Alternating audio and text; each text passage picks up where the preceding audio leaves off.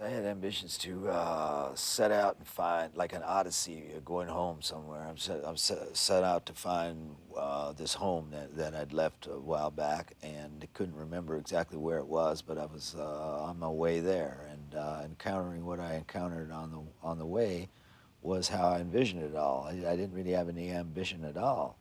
I was born very far from where I'm supposed to be, and so I'm on my way home, you know.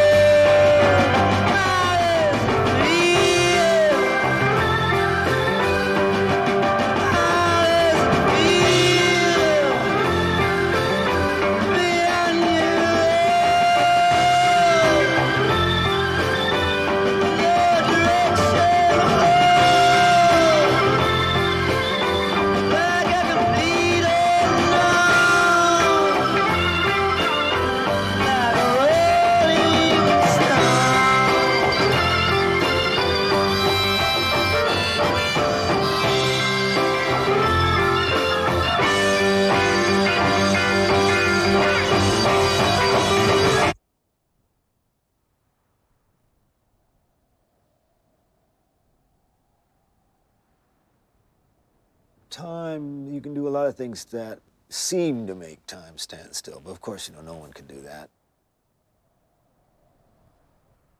Drifting too far from the shore.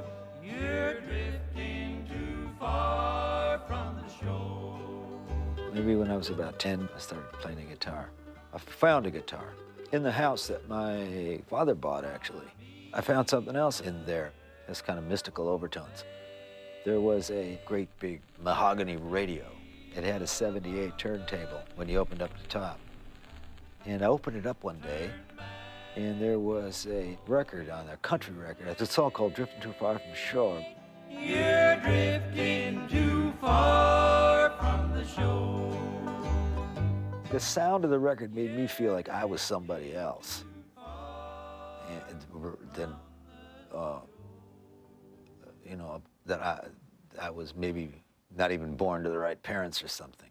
You got to accentuate the positive feeling, minus the negative, latch on to the affirmative, don't mess with Mr. In-Between. It looked like any other town out of the 40s or 50s, just some rural town, was on the way to nowhere, and you probably couldn't find it on a map.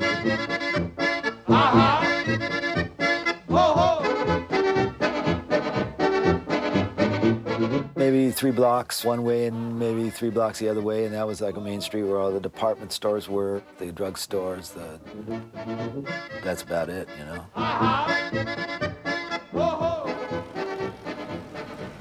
What happens to a town after the livelihood is gone? All right, it just sort of decays and blows away, doesn't it? That's the way it goes.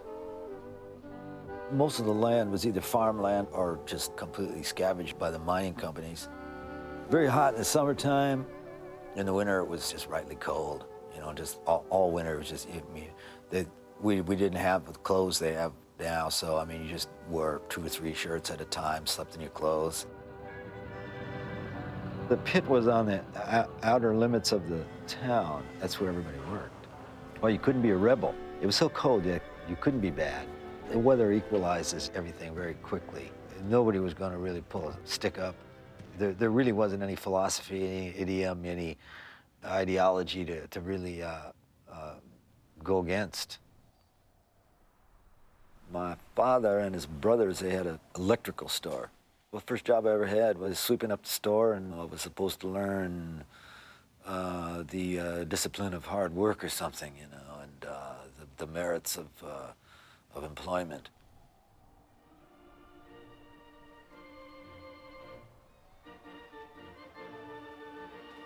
Circuses came through. There were tent shows at the Kearney Midways, and they had barkers. Got a horse with two hands.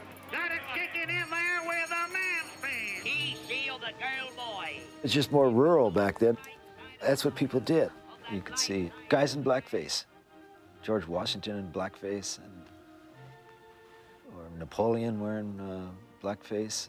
There's like weird Shakespearean things, stuff that didn't really make any sense at the time. And people had other jobs in the Kearney scene. I saw somebody putting makeup on, getting back from running the Ferris wheel once. And I thought that was pretty interesting. You know, wow, the guy's got, you know, well, he does two things, you know, or something like that. I've got a song here that I'd like to do that's been awful kind to me and the boys. A little tune called Cold, Cold Heart. I try so hard, my dear, to show that you're my every dream. Yet you're afraid each thing I do is just some evil scheme. A memory from your lonesome past keeps us so far apart.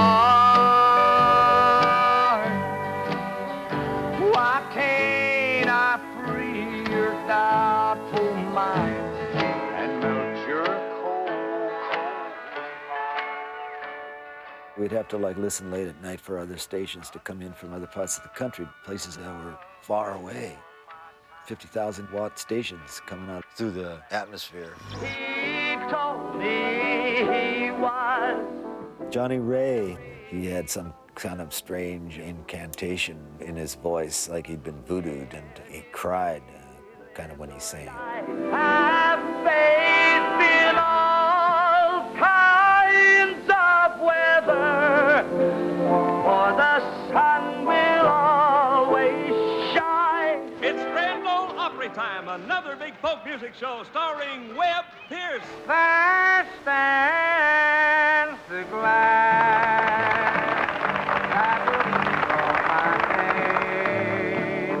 that will settle my brain. It's my first one to take.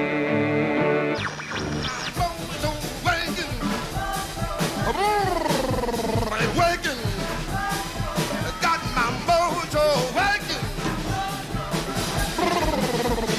waking, got my mojo waking, got my mojo waking, but just don't wake on you. It was the sound that got to me. It wasn't who it was, or it was the sound of it. This is our town, Hibbing, Minnesota, USA. When I began listening to the radio, I began to get bored of being there. I thought about going to military school, but the military school that I envisioned myself going to, we couldn't get in, which was West Point. You know, I could always envision myself dying in some heroic battle somewhere. So I mean, maybe that era that is gone. Well, it's Saturday night and I just got paid. Fool about my money, don't try to play. Cats all jumping around, have a time. Saturday night, honey, I'm feeling fine. Gonna rock it up, gonna rip it up, gonna shake it up, gonna ball it up. I'm gonna rip it up and rock tonight.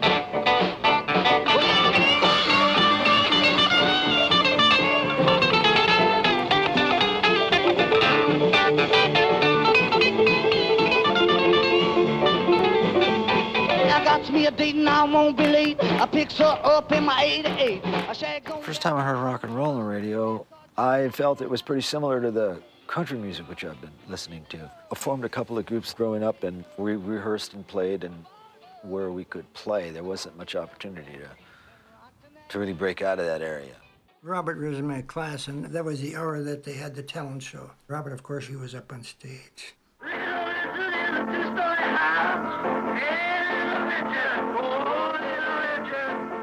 His concert began, and it was quite surprising. I saw Robert stand there at the piano, and my guess is that he was trying to destroy it. He pounded on the thing. It was a most unusual thing to observe. The principal pulled the curtain on him. He said to me, I didn't think that music was suitable for the audience, so I pulled the curtain. Nobody liked country music or rock and roll or rhythm and blues. That kind of music wasn't what was happening up there. How much is that doggy in the window? The music that was popular was How Much Is That Doggy in the Window? That wasn't our reality. Our reality was bleak to begin with. Our reality was fear. At any moment, this black cloud would explode, would everybody be dead? They would show you in school how to dive for cover under your desk. We grew up with all that, so it created a sense of paranoia that, I don't know, probably unforeseen.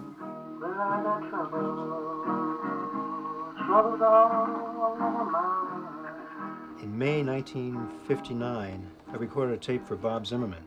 Bob was real excited to learn I had a tape recorder, and he wanted to know what he sounded like.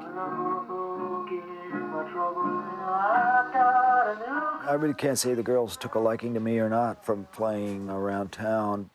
The first girl that ever took a liking to me, her name was Gloria Story. Gloria Story. I mean, that was her real name.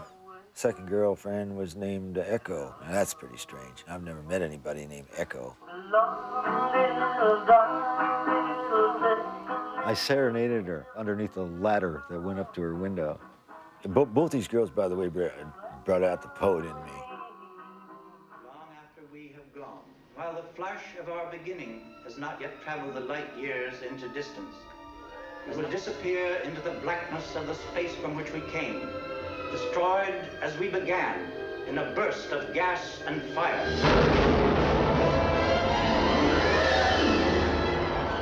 James Dean, Brando, the wild one, he didn't kill the entire past. It's not like they just appeared and, oh, like there's a new scene happening now. Time, you know, a time kind of obliterated the past that was around when I was growing up. Just time in progress, really.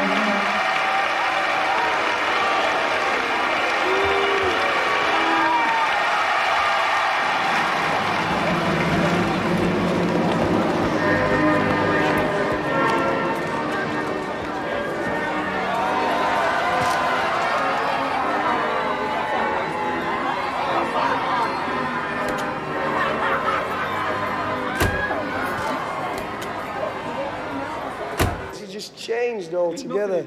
He's changed from what he was. He's not the same as what he was at first. You don't even recognize him. No. About a year ago, I saw him here in Sheffield at the City Hall, and I thought he was magnificent. And, you know, I thought he just couldn't improve if he tried. Then the next thing that happened was he went really commercial with this backing group, and I didn't like that very much. I don't know what he's trying to do. I think he's conceding to to some sort of popular taste. I think it's a bad thing. I think he's prostituting himself. Makes you sick listening to this rubbish now. Bob Dylan was a bastard in the second half. I don't think the spirit of the Dylan songs is being portrayed in his with this incredibly corny group behind him. I like his earlier records as on his freewheeling LPs, etc., but this I just can't stick. What about the first part of the concert? I found it rather boring. I found there was too much improvising on his wretched harmonica, and he tended to lose the rhythm on his guitar altogether at times. Hey, Mr. Tambourine Man, play a song for me. I'm not sleepy, and there is no place I'm going to. Hey, Mr. Tambourine Man, play a song for me. In the jingle jangle morning, I'll come following you.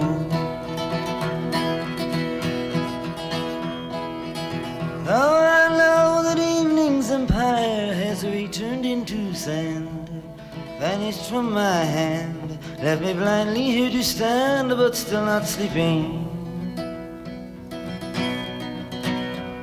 My weariness amazes me, I'm branded on my feet, I have no one to meet, on the ancient empty streets, too dead for dreaming.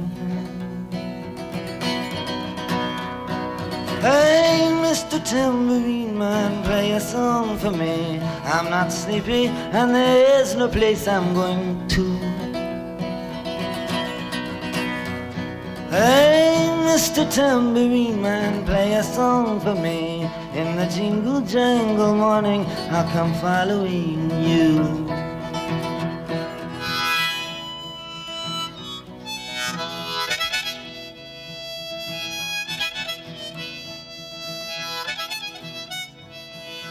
Got out of high school and left the very next day.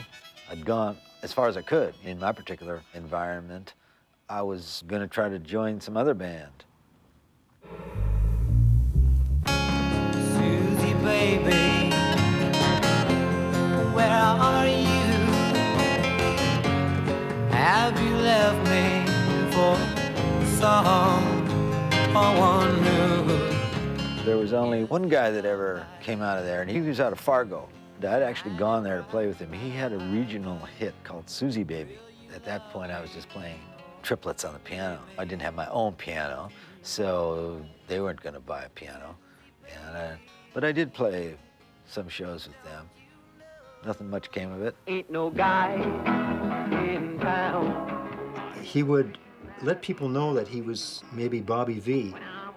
Bob told everyone, including his cousins and relatives, that he was Bobby V. And I guess he liked that recognition of being famous, because people looked at him and say, "Hey, that's a pretty good song you got out, Bobby V." I was a musical expeditionary. I had no past really to speak of, nothing to go back to, nobody to lean on. I came down to Minneapolis. I didn't go to classes. I was enrolled, but I didn't go to classes. I just didn't feel like it. We were singing and playing all night, sleeping most of the morning. I didn't really have any time for studying. Praised be man. He is existing in milk and living in lilies, and his violin music takes place in milk and creamy emptiness. Praised be the unfolded inside petal flesh of tenderest thought. Praised be delusion, the ripple. Praised be the holy ocean of eternity. Praised be I, writing, dead already and dead again. I fell into that atmosphere of everything Kerouac was saying about the world being completely mad, and the only people for him that were interesting were the mad people, the mad ones, the ones who were mad to live and mad to talk, mad to be saved, desirous of everything at the same time, the ones who never yawn, all those mad ones, and I felt like I fit right into that bunch.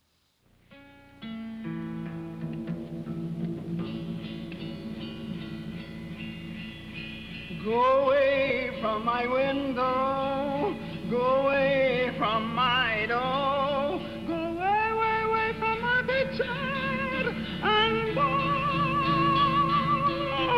me no more, and bother me no more. I'll give you back your letters, I'll give you back your ring.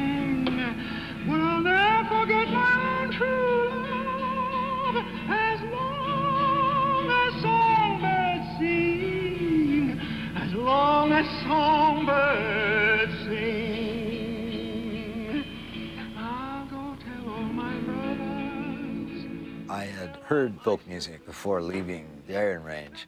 I'd heard John Jacob Niles somewhere, strangely enough.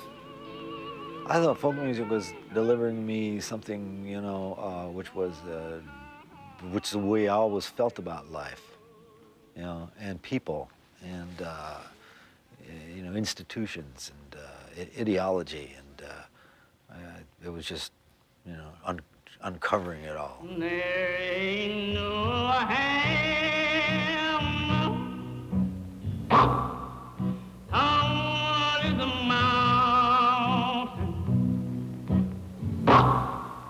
ain't like mine, but ain't like mine. Oh, these are all boys, I'm ahead of the maple, all the way to the jail, boy, all the way to the jail. Whoa,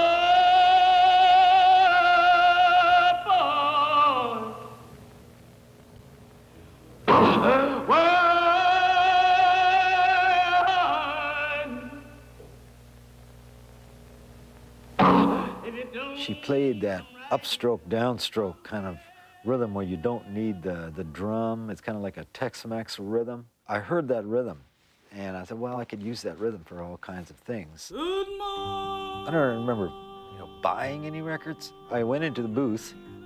I had a very agile mind. I could learn a song by maybe hearing it once or twice.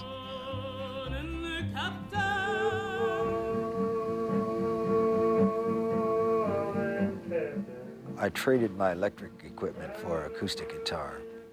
Started playing almost immediately. There he is, down at the end of the bar. Dylan, how are you? Dylan Thomas. And he's looking shocked. Out in Minnesota, there was a young man who was inspired to change his name to Dylan because of the poet Dylan Thomas. Piety sings, innocence sweetens my last black breath. Modesty hides my thighs in her wings, and all the deadly virtues plague my death. Why it became that particular name, I really can't say. There was some intimation that maybe he was changing his name because of a racial thing. Because I later found out that Minneapolis had a fairly big history of being anti-Semitic, which I wasn't aware of at all. But the name just popped in my head one day, but it didn't really happen any of the ways that I've read about it.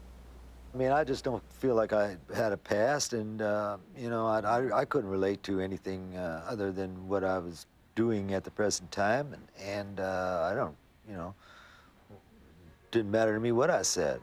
You know, it still doesn't really. I'm gonna walk the streets of glory. He sounded like average, I would say. He wasn't the worst, he wasn't the best, but the repertoire was similar to everybody else's repertoire.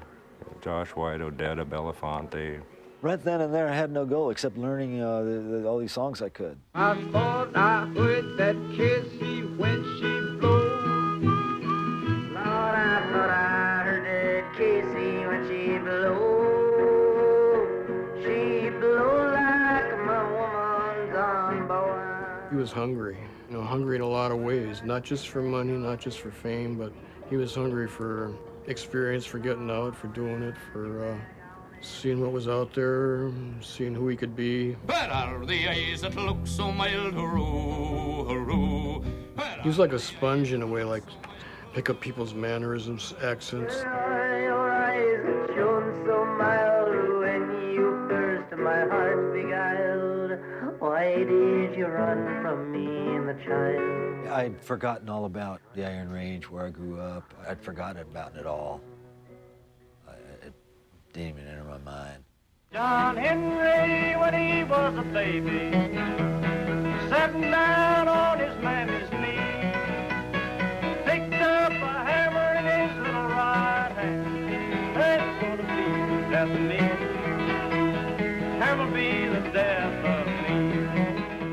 Guthrie. He had a particular sound. And besides that, he said something to go along with his sound. That was highly unusual to my ears. Jesus Christ was a man that traveled through the land, hard-working man and brave. But that dirty little coward named Judas Iscariot, he laid Jesus Christ in his grave. He was a radical. His songs had a radical slant.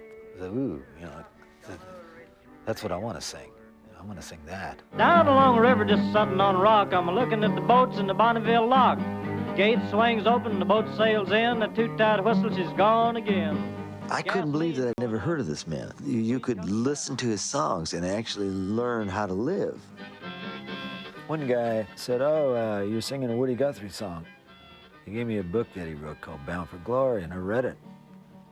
I identified with Bound for Glory book more than I even did with On the Road.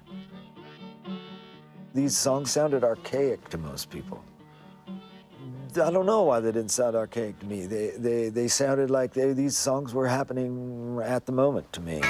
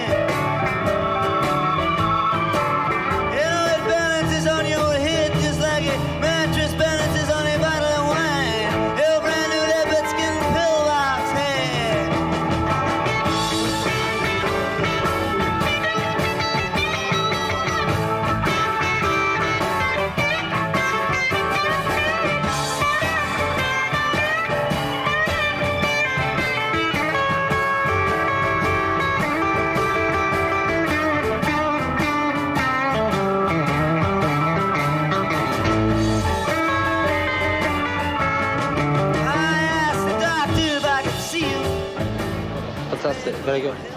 Rank. Excellent. It was lousy, it was pathetic, it was great. He's just doing what he wants to do, isn't he? You know, if you don't like it, surely cut out. Huh? Said on the See ticket Bob you Dylan, came not to a see pop Dylan, group. not a group. Not a pop group. No. How many pop groups like that? You've been here with all the pictures. I don't. I took a whole special people here with all the pictures. Rambling around your cities, rambling around your towns. I never see a friend I know as I go. I was just learning songs and playing them and trying to find out who Woody Guthrie was. As I go rambling around. Woody's records were almost impossible to find. They didn't have any of his records in the record stores. Paul was a folk music scholar. He didn't play at all. He had a whole lot of records which probably couldn't be found anywhere else in the Midwest except at Paul's house, and he lived there with somebody else. And I was listening to records at his house once. I knew they'd be away for the weekend, so I went over there and helped myself to a bunch more records. Little Margaret is sitting in her high hall door. About 25 records disappeared, mostly the stuff that Dylan was listening to. And we sort of figured out that he'd taken them. Those records were extremely hard to find. They were like hen's teeth. If you came across them, somebody like myself who was a musical expeditionary, you just would have to immerse yourself in them. So we started trying to track Dylan down. We tried the fraternity house where he had once been. No luck there. We got another address and then yet another, and everybody said, boy, this kid must be popular. You're about the 10th guy looking for him, at every place we went. And I don't know how we finally found him, but we got a current apartment. This was a John Wayne production number that John did. He got a bowling pin and he got a big cigar, and John was 6'4" or something like this. And it wasn't ever intending to hit Dylan with the bowling pin or anything, but was really going to do the bit. John just started waving the bowling pin over his head and just saying, "I'm going to beat the hell out of you. Where are my records?" And Dylan was very scared for the first time around. This routine went, but he maintained his cool somehow, and it somehow settled into sort of an absurdist drama where they would sort of talk. Dylan would say something interesting, and John would get interesting, and they'd start to talk, and they'd start to sort of like each other a little bit, and then John would remember why he was there, and he'd start brandishing the pin again, and they'd play the whole scene out again. I'm a rambler, I'm a gambler, I'm a long way from my home. If the people don't like me, they can leave me. I wanted to get to the East Coast to visit Woody Guthrie. When I first heard him, I didn't know he was dead or alive, really, but then I discovered that he was definitely alive, and he was in a hospital with some kind of ailment.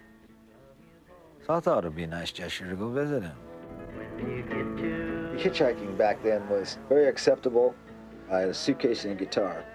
And I don't know, maybe I had $10 in my pocket. Virgin Mary had one son. Ooh, glory, hallelujah. Ooh, pretty little baby. Glory be to the new King.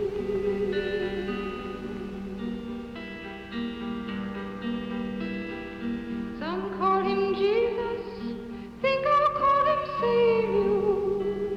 Ooh, I think I'll call him Savior. Ooh, I think I'll call him Savior. Glory be to the newborn King. Joan Baez. She was staggering. Kind of like hit my world from a different angle. She was completely about folk music. She was an excellent, really excellent guitar player. When I saw her on television, I thought, you know, like, that girl looks like she might need a singing partner. I'd say she was someplace in the back of my mind, you know? Let the word go forth from this time and place to friend and foe alike that the torch has been passed to a new generation of Americans. Ask not what your country can do for you. Ask what you can do for your country. Got out of the car on George Washington Bridge. Took a subway down in the village. Went to the Cafe Wah. I looked out at the crowd. Well, I most likely asked from the stage, does anybody know where a couple of people could stay tonight? It was an old Greenwich village, which was the 20s Bohemia, and had a very venerable history. I first came down in 1948 with a red bandana around my neck on the subway to go to see if I could find poets in Greenwich Village. But there had been poets. I probably came into the village around 1952 or 53. I was a kid. I was living in Queens, not liking it very much. For me, it was very sophisticated. I liked that. I was into jazz at the time. I didn't like the folk music thing much at all. I was very snobbish.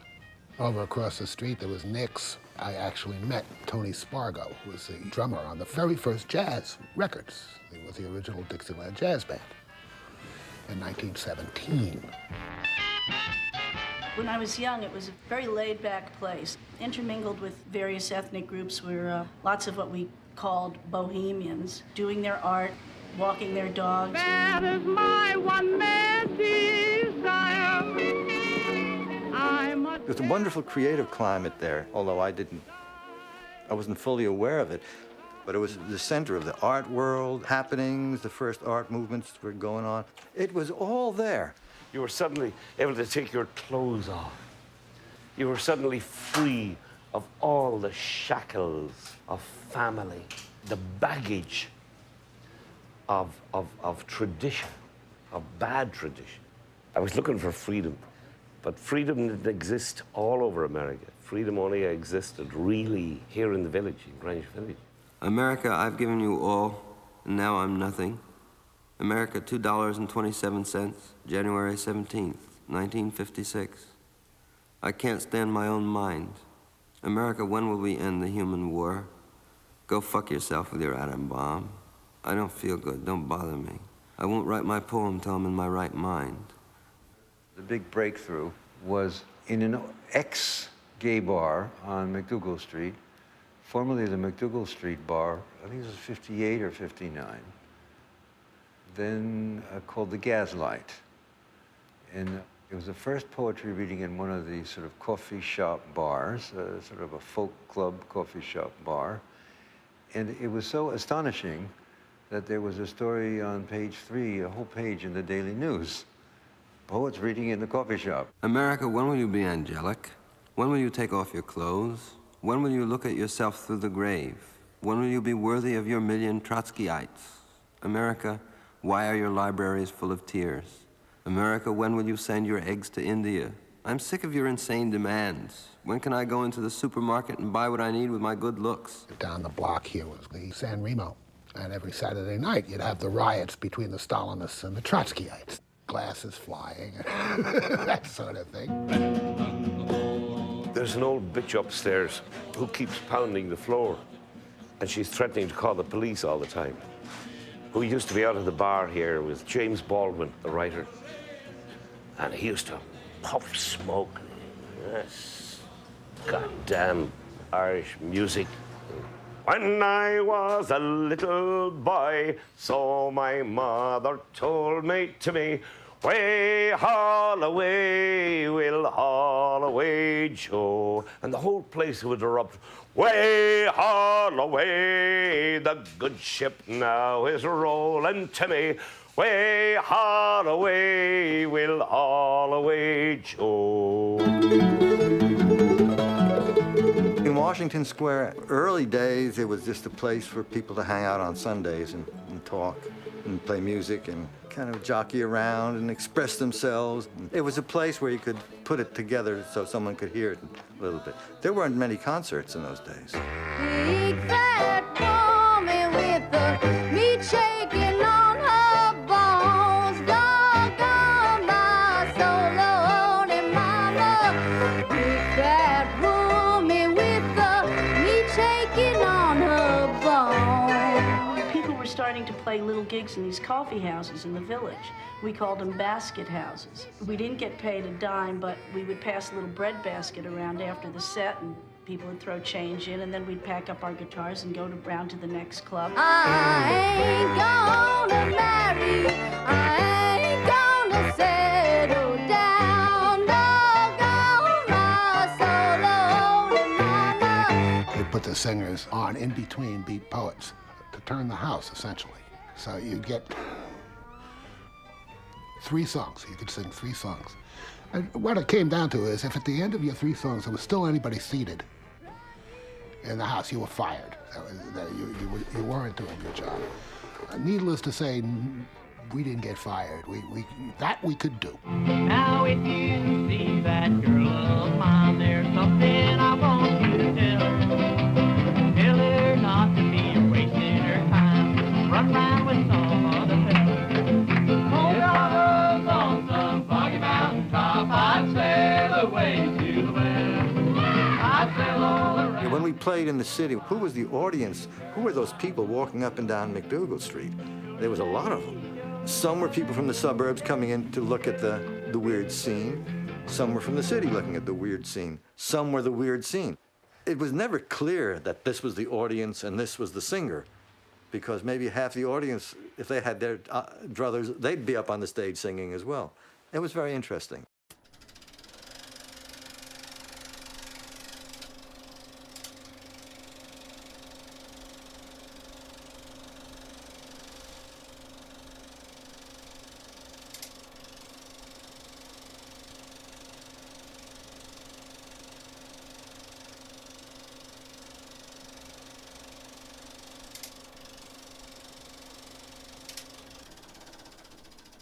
I was ready for New York. Baby, please don't go. Baby, please don't go. Started playing immediately, and I realized right away that, I'd come to the right place because there were many places to play. Jagged diamond is hard. Jagged diamond is hard. I played with Freddie Neal. He was a big star down there. I did that until about 8. He would give me what he could, and places usually packed from 12 to 8 with tourists and lunch hour secretaries. And then at 8, all the rest of the houses would open. You pass the basket and play. Check it out, Cafe. There'd be McCartney on the street bringing people down. Hey, you gotta come down here and see there's so much weirdness you've never seen in your life. It'd be people coming and going. I have studied at Oxford University, have done my research at the British Museum, and have matriculated at Brooklyn College. Sawdust on the floor, tourist traps. Like a poet, somebody who's singing a song with a parrot on a shoulder, Tiny Tim type characters. No one who had any recordings out ever played them. Well, you only played those if you had to. If I had wings, like an oyster. You would have to make an impression on somebody. There was many, many singers who were good, but they couldn't focus their attention on anybody. They couldn't really get inside somebody's head. Fare thee well, my honey, fare thee well. You got to be able to pin somebody down. I remember him because he was different. He was doing Woody Guthrie songs. He had on a little hat, he had a brace. There's a quality of determination and of will that some people have, where when they're doing something, they're really doing it, and you know that you have to pay attention to them. I first met Bob in the winter of 1961. We were awkward. Neither of us really knew quite what to say. So as a prop, he pulled out this card, and he's moving his leg like that. He just hands me the card. And after he handed it to me, he kind of glances and then continues to sort of talk about Woody Guthrie. And on the card, it said, "I ain't dead yet," signed Woody Guthrie. And it was actually Woody's handwriting, I guess, because Bob claimed it was. Like, Woody was very important to both of us. Bob, I think, wanted to be more like Woody than I did. He was able to adopt a kind of theater about himself. Actually, the very first time that I met him, he was really acting in a way. And that was good because you can go anywhere when you're somebody else. Cinderella, she seems so easy. It takes one to know when she smiles and puts her hands into her back pocket, Betty Davis style. And in comes Romeo, he's moaning. You belong to me, I believe. And someone turns and says to him, my friend, you'd better leave. And the only sound that's left after the ambulances go is Cinderella sweeping up on Desolation Road. Now the moon is almost hidden. The stars, they're just pretending to hide. The fortune-telling lady has even taken all her things inside, all except for Cain and Abel and the hunchback of Notre Dame. Everyone is either making love or else expecting rain. And the good Samaritan, he's dressing, he's getting ready for the show. He's going to the carnival tonight on Desolation Road. I want to see this person immediately. What? Whoever's going to shoot me. Is there a shotgun in the house? How did you find that out, Albert? It's in front of the house. It's only a crank. They just phoned from in front of the house. Phone Bob's office and they said they're going to shoot me. Well, do they do this often? Well, I don't mind being shot, man, but I don't dig being told about it. Oh, man, I can't believe that. Don't worry, Mickey, I'll protect you. I hope so. I hope so. God. Don't tell me not to push too hard, man. I'm worried about getting shot. I'm not gonna push too hard. I roamed down a rainbow and I followed my footsteps to the sunny bright sands of the diamond deserts.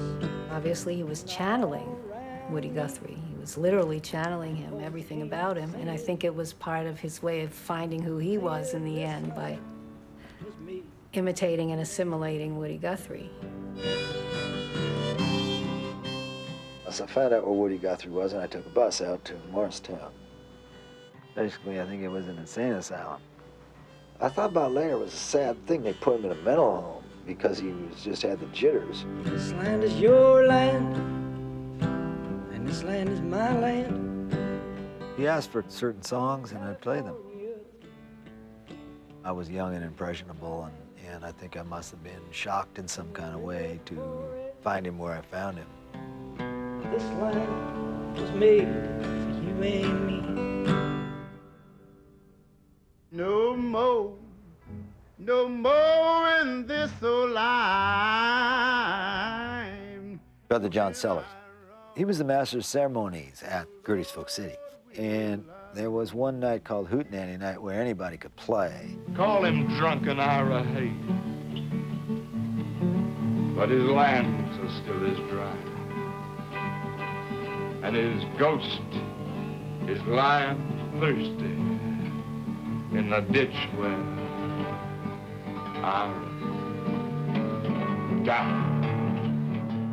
We'd go down there every Monday night. Peter Lafarge, who was sort of a cowboy/Indian, and Cisco Houston. A lot of the old Woody Guthrie crowd was still hanging out there. I'm a Dust Bowl refugee. You just watched and you picked out the performers that were doing it for real and tried to pick up what the essence of what they were doing was.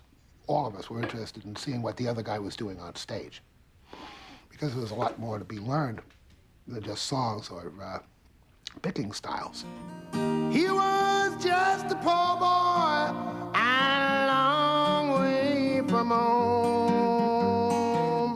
Dave Van Ronk. He had that big gruff thing, but he had this very sweet, sensitive thing going on at the same time. He was a dichotomy of a performer. He was a friend of mine. He could take the essence of the song and only go after that, not go after the frills. On Monday nights, Bob Dylan used to come over there, and he was always just hanging around. Sometimes you want to say, go away. At the early age of 16 years, he left his native home and to Australia's sunny shore he was inclined to roam. He robbed the rich, he helped the poor, he shot James McAvoy. And terror to Australia was the wild colonial boy. Liam was profound. He would, besides all of his rebel songs and his acting career, he would have these incredible sayings. Like once he said to me, after about 30 pints of Guinness, he was saying, "Remember, Bob, no fear, no envy, no meanness." I said, right. In London City, where I did dwell, a butcher boy I loved right well. He courted me my life away, but now with me he will not stay. I wish in vain. What I heard in the Clancy Brothers was a rousing rebel songs, Napoleonic in scope. And they were just these musketeer type characters. But then on the other level, you had the romantic ballads that would just, you know, slay you right in your tracks. The sweetness of Tommy Makem and Liam. I mean, it was just like take a sword, cut off your head, and then weep. You know, that's sort of what they were about. At every word she dropped a tear, and every line cried, Willie dear.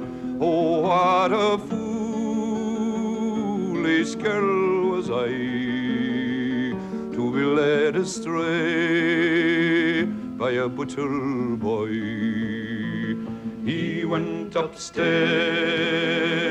and the door he broke. All the great performers that I'd seen, who I wanted to be like, were those kind of performers. They all had one thing in common. It was in their eyes. And there was something in their eyes that would say, you know, I know something you don't know, and I wanted to be that kind of performer.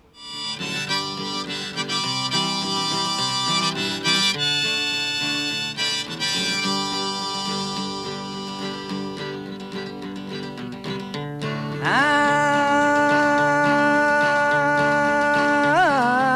am a man of constant sorrow. I've seen trouble all of my days.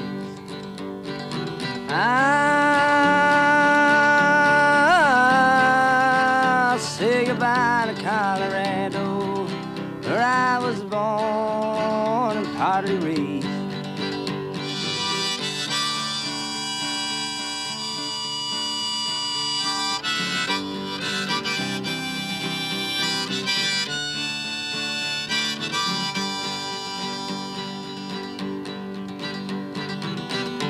Through this open world I'm bound to ramble, through ice and snow, sleet and rain.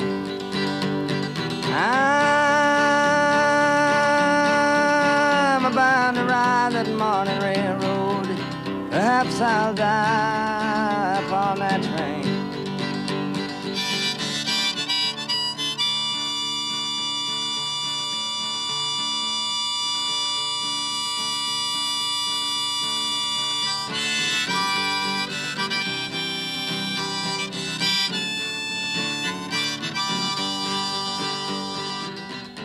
He was playing at some party or something, and it was like a whole different guy. You hear those stories about the bluesmen that go out to the crossroads and sell their soul to the devil and come back all of a sudden able to do stuff. Robert Johnson, Tommy Johnson, that whole mythology was one of those kind of deals almost.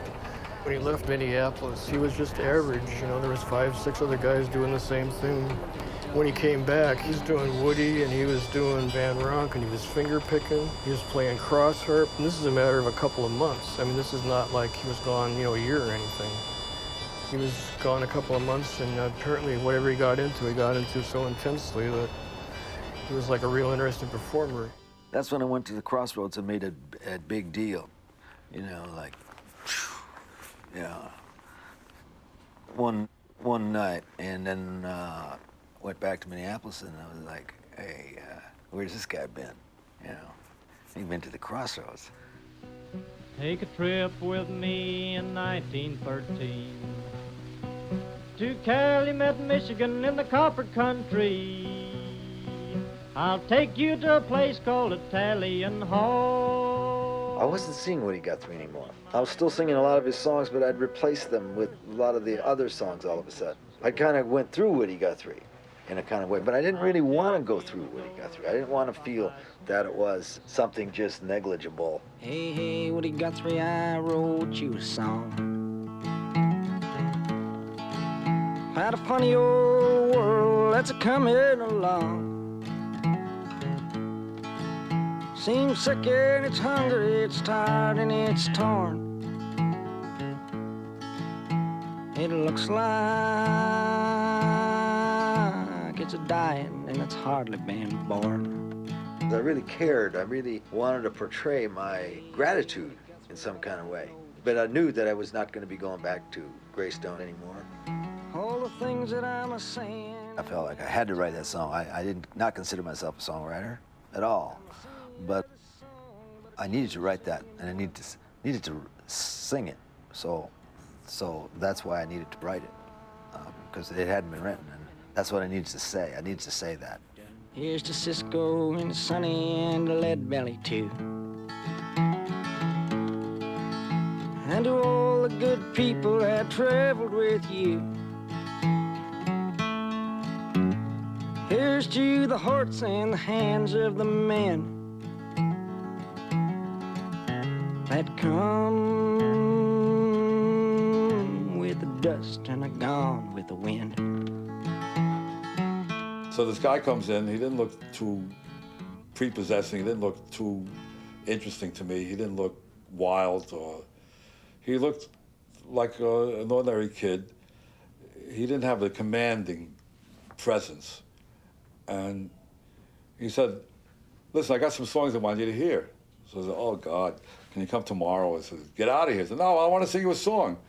So I let him sing the song, then I kick him out, then he comes back, then he comes back, then he came back. And then I started pointing people. I said, listen, see that guy in the back room? His name is Bob Dylan. You should listen to him. The guy's writing good songs. He's terrific. He told me he never knew the word folk music before he came to New York City. What bullshit, God.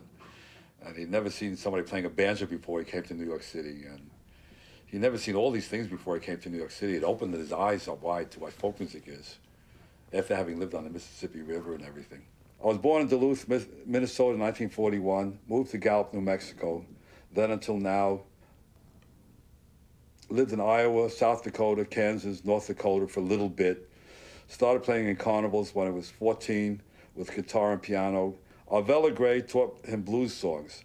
Blind street singer from Chicago about 4 or 5 years ago. Used to know a guy named Mance Lipscomb from Navasota, Texas. Listened to him a lot. Met him through his grandson, a rock and roller. Now, listening to Arvella Gray in Chicago, Mance Lipscomb in Texas, I should have figured out right away he's bullshitting me. And I only found out later that he had borrowed 400 records from Tony Glover or something like that, which he still hasn't returned, and things like that. So I was a setup, a very easy setup, and I'm proud of it because the guy wrote good songs. I didn't care what he was telling me. I saw it advertised one day, Bear Mountain picnic was coming my way. Come along with us, take a trip, we'll transport you up there on a ship. Bring the wife and kids, fun for all, yippee. The owner of the place finally gave me a 2-week run. He had me open for John Lee Hooker. Well, it don't seem to me quite so funny what some of these people are gonna do for money. There's a brand new gimmick every day just to take somebody's money away. I didn't really feel like I was making a step forward anywhere. Things were taking its natural course. Now, November the 4th, Bob Dylan will be singing, and that should be a very eventful occasion. Bob was born in Duluth, Minnesota, but Bob, you weren't raised in Duluth, were you? I was raised in Gallup, New Mexico. And did you get many songs there? Got a lot of cowboy songs there, Indian songs. Well, I'm gonna get you, Sally girl, I'm gonna get you, Sally girl, I'm gonna get you, Sally girl, I'm gonna get you, Sally girl. I didn't start to have any ambition until I started working more and more. I wondered how people recorded. I wondered how you get to do that. There were always talent scouts in the clubs. No one had ever spoken to me directly about making any records, so I just assumed they'd passed on me. Some like the night of the movies.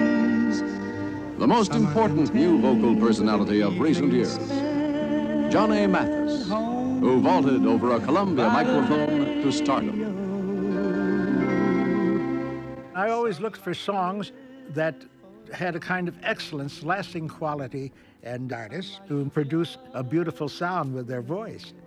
From 1953, I was head of A&R at Columbia. Columbia, that's the magic word for the greatest records you've ever heard. You even get us the high-lows on Columbia.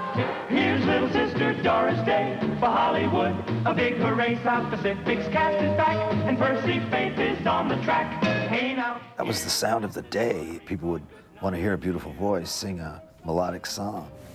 John, were you going to do one, or was I? You will. Oh, okay. I'll do Man of Constant Sorrow, then, with the auto harp. I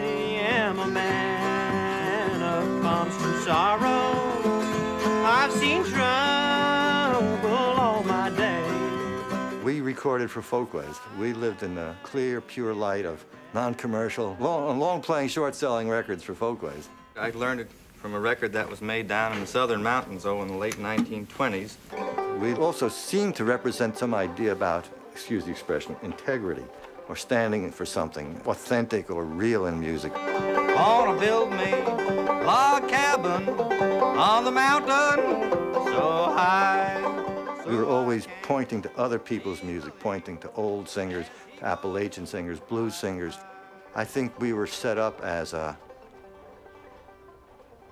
pillar of virtue. I don't want no bald-headed woman.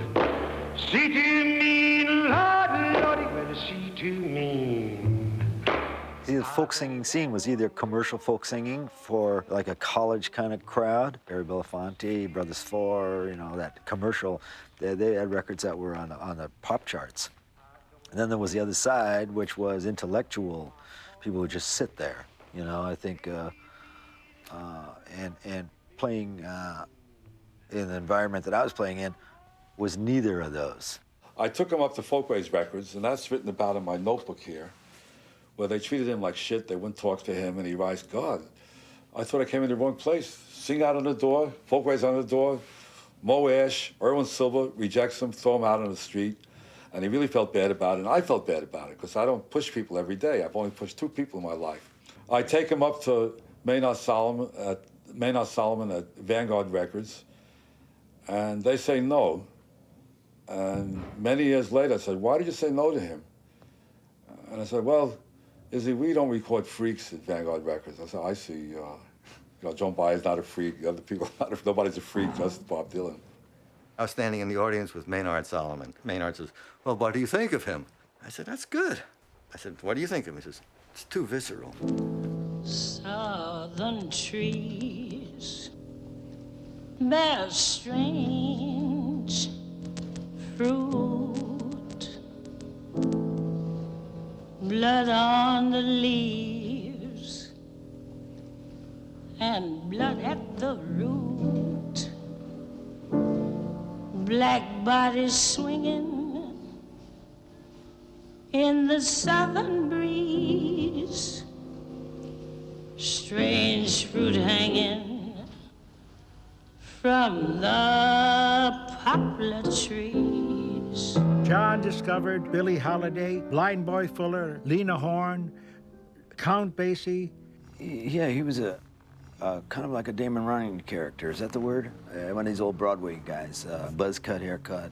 He was very special in a lot of ways. He was very enthusiastic. He had great love of music, and it just radiated out of him. When I met him, a review had just come out of the New York Times of the set I'd played at Gertie's the previous night. Hammond had seen the article and asked me right then and there whether I wanted to record for Columbia Records. I thought it was almost unreal. I mean, no one would think that this kind of folk music would be recorded on Columbia Records. John called me in my office at Columbia. He says, come on down, I want you to hear something. He didn't tell me who it was or anything. I come down, there's this kid all dressed up with the boots and the suede jacket, and he had the harmonica on, and he was singing in this, you know, rough-edged voice. I will admit, I didn't see the greatness of it. They recorded the popular hits of the day, you people usually with beautiful tones of voices and great arrangements, and I don't know what they thought of my stuff up there. He has the voice. You know, I mean, he doesn't produce a beautiful sound. I was used to, you know, finding guys like Bennett and Damone and Mathis. But when somebody like John Hammond is so confident of somebody's talent, you have to respect that for no other reason than his track record. I didn't tell anybody for a bit because, you know, I almost wasn't sure it was happening myself. So I don't think I really told anybody until I actually went through with the sessions. I first heard this from Rick Von Schmidt. He lives in Cambridge. I met him one day in the green pastures of Harvard University. I have a habit I picked up someplace along the way. Whatever works for me not to give that away so easily, you know. Baby, let me follow you down. Baby, let me follow you down. Well, I'd do anything in this God almighty world if you just let me follow you down. When I did make that first record, I used songs which I just knew, but I hadn't really performed them a lot. I wanted just to record stuff that was out the top of my head and see what would happen. There is a house down in New Orleans they call the Rising Sun, and it's been the ruin of many poor girls and me. Oh, God, I'm a one. The House of the Rising Sun is on that record. Well, I'd never done that song before, but I heard it every night because Van Ronk would do it. So, you know, I thought he was really onto something with the song, so I just recorded it. Bobby picked up the chord changes for the song. For me, it really altered the song considerably, although the lyric was pretty much the straight House of the Rising Sun lyric, and so was the melody. And when he was doing, I guess it was his first album, he asked me if I would mind if he recorded my version of House of the Rising Sun. And I had some plans to record it, so I said, well, gee, Bob, I'd rather you didn't because I'm going to record it myself soon. And Bobby said, uh-oh. The mystery of being in a recording studio did something to me, and those are the songs that came out. Now the only thing a gambler needs is a suitcase and a trunk. After he recorded it, I had to stop singing the song because people were constantly accusing me of having got the song from Bobby's record. Now that was very, very annoying, but I couldn't blame that on him, and I didn't. The whole thing was a tempest in a teapot. Later on, when Eric Burdon and the Animals picked the song up from Bobby and recorded it, Bobby told me that he had to drop the song because everybody was accusing him of ripping it off from Eric Burdon.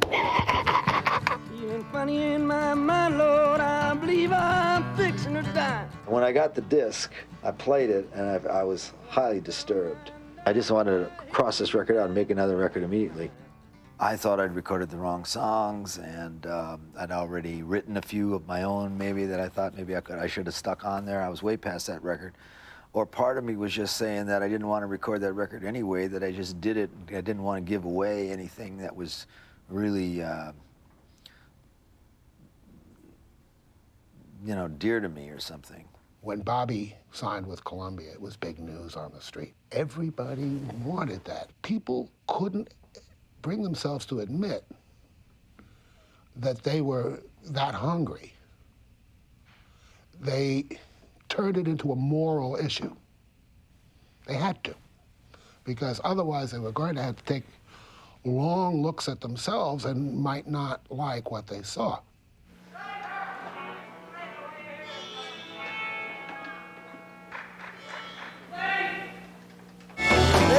Let me follow you down.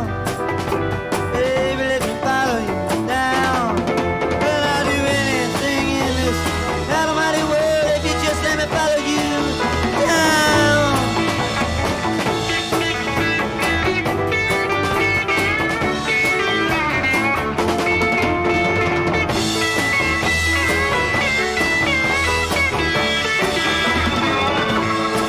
Now you die with me. Yes, I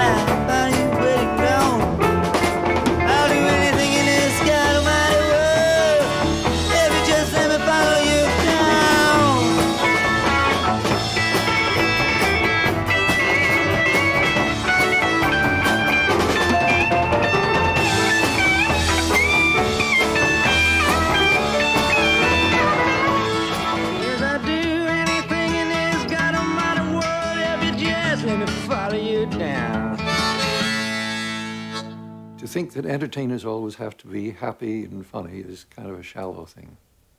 In fact, I've often remembered one of Bob's quotes is, happy? Anybody can be happy.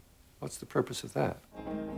The original Mexican name was La Feria de los Flores, the Festival of Flowers. One sudden warm day in June, we drove far out in the country. The moment I became acquainted with old songs, I realized people were always changing them. The sun rose high above us. Think of it as an age-old process. It's been going on for thousands of years. People take old songs, change them a little, add to them, adopt them for new people. It happens in every other field. Lawyers change old laws to fit new citizens. So I'm one in this long chain, and so are millions of other musicians. And Woody stepped right into that. He was always making up verses, songs about real life, real people, real events. The idea that you make up a song about something real, don't expect that it'll ever make any money, it may never be heard by more than a few dozen people, but who knows? Who knows? And I looked upon us all as Woody's children. Bob Dylan is, well, you must be 20 years old now, aren't Yeah, I you? must be 20. Are you? Yeah, 20. I'm 20.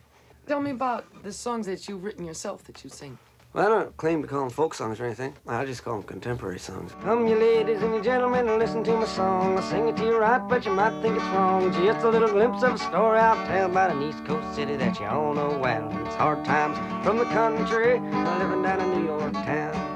Come, you ladies and gentlemen, listen to the song. The traditional songs gave us ideas and attitudes about life that you could borrow from, that you could build your songs on. I will not go down under the ground, because somebody tells me that death's coming round. I wrote them anywhere I was. You could write them on the subway or in a cafe or wherever, you know.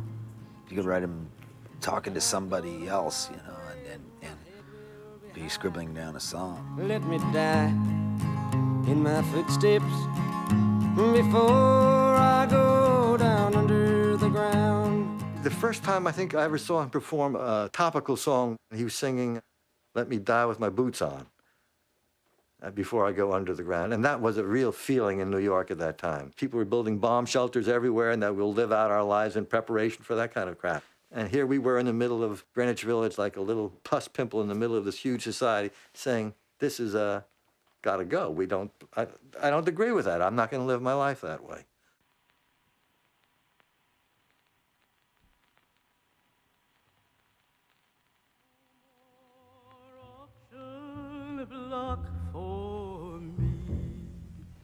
I was working at CORE, and that was an incredible time. A call would come in, and people would say, oh my God, so-and-so was beaten to a pulp, and so-and-so's in the hospital. These were traumatic times to live through, and just the way I felt was it was insane. Why should this be happening?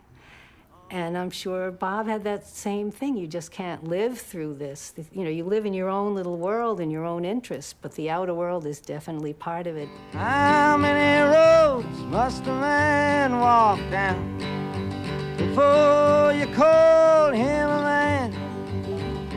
Yes, and how many seas must a white dove sail before she sleeps in the sand?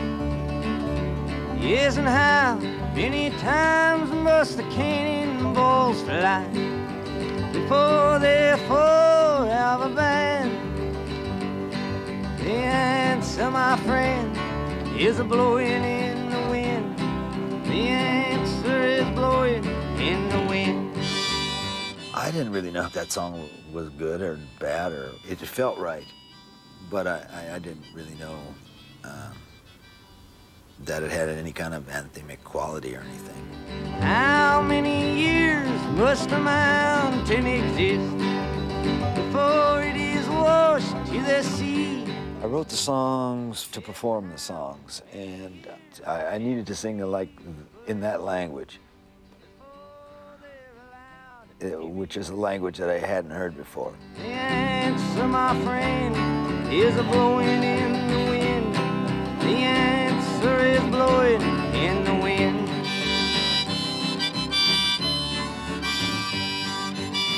How could he write, how many roads must a man walk down before you call him a man? This is what my father went through. He was the one who wasn't called a man, you know. So how, where's he coming from? White people don't have hard times, you know. This was my thinking back then because I was a kid too. What he was writing was inspirational, you know. They were inspirational songs and they would inspire, you know. This is the same as gospel. He was writing truth. By writing good songs and writing about contemporary ideas in traditional forms, which I understood, and it made it like it was written today, but it sounded like it could have been written 200 years ago also. It sounded current and old at the same time. So it wasn't just like singing songs the way Pete Seeger was singing, you know, because it's important that you sing these songs. He sang songs that affected us. Well, it ain't no use to sit and wonder why, baby. Even you don't know by now. And it ain't no use to sit and wonder why, baby. It'll never do somehow.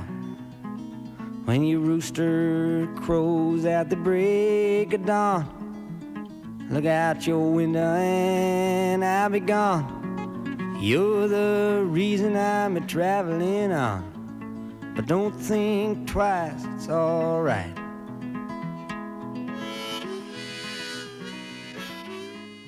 Neither one of us had a fixed place to live. We were both a bit nomadic, so we kind of had this private little existence in a way.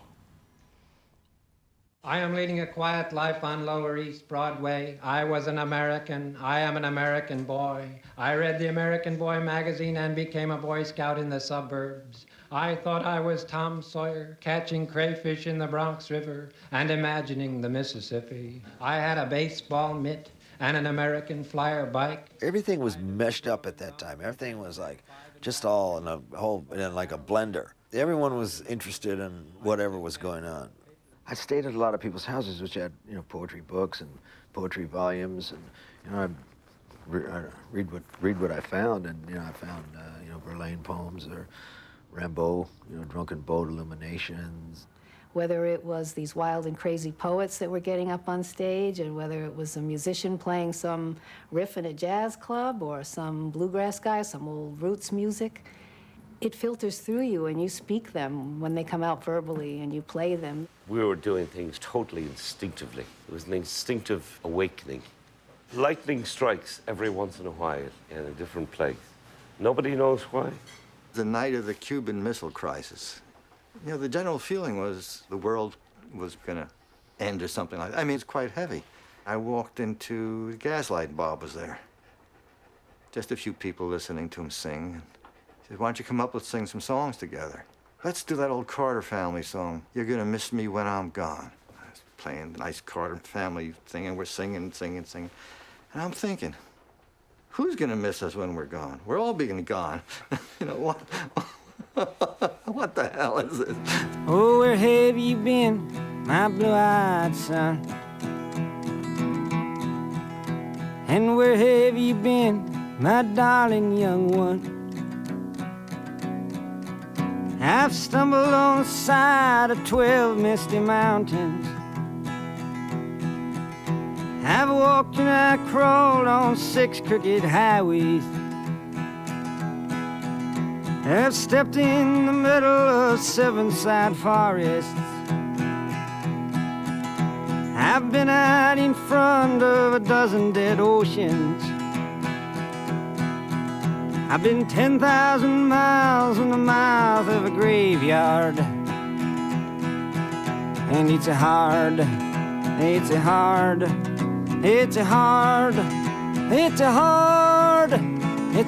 rain that's gonna fall. When I got back from India and got to the West Coast, there's a poet, Charlie Plymell, at a party in Bolinas, played me a record of this new young folk singer. And I heard Hard Rain, I think, and wept.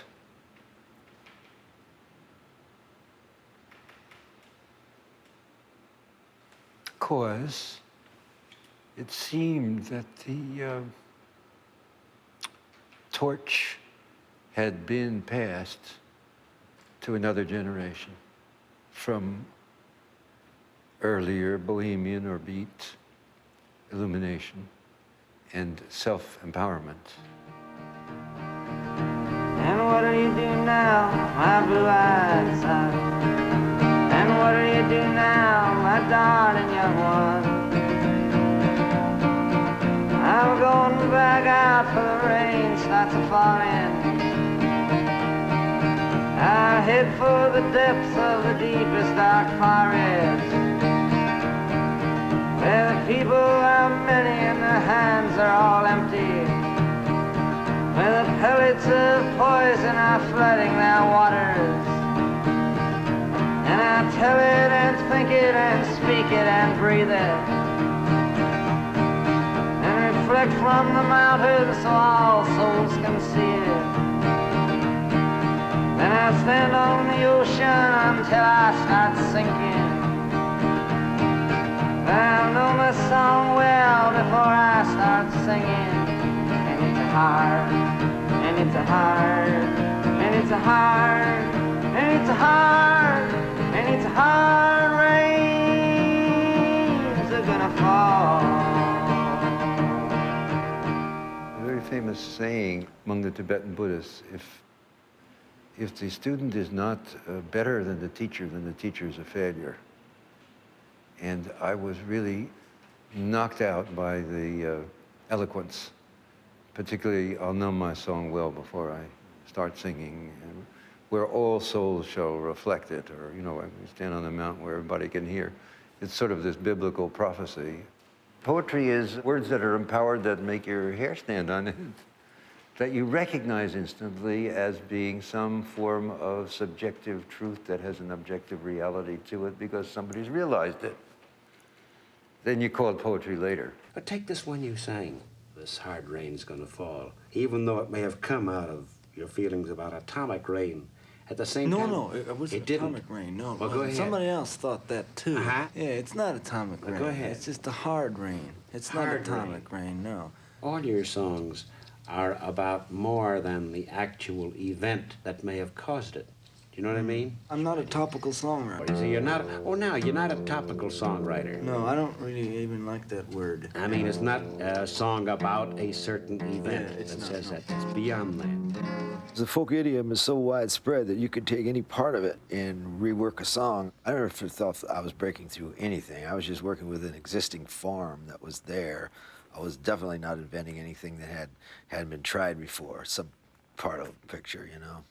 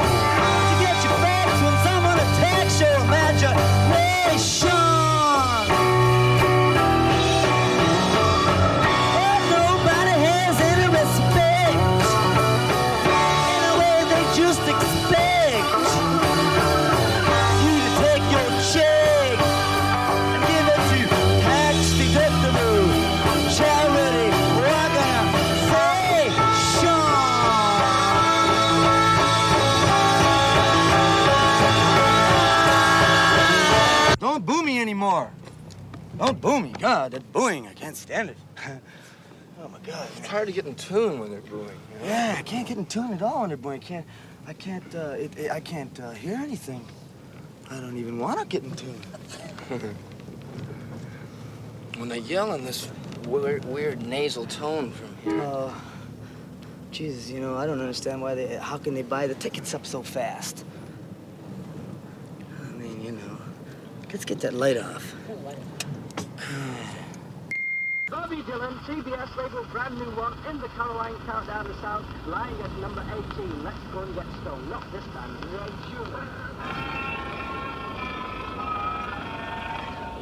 Well, they'll stone you when you're trying to be so good. They'll stone you just like they said they would. They'll stone you when you go home.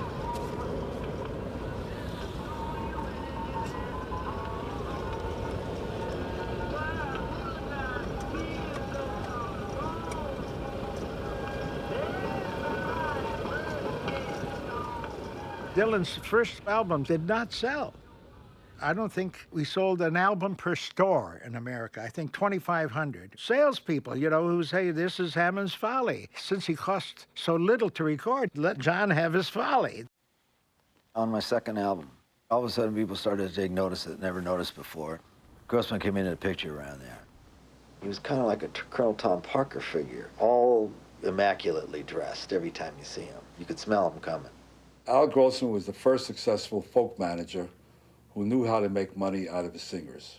He would own the recording studio. He would own the music publishing company. He would own Bob Dylan. He would own Peter, Paul, and Mary. He would sell a Bob Dylan song to Peter, Paul, and Mary, who would sing on a recording in his studio, which he was getting the rights. So he would get a salami. He had a salami technique going. He would get a piece of the action from 6 or 7 different directions. He created Peter, Paul, and Mary because he saw people really wanted a fresh, young group like this that they could relate to. He changed Paul's name to Paul from Noel, so it would be have that biblical inference. He was a genius. I knew Mary Travers, you know, Peter, Paul, and Mary. I'd known her when she was younger. She used to sing in Washington Square Park. And she was a nice person and very, you know, lively, a teenager. One time in the middle of winter, and it was cold on McDougal Street, you know, like February.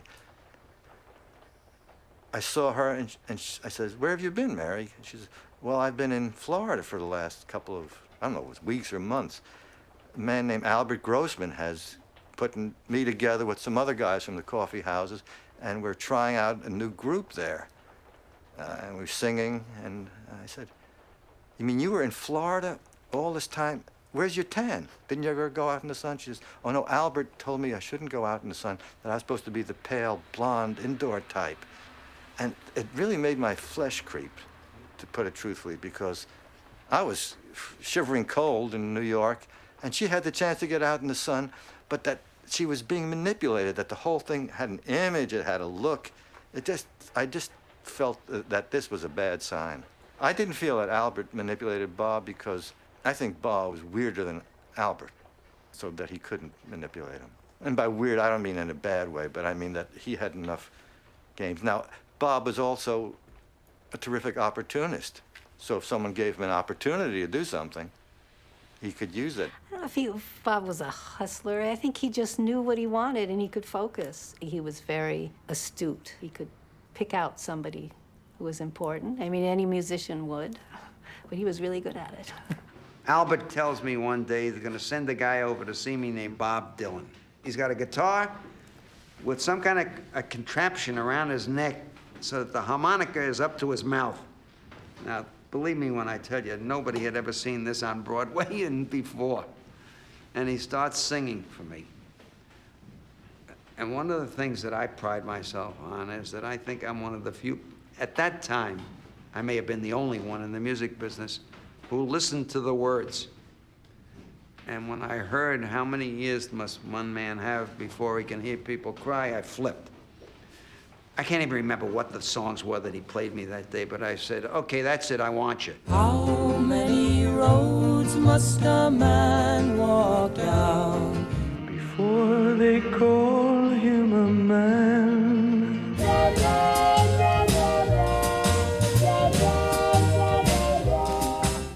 music business per se was dominated by music publishers.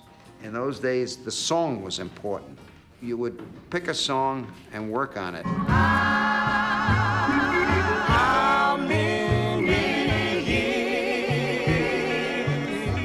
Historically, whenever you see Dylan mentioned in print, it's always John Hammond who discovered Bob Dylan. I think the guy who made Dylan popular was me, if I say so myself. I'm the one who started to get his songs all over the place. We never had resistance within the company to him. My boss, the old man, Herman Starr, got on it right away. Why? Because they smelled dollars, that's why. I gotta sing something to tell you something. It's called Masters of War. Come, you masters of war. You that build the big guns. You that build the death planes. You that build all the bombs. You that hide behind the walls. You that hide behind discs. I just want you to know I can see through your masks. And I hope that you die. And your death will come soon. I follow your casket by the pale afternoon. And I watch while you're lowered down to your deathbed. And I stand over your grave till I'm sure that you're dead. I did a concert of his in Town Hall. It might have been '63. And when the concert was over, Bob called me over and he said, "Is anybody in the stage door waiting for me?" The fact is that I do not blame any artist for seeking fame, which is, in a sense, recognition. You want to know that you've pleased an audience. You want to know that the audience is interested in you. He was, in his way, a dynamic performer. But I think mostly the material that he was doing was so great that everybody responded to it. Oxford town, everybody's got their heads bowed down. Sun don't shine above the ground, it ain't going down to Oxford town.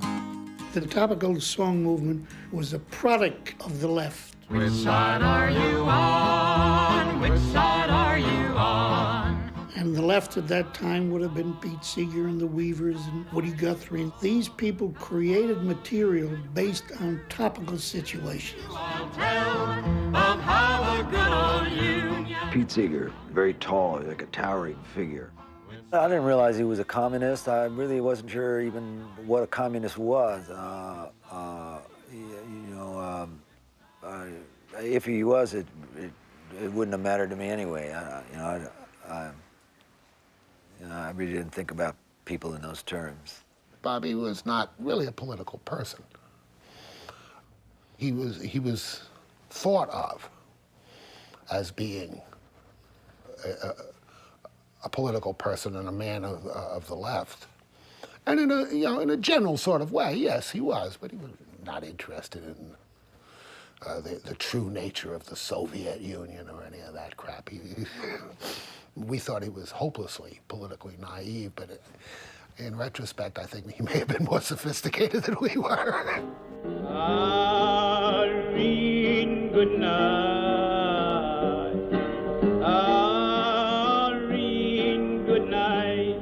The folk music revival was postponed by almost 10 years by the witch hunt. I mean, when U.S. Army publishes pamphlets on how to spot a communist that have lines in them like, "He will sometimes play the guitar," that kind of thing had a very repressive and suppressive effect.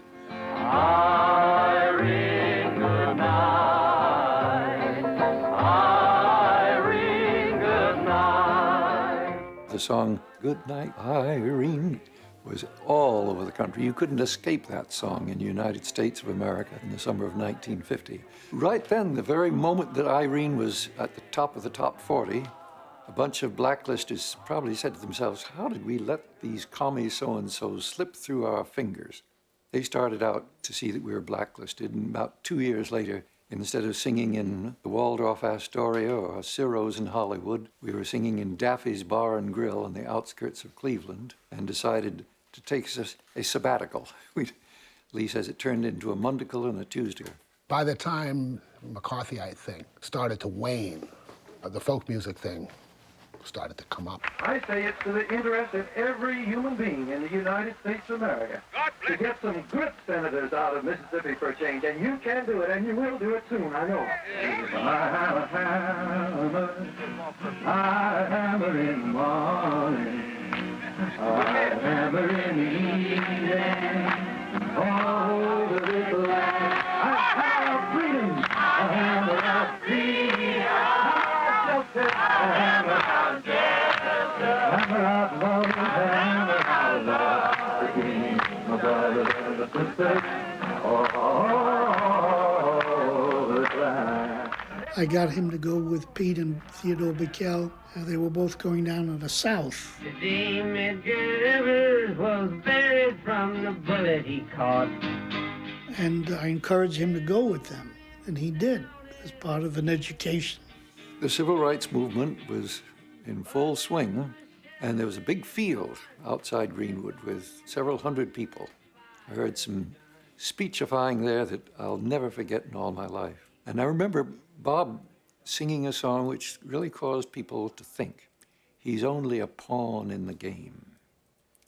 He was singing about the man who killed Medgar Evers.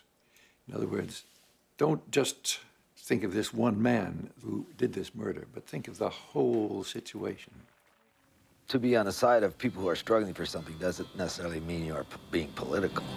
Oh, my name, it ain't nothing. My age, it means less. The country I come from is called the Midwest. I was taught and brought up there, the laws to abide, and that the land that I live in has God on its side. I would say that Bob was gifted, and it was flowering. He had a great desire to change the world. We even talked about it. We thought that segregation wasn't going to last, and that we were going to have something to do with ending it. We really believed we were going to have a part as songwriters in changing the world. Hush, little baby, don't you cry. You know your mama was born to die. I had first laid eyes on Bob in Gertie's Folk City. I had been told about him. This guy's a genius, and he writes these incredible songs, and he admires Woody Guthrie and all this stuff. I was very dubious, you know, when people raved about somebody other than myself. But I went, and sure enough, he was everything that they'd said he was. We both had our baby fat. That's what I think of when I look at the early pictures. Smooth skin, baby fat. We were really young. Bob looked like a ragamuffin. Probably one of the things I found so appealing about him. He would bring out the mother instinct in a woman who thought her mother instinct was dead. He came out and stayed with me in a beautiful house in Carmel Valley. Bob liked to write there, and he would just stand tapping away at that typewriter. He would always say, "What do you think of this?" And I wouldn't understand the thing at all, but I loved it. So I read, well, okay, I'm going to figure this one out. So I read through it, and I gave back my interpretation of what I thought it was about. He said, "Oh, that's pretty fucking good." You know, I said, "So, you know, a bunch of years from now, all these people, all these assholes are going to be writing about all this shit I write. I don't know where the fuck it comes from. I don't know what the fuck it's about, and they're going to write about what it's about." Oh, the time will come up when the winds will stop and the breeze will cease to be breathing, like the stillness in the wind before the hurricane begins, the hour that the ship comes in. And the sea will split and the ships will hit and the sands on the shoreline will be shaking. Bob would write, just write and write and write. And one time we pulled into some place, and I was okay by then, you know, bare feet or not, I was famous. But this scruffy-looking guy I had with me in the people behind the desk were having none of it, and they said they didn't have a room. They didn't have an... And of course, I was livid and pulled all my punches and got him a room. And he wrote a song that was devastating, The Hour the Ship Comes In. And I could see him hanging them all. He'd never sort of fess up to that sort of thing, but that's what it seemed like to me, working out whatever feelings he might have had about not being given a room in a brilliant song in one night. And they'll raise their hands, saying, we'll meet all your demands, but we'll shout from the bow, your days are numbered. And like Pharaoh's tribe, they'll be drowned in the tide, and like Goliath, they'll be conquered.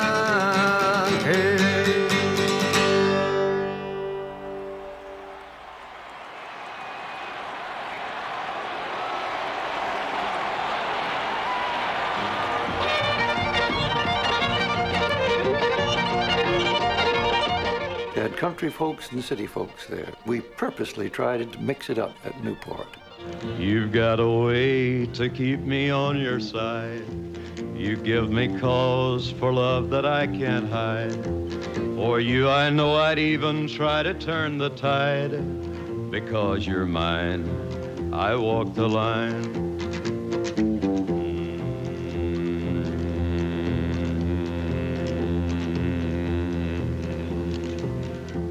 There was Johnny Cash. I keep a close watch on this heart of mine. And then you had O.J. Abbott singing some of the ballads he knew as a young man working in the lumber camps. Right side by side. I love the way she kisses. She loves me all the time. I love the way she kisses. There were 15,000 people, and that seemed to me just immense. Everyone was there who played folk music, old and you know, sort of younger people too.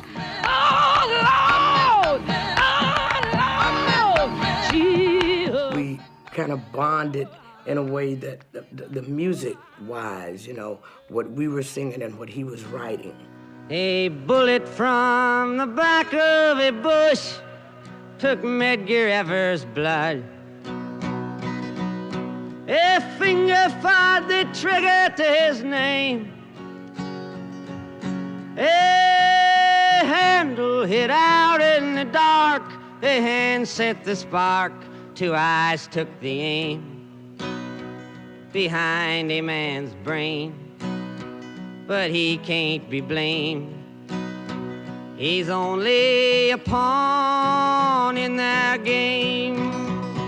I was the only singer there probably singing the songs that he'd written. And most likely 2 years earlier to that, I wouldn't have been able to get into Newport. You got more than the blacks, don't complain. You're better than them, you've been born with white skin, they explain. It was quite a sensation. He was singing a lot of what they called then protest songs. I've always hated that designation. And it was very much in the spirit of the time. Pete and the crowd around Broadside Magazine had fallen head over heels in love with him. Today Medgar Evers was buried from the bullet he caught. They're lowering him down as a king. But when the shadowy sun sets on the one that fired the gun, you'll see by his grave, on the stone that remains, carved next to his name, his epitaph plain. Only a pawn in their game. There was Woody Guthrie, transitioned to Pete Seeger, who carried on Woody's tradition. Now, who was to carry on from Pete Seeger? And in that spot really came Bob Dylan. So we began to recognize that Bobby would be the continuation in that tradition. I wrote this song. It tells a story if you like stories.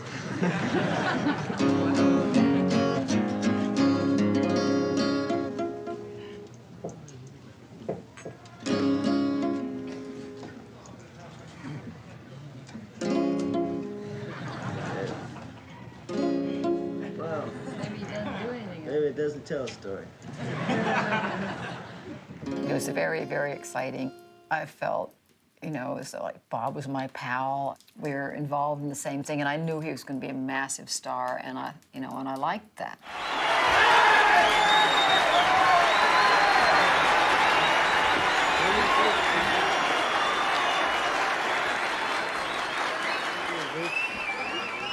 Let me see something. We just have to sing one, that's all. That's the introduction. Oh, my name, it is nothing. My age, it means less. The country I come from is called the Midwest. I was taught and brought up there, the lost to abide, and at the land that I live in has God on its side. Ah, the history books tell it, they tell it so well. The cavalry's charge, the Indians fell. The cavalry's charge, the Indians died. Oh, the country was young, with God on its side. I wrote a lot of songs in a quick amount of time. I could do that then because the process was new to me. I felt like I had discovered something no one else had ever discovered, and I was in a certain arena artistically that no one else had ever been in before, ever. And although I might have been wrong about that. One time ago, a crazy dream came to me. I dreamt I was walking in World War III. I went to the doctor the very next day to see what kind of words you had to say. He said it was a bad dream.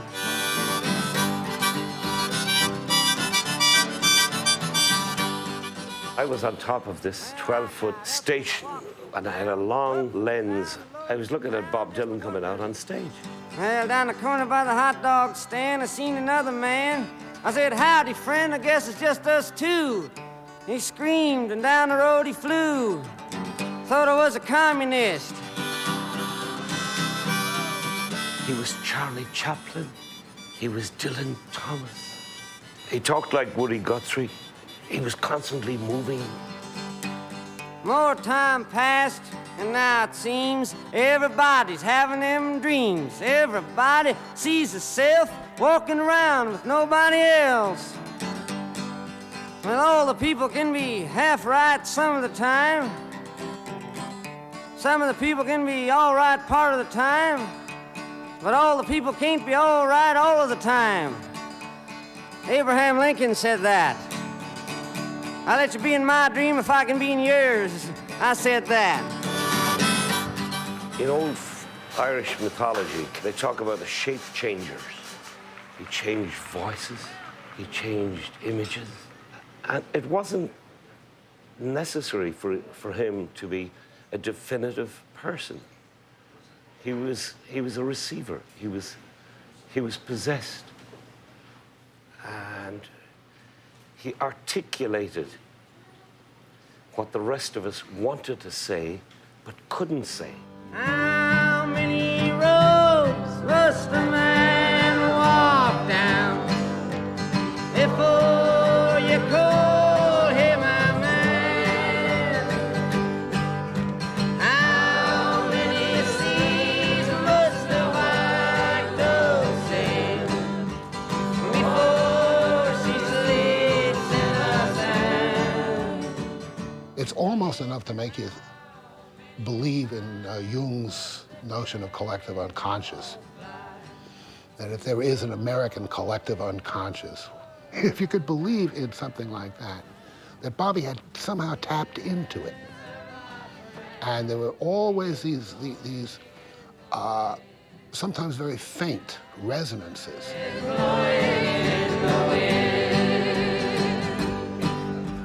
In taking all the elements that I'd ever known to make wide sweeping statements which conveyed a feeling that was in general essence of spirit of the times. I think I managed to do that. I thought that I needed to press on, you know, and get as far into it as I could.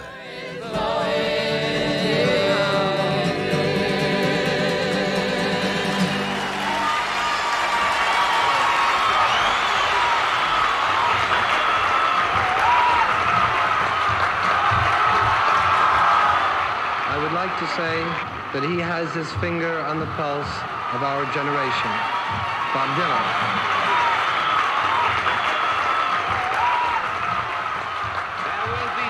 Through the night in the town of Newport.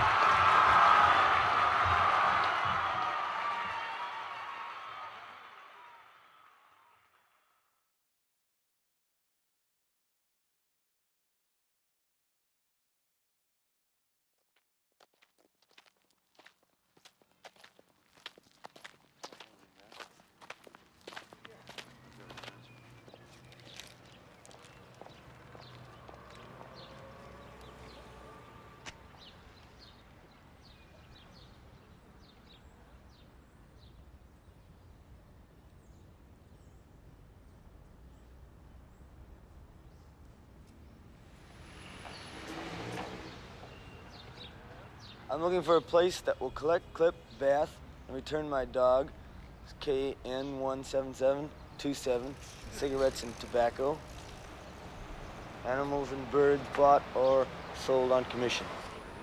I want a dog that's going to collect and clean my bath, return my cigarette, and give tobacco to my animals and give my birds a commission. I'm looking for somebody to sell my dog, collect my clip, buy my animal, and straighten out my bird. I'm looking for a place to bathe my bird, buy my dog, collect my clip, sell me cigarettes, and commission my bath. I'm looking for a place that's gonna collect my commission, sell my dog, burn my bird, and sell me to the cigarette. Gonna bird my buy, collect my will, and bathe my commission.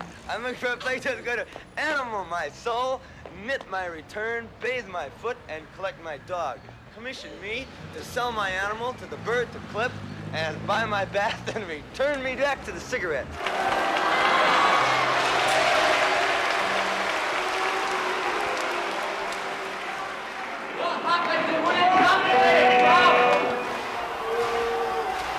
These are all protest songs now, come on.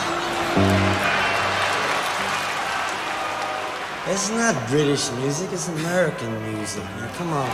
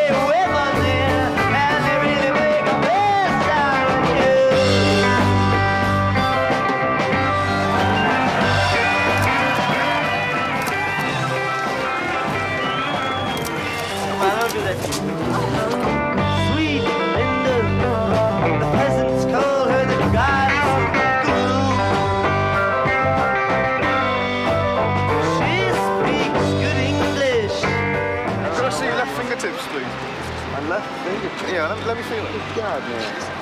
What? Left fingertips. I'm going to show you my right hand. No, you don't play the guitar with your right hand. Picking up angel who just arrived here from the coast. Look so fine at best, but left looking just like a ghost.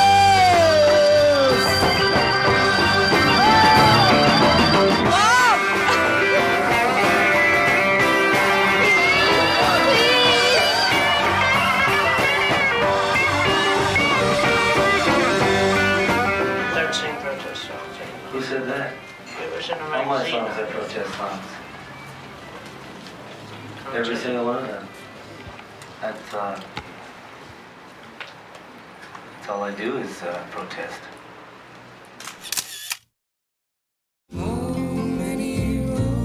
Must a man walk down before they call him a man? The March on Washington was not only a moment of extreme hopefulness, it was a moment of the confirmation of the possibility of that hope becoming a reality. That was the moment of recognition of what people could do to change history. I have a dream that one day this nation will rise up and live out the true meaning of its creed. We hold these truths to be self-evident, that all men are created equal. I was up close when King was giving that speech. You know, to this day, it still affects me in a profound way. I would like now to introduce a young singer from New York, Bob Dylan.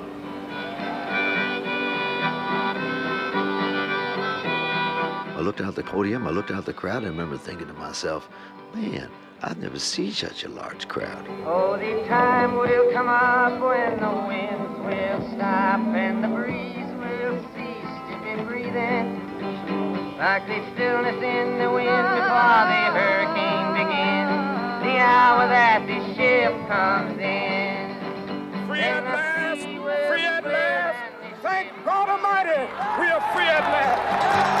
And the ship's wise men will remind you once again that the whole wide world is watching.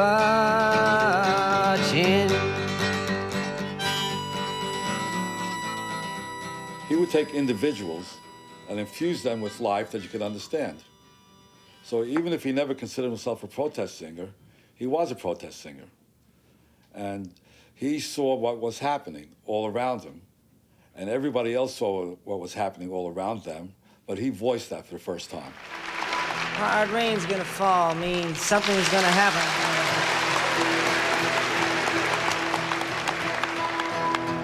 Oh, where have you been, my blue-eyed son? And where have you been, my darling young one? I stumbled on the side of 12 misty mountains. I've walked and I crawled on 6 crooked highways. I've stepped in the middle of 7 sad forests. I've been out in front of a dozen dead oceans. I've been 10,000 miles in the mouth of a graveyard. And it's a hard, and it's a hard, and it's a hard, and it's a hard, and it's a shot. Oswald has been shot. Rains are gonna fall. We were going to make this world a decent, better place, but that loss, I think it traumatized the nation terribly.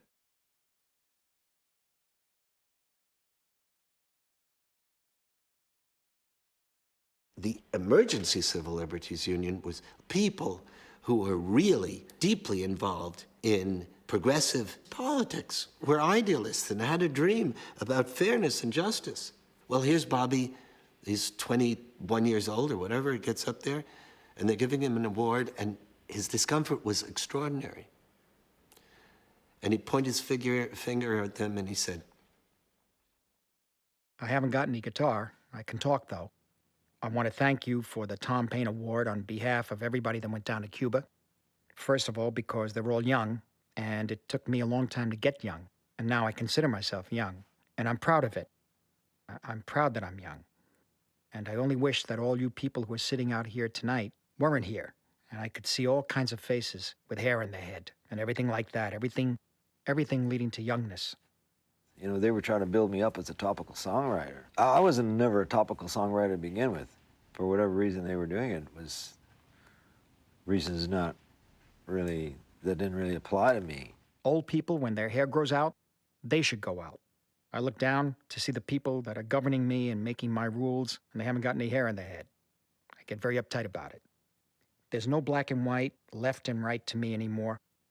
There's only up and down is very close to the ground. And I'm trying to go up without thinking about anything trivial, such as politics.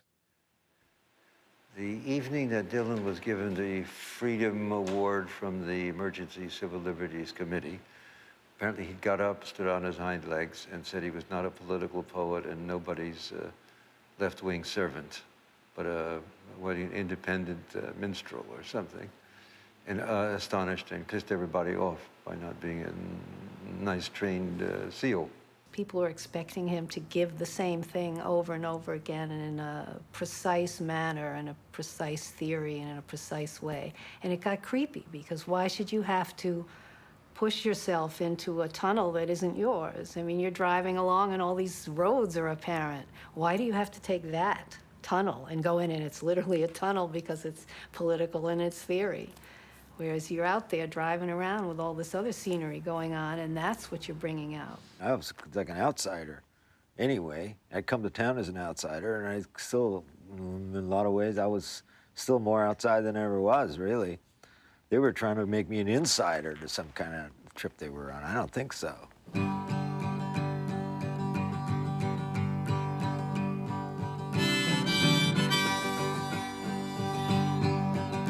Through the mad, mystic hammering of the wild, ripping hail, the sky cracked its palms in naked wonder at the clinging of the church bells, blew fire into the night, leaving only bells of lightning and its thunder. Striking for the gentle, striking for the kind, striking for the guardians and protectors of the mind, and the poet and the painter who lights up his rightful time. And we gazed upon the chimes of freedom flashing.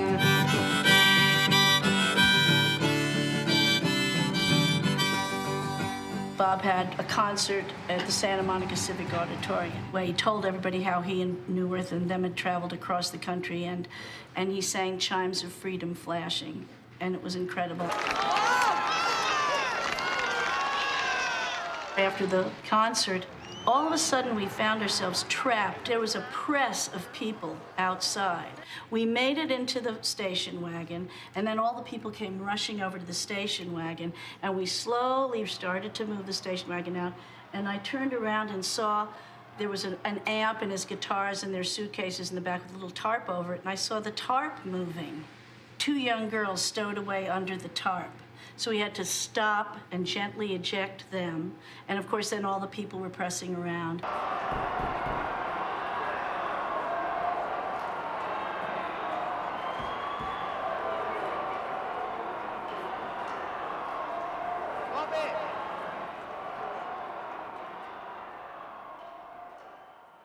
All of a sudden, he had become an idol. That was the beginning of people wanting more from him, you know, as if just the songs weren't enough. Everybody wanted to sleep with Bobby, to get high with Bobby. The reverence was for Bobby, but it was also for what he had created, and everybody wanted to get close to it. The desire to be next to him produced a huge magnet, which drew everybody, young and old. Genius makes its own rules, and Dylan is a genius, a singing conscience and moral referee, as well as a preacher. He's also a very embarrassed young man now because it's always embarrassing to sit there with your feet in cement while somebody compliments you either casually or lavishly.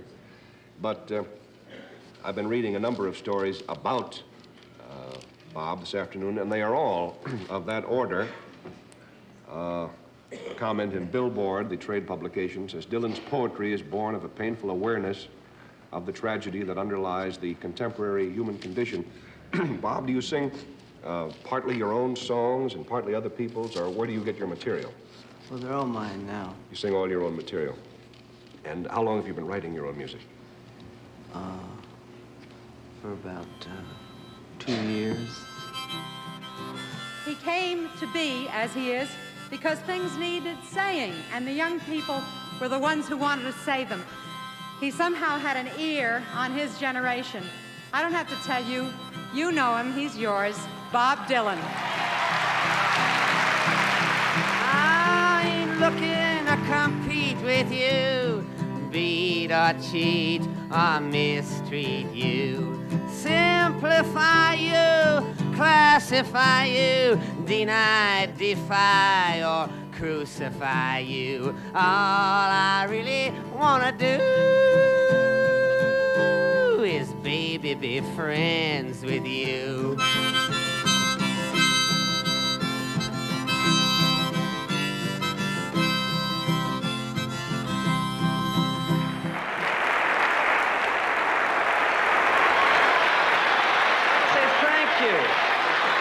Thank you. I want to say thank you. I love you. Well, it ain't no use to sit and wonder why, baby, if you don't know by now. Johnny Cash was more like a religious figure to me. And there he was at Newport, you know, standing side by side. Meeting him was a high thrill of a lifetime. And just the fact that he had sung one of my songs was it was unthinkable. Johnny Cash and June Carter came by. After Bob had put a couple 3 tunes on tape for him, this little portable machine, Johnny called him out in the hall, and Bob came back in a few minutes later, and he was holding his guitar, and he gave me his guitar. And New Earth was saying, wow, that's an old country tradition, and somebody gives you a guitar, that's a big honor, you know. This is called Hey, Mr. Tambourine Man. Please play a song for me.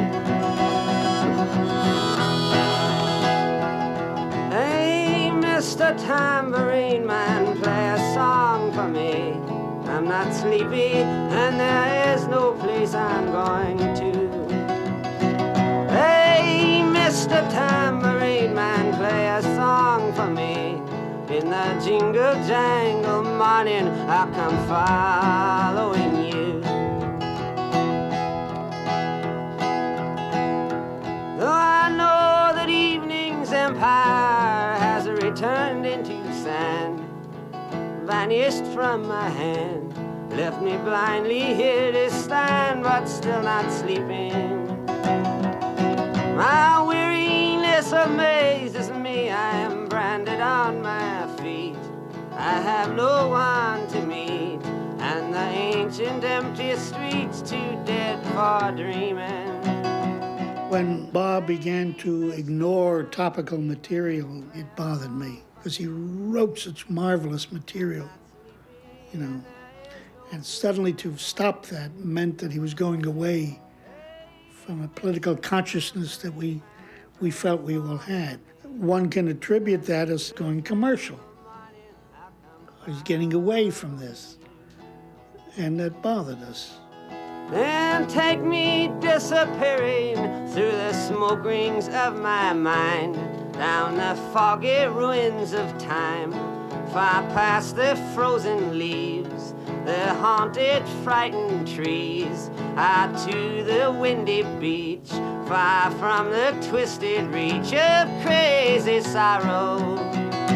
Yes, to dance beneath a diamond sky with one hand waving free, silhouetted by the sea, circled by the circus sands, with all memory and fate driven deep beneath the waves. Let me forget about today until tomorrow. An artist has got to be careful never really to arrive at a place where he thinks he's at somewhere. You always have to realize that you're constantly in the state of becoming, you know, and as long as you can stay in that realm, sort of be all right.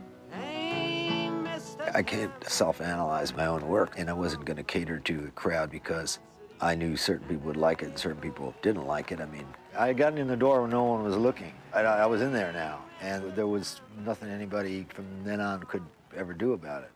There's a time when the operation of the machine becomes so odious, makes you so sick at heart that you can't take part. You can't even passively take part.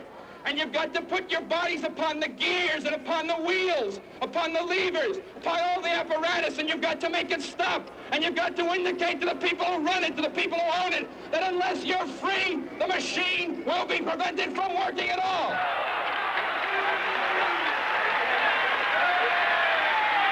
The police have got Mario away. They have pulled him away from the police have pulled Mario away from the street. All of us felt that those folks before didn't get it. We were surrounded by people who were insensitive to the need for change. And that's why Peter Palmieri and Bob Dylan, Joan Baez, all of whom were about the same age, were put in positions of leadership because there was an identification amongst the college students. I felt it all over America. You know, wherever in America you went, you felt that things were happening in an Olympian type of way, which children were beyond their parents' command. Sometime around that period of time, I was painting in Berkeley. And the phone rang. I think this was 1964. The phone rang. It was Bob, and he said, I have to do these shows. You want to come? I said, well, I'm painting pictures. He said, I'll buy you a leather jacket. And he said, all the paint you need. The next thing I knew, you know, I got on a plane and I flew to New York. In those days, artistic success was not dollar-driven. It was, you know, those were simpler times. If you had something to say, which was basically the way people were rated, you know, they would say, have you seen Ornette Coleman? Does he have anything to say? And it was the same with Bob or anybody else, you know, did they have anything to say or not? Darkness at the break of noon, shadows even the silver spoon, the handmade blade, the child's balloon, eclipses both the sun and moon. To understand you know too soon, there's no sense in trying.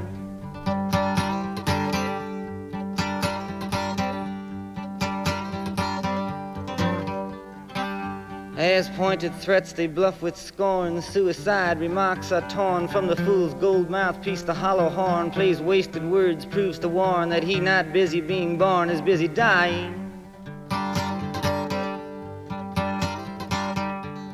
Nobody heard anything like this before. No one had heard anything like this before. There was a word of mouth. And by the way, a crowd of 1,200 people isn't that big a crowd if you stop and think about it. That's about how many people are waiting for the D train at the Sheridan Square right now. While preachers preach of evil fates, teachers teach that knowledge waits can lead to $100 plates. Goodness hides behind its gates, but even the President of the United States sometimes must have to stand naked. Around that time, he asked me if I wanted to go with him he had a date in Chicago. Did I want to come along? What struck me was that he was at one, or he became identical with his breath. And Dylan had become a column of air, so to speak, at certain moments where his total physical and mental focus was this single breath coming out of his body. He had found a way in public to be almost like a shaman, with all of his intelligence and consciousness focused on his breath. So don't fear if you hear a foreign sound to your ear. It's all right, Ma. I'm only sighing.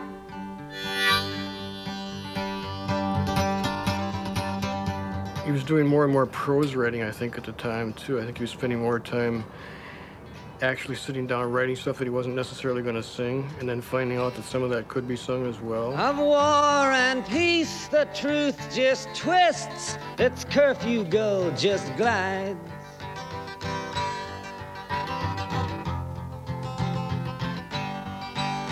Upon four-legged forest clouds, the cowboy angel rides. The ideal performances of the songs would then come on stages throughout the world. Very few could be found on any of my records. Every second, reaching the audience is what it's all about. All except when 'neath the trees of Eden.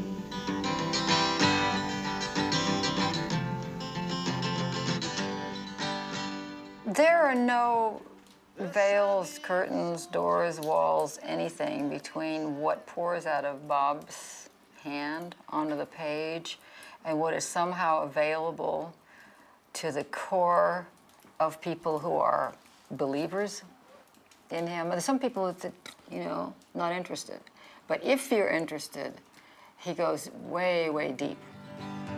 Go away from my window, leave at your own chosen speed. A typical evening, I guess there would be sound check, and there would be me dealing with what kind of mood Bob was going to be in. I was already doing that, and when he was cheerful and up, it was just spectacular. And if he was dark, there wasn't any way to reach him. Bob seemed to ignore whatever's coming towards him. He could literally, and I'd seen him do it, turn his back and play a whole song, play 2 songs, be fiddling around with the equipment on the stage and never even look at the public, and it doesn't make the slightest bit of difference in the magnetic draw.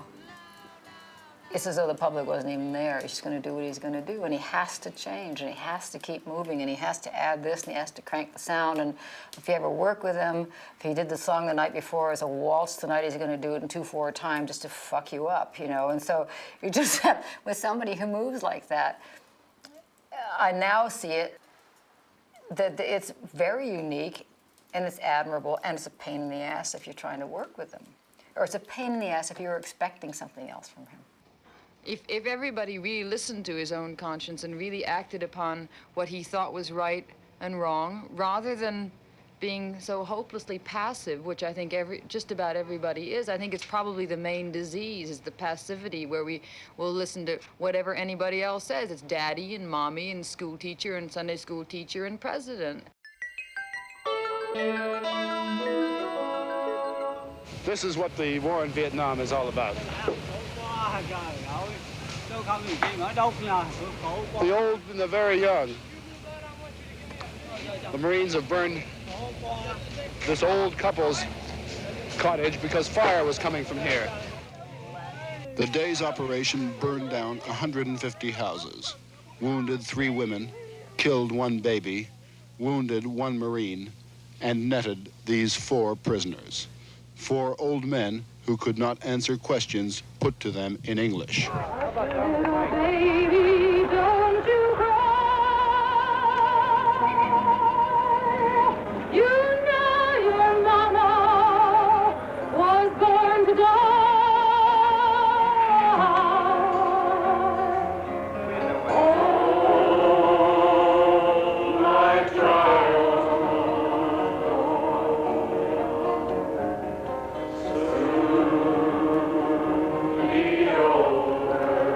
I was feeling this political pull very, very strongly, and I was thinking what the 2 of us could do together, as far as any kind of movement and that. And so our tour had come to an end, and Bob said something like, hey, we ought to do Carnegie Hall or some big place like that. And I said, what are we going to do with it? And it's a pretty cold thing to say. But then we did talk about, that he wanted to do his music, and I wanted to do all this other stuff. And he said he didn't want to do all that other stuff, so that's pretty clear. And I was disappointed. Oh, my name, it is nothing. My age, it means less. I mean, he'd given us, by that point, the greatest songs in our anti-war civil rights arsenals.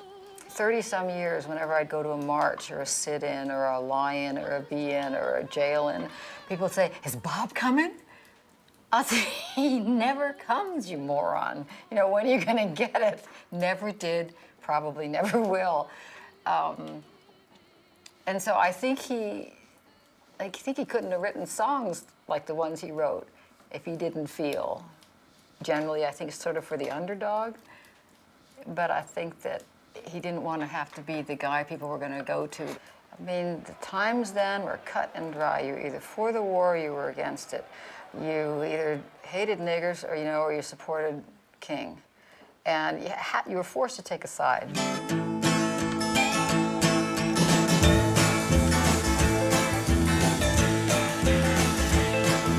John is in the basement mixing up the medicine. I'm on the pavement thinking about the government. The man in a trench coat, badge out, laid off, says he's got a bad cough, wants to get it paid off. Look out, kid, it's something you did. God knows when, but you're doing it again. You better duck down the alleyway looking for a new friend. The man in a coonskin cap and a pig pen wants $11 bills. You only got 10.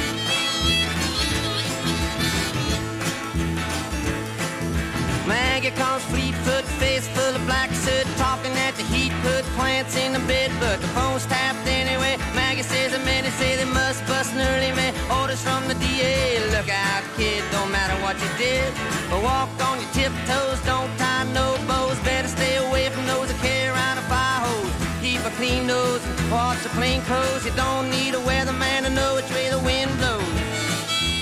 Words have their own meaning. They have different meanings, and words change their meaning. Words that were meant something 10 years ago don't mean that now. They mean something else. Don't steal, don't live 20 years of schooling and they put you on a day shift. Look out, kid, they keep it all hid. Better jump down a manhole, light yourself a candle. Don't wear sandals and try to avoid the scandals. Don't want to be a bum, you better chew gum. The pump don't work cause the vandals took the handle. Something during Homesick Blues, I mean, I don't think I would have wanted to do it all by myself. I thought I'd get more power out of it, with a small group in back of me. I mean, it was electric, but doesn't necessarily mean that it's modernized just because it's electric. It was, like country music was electric too. I ain't gonna work on Maggie's farm no more. The Bring It All Back Home session was really fun because it was this sort of spontaneous telepathic thing, like he might have, played through a song very briefly, and that was all the rehearsal or preparation that anyone had for the songs. Everyone was really good, everyone was really funky, everyone had great time, and everyone really got behind Bobby's songs. It was almost like just getting together and jamming without without any mandate or any charts or anything. I was riding on the Mayflower when I thought I spied some land.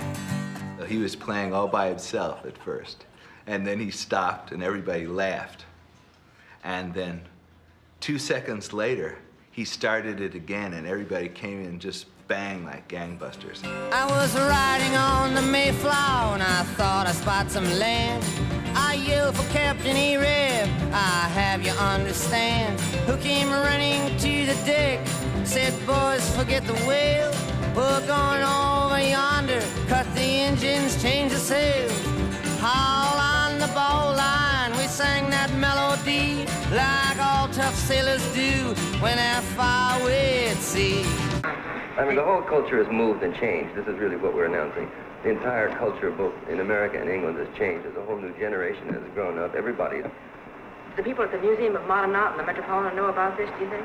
Do they know that culture has changed, that there's a new generation? Well, they have been in the foreground of showing all this new pop art themselves, Warhol will be there in Albert Hall, and Warhol's on the walls of the Museum of Modern Art for the last 5 years.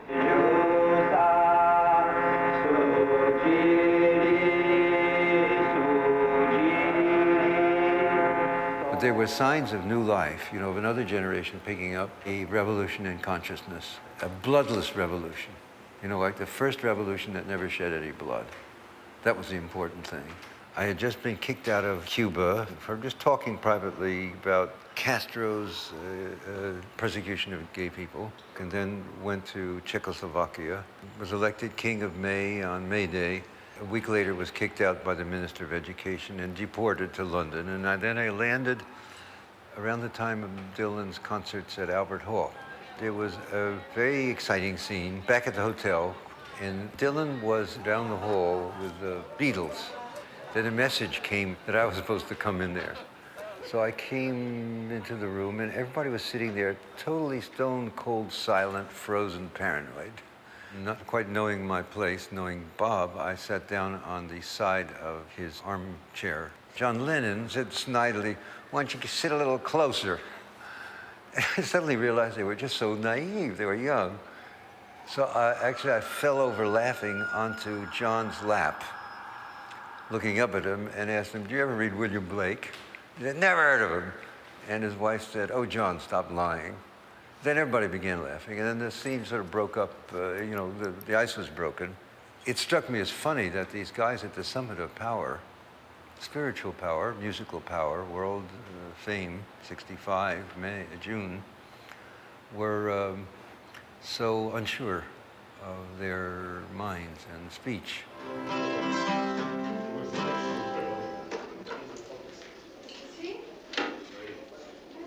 It interests me just to watch Dylan. I could sort of see that things that he did and said were interesting to me. And I didn't know why. And so that got me hooked on making a movie. Do you really like that song? It's fantastic. What do you like about it? I don't like any of the Subterranean Homesick Blues. Oh, you're that kind of, okay, I understand right now. When we go into a town, there'd be no sign. And there'd be people kind of just hanging out at the steps, waiting for him to, and not waiting to crowd around or see him or get his autograph, just waiting for him. And it gave you a feeling that there was some substance that you had to really see through, that you weren't going to find out about this quickly, but you had to kind of see it the way they did. In the dime stores and bus stations, people talk over situations, read books and repeat quotations, draw conclusions on the wall. Some speak of the future.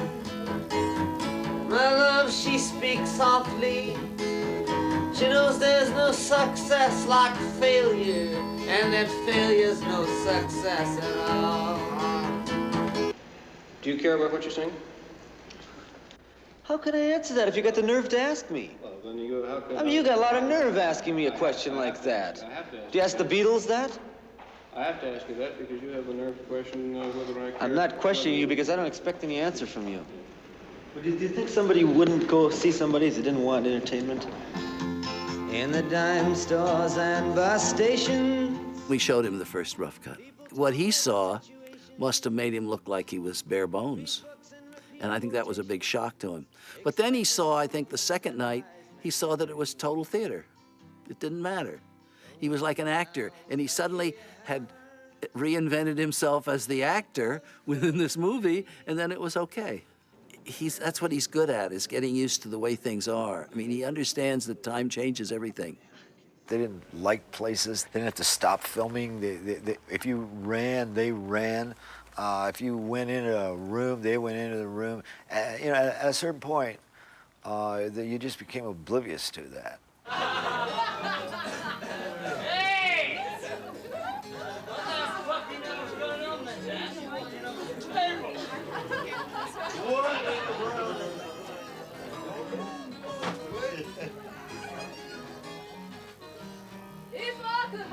I was young, and I had expectations and wanted to be where the action was. And I should not have been there at that time. Everybody was having a wonderful time, and they were all smashing things up in the hotel room. And I was this weird square over in my room who didn't do all that stuff. I was very critical of everybody who did and wanted my time with Bob because I thought he was a special friend.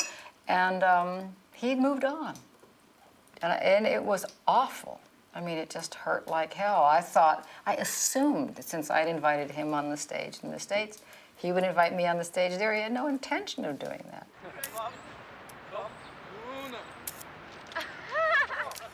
He was ready to have that whole stage all to himself. That's what I'd say. He didn't want anybody competing with it. That's as close as I can get.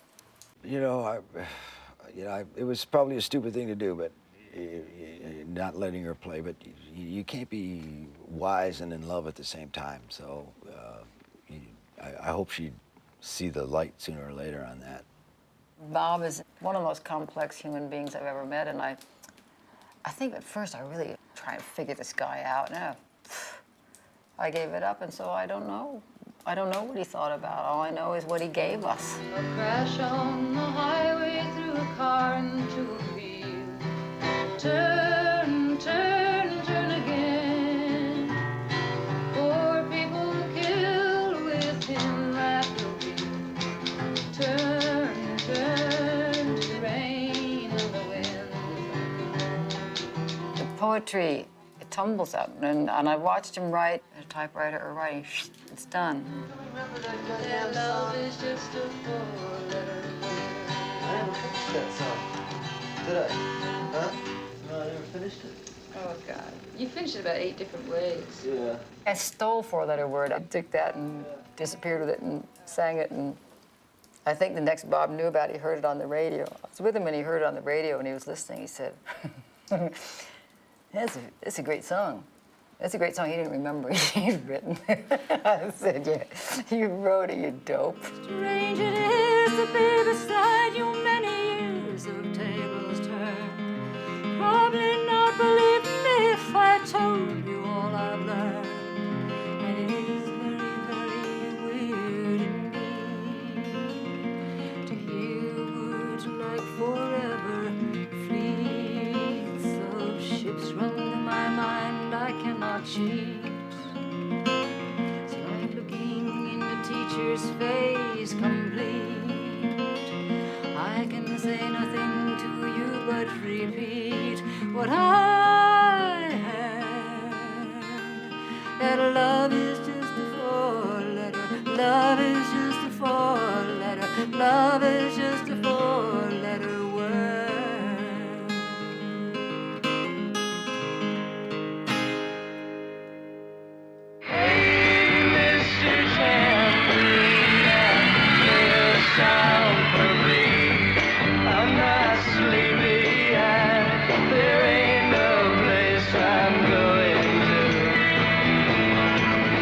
My songs, they were becoming hits for other people. There was the Byrds had a big hit. Some group called the Turtles had some hit. Sonny and Cher had a hit with a song of mine. People were sort of writing a jingly jangly kind of song, which they seemed to have something to do with me. Okay, I got Me Babe as some kind of takeoff. I mean, on something I wrote. Well, I don't know what it was a takeoff on that I wrote. I didn't really like that sound, or the folk rock, whatever that was. I didn't feel it had anything to do with me. It got me thinking about the Billboard charts and songs which become popular, which I hadn't thought of that before. Once upon a time you dressed so fine, you threw the bums a dime in your prime, didn't you? And I found myself writing this song, this story, this long piece of vomit, 20 pages long, and out of it I took like a Rolling Stone and I made it as a single. And I'd never written anything like that before, and it suddenly came to me that was what I should do. After writing that, I wasn't interested in writing a novel or a play or anything. Like I knew, I just had too much. I wanted to write songs. About having to scrounge your next meal.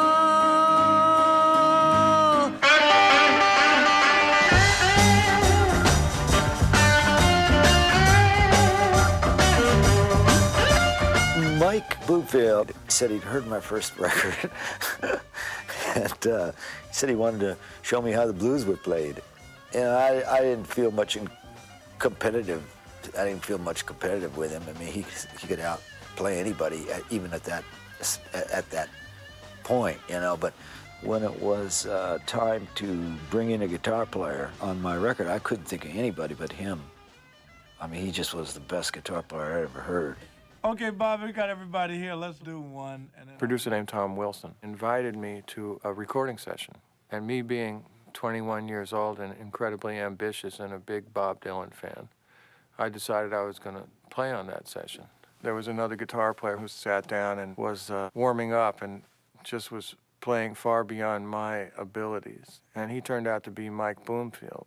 I packed up my guitar and I went into the control room where I belonged. After the first couple of hours of the session, they moved the organ player over to piano. And I said, well, here's another chance for me. So I said to Tom Wilson, why don't you let me play the organ? I got a great part for this, which was total bullshit. And Tom Wilson said, oh, man, you don't play the organ. You're a guitar player. I said, I got a really good part for this. I can play it. He said, Al. And just then someone came and got him to take a phone call that came in for him. So he didn't say no. Like a Rolling Stone remake, take one. What are you doing there? At that point, he really could have just busted me and got me back in the control room. But he was a very gracious man, and so he let it go.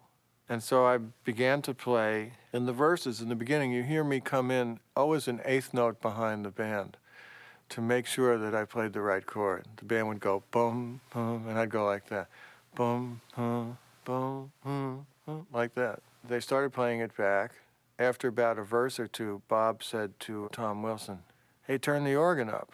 And Tom Wilson said to Bob, oh, man, that guy's not an organ player. He's just... Then Bob said, I don't care, turn the organ up.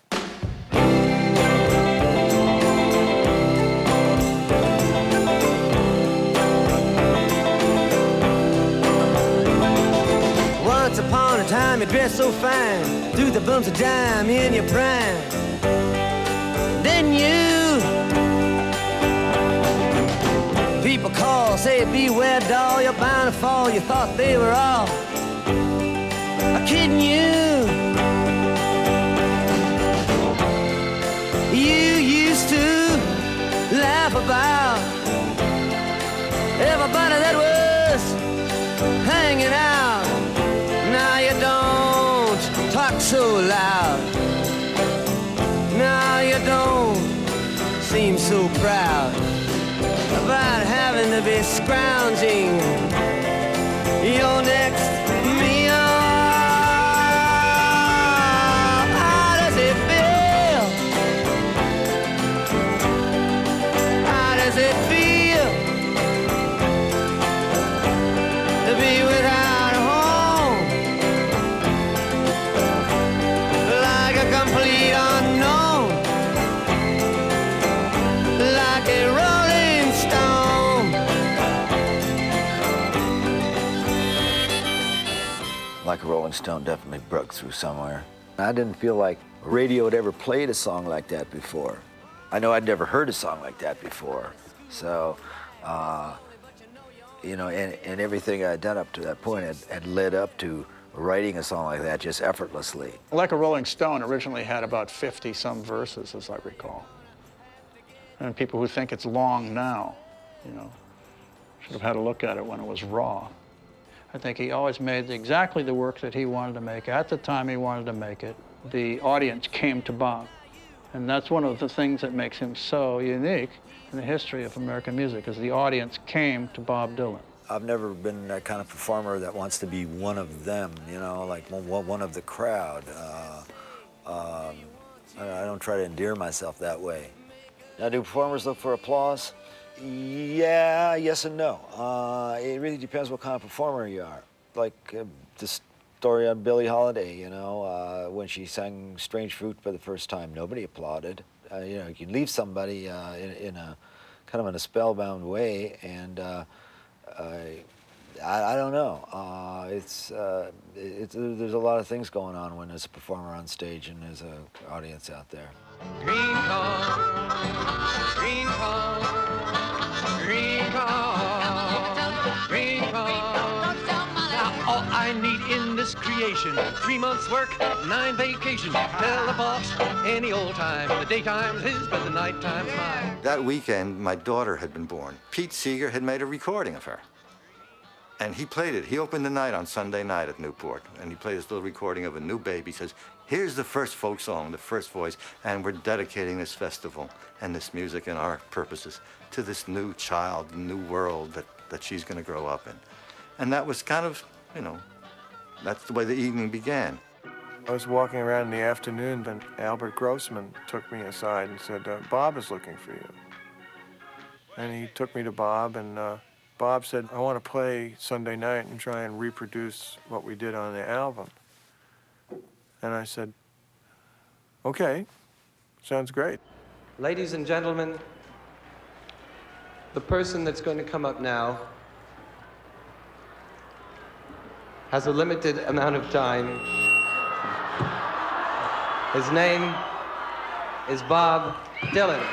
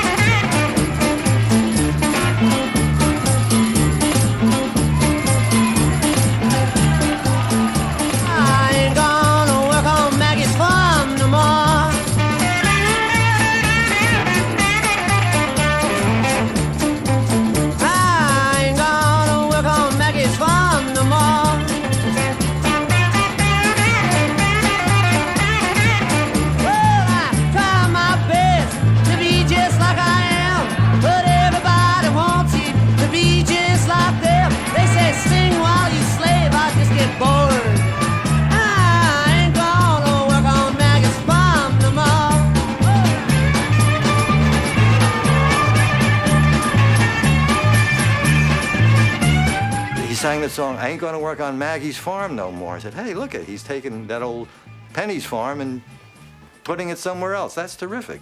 I thought that was interesting, but the volume of the blues band was kind of wild, and you couldn't get the words too clearly. I ain't gonna work for Maggie's ma no more. No, I ain't gonna work for Maggie's ma no more.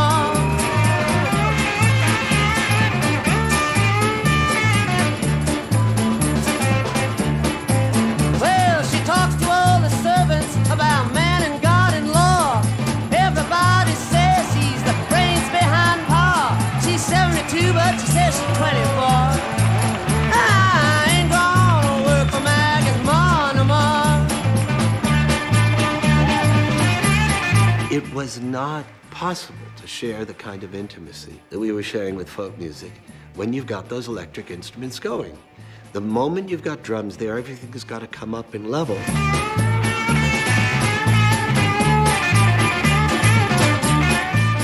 The sound was a bit harsh, but we thought it was way cool. And what we noticed was about a third of the audience was booing, which was unheard of, not in all our days of seeing whatever kind of show had we ever seen that. I remember understanding that drugs were bad and alcohol was bad and rock and roll was wicked and sex was bad. And so I thought, oh my goodness, how depraved this is all getting. I was thinking that somebody was shouting, "Are you with us? Are you with us?" And you know, I don't know what that, you know, like, what was that supposed to mean? I had no idea why they were booing. I don't think anybody was there having a negative response to those songs, though. I mean, whatever it was about wasn't about anything that they were hearing. Well, he hands you a nickel, hands you a dime, asks you with a grin if you're having a good time, and he finds you every time you slam the door. I ain't gonna work for Maggie's brother no more. You could not understand the words, and I was frantic. I said, get that distortion out. It was so raspy, you could not understand a word. And I ran over to the sound system, get that distortion out of Bob's voice. No, this is the way they want to have it. I say, God damn it, it's terrible. You can't understand it. If I had an axe, I'd chop the mic cable right now. Ah, you gone to the finest school, all right, Miss Lonely, but you know you only used to get juiced in the head. Nobody's ever taught you how to live out on the street, and now you're gonna have to get used to it. We ran backstage, and there was mayhem going on. Pete Seeger and Theodore Bikel and all the old guard, the old leftist protest singing factions were horrified and thought, this is pop music, this isn't folk music. And there was just a big battle raging backstage. And I understand Pete Seeger had an axe and was going to go cut the electric cables and had to be, subdued. And Theodore Bikel was saying, this is what the young people want. We have to go with the change. This is what's happening now. So they were all arguing among themselves. Seeger, from all reports, was very, very upset by this, and I had heard that he tried to cut the wires and that he got into a car and wouldn't come out after this whole thing. That's not my interpretation. You see, Pete's father was there, Charlie Seeger, and he had a hearing aid. And Charlie was very distressed when he couldn't hear things clearly. And with all this sound coming from the speakers, Charlie Seeger was quite upset, and I think that affected Pete. You used to ride the chrome horse with your diplomat, who carried on his shoulder a Siamese cat. Ain't it hard when you discover that he really wasn't where it's at? After he's taken from you everything he could steal. Rock and roll was considered a real sellout music for a lot of folk fans. And like a Rolling Stone, it seemed like the direct slap in the face to everything the topical songs represented. How does it feel to be on your own? And then they took it as this most extremely negative, selfish statement, basically. And it was, it was not better world a comin', it was not that.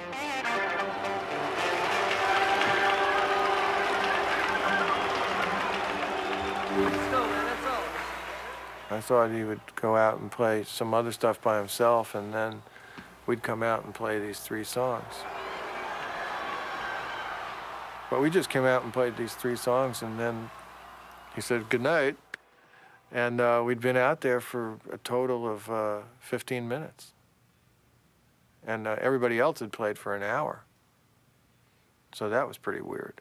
And he was the headliner. Well, Bobby, can you do another song, please? He's gonna get his axe. Right.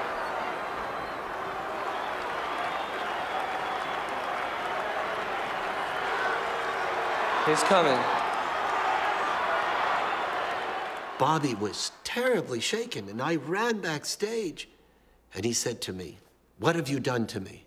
Peter Yarrow came out and said, "Okay, everybody calm down. Bob's gone to get his acoustic guitar," and everybody, yay! The highway is for gamblers. Better use your sense.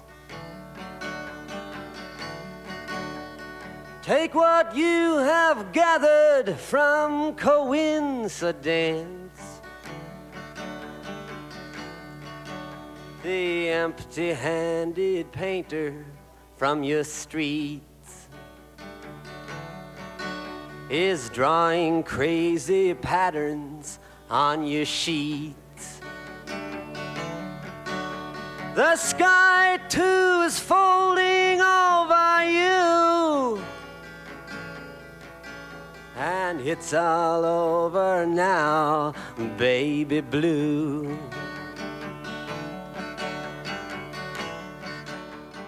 I'd heard a rumor that Pete was going to cut the cable, and I heard it later, and it was like, it didn't make sense to me, like Pete Seeger, like someone who's like whose music I cherish, like someone who I highly respect is going to cut the cable. It was like, oh, God, it was like a dagger, it was just the thought of it made me go out and get drunk. Strike another a match, go start anew.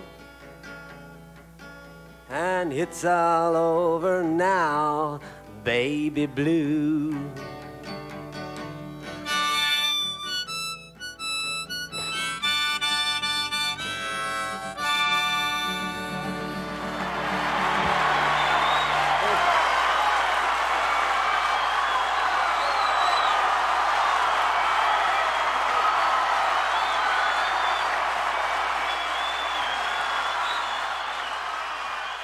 I remember seeing Bob later on that evening looking kind of blue, as though he had made the point that he wanted to make properly. He didn't want to feel that he was limited here or limited there. He wanted to do something with the Butterfield Blues Band, and it was great. Every night after the concerts, the festival people would have a party, and Bob was sitting in the corner, I guess thinking about what had happened. I said, "Hey, Bob, do you want to dance?" And he looked up at me and said, "I'd dance with you, Maria, but my hands are on fire." And it's sort of like, that was a cryptic remark, but I kind of knew exactly what he meant, you know, so I said, "Okay, man," and I just left him alone.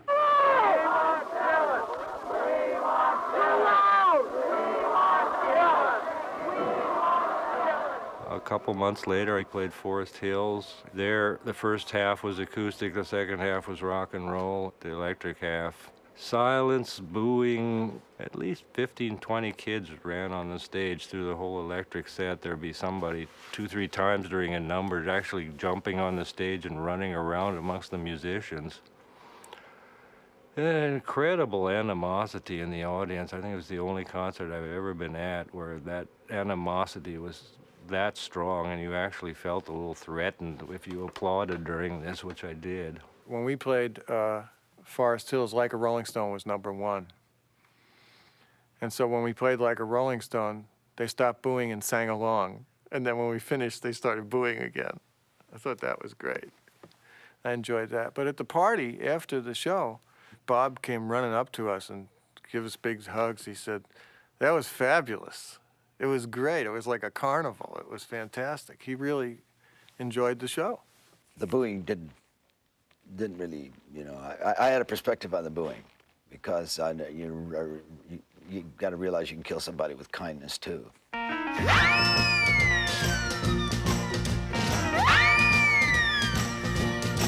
Oh, God said to Abraham, "Kill me a son." Abe said, "Man, you must be putting me on." God said, "No." Abe said, "What?" God said, "You can do what you want, Abe, but next time you see me coming, you better run."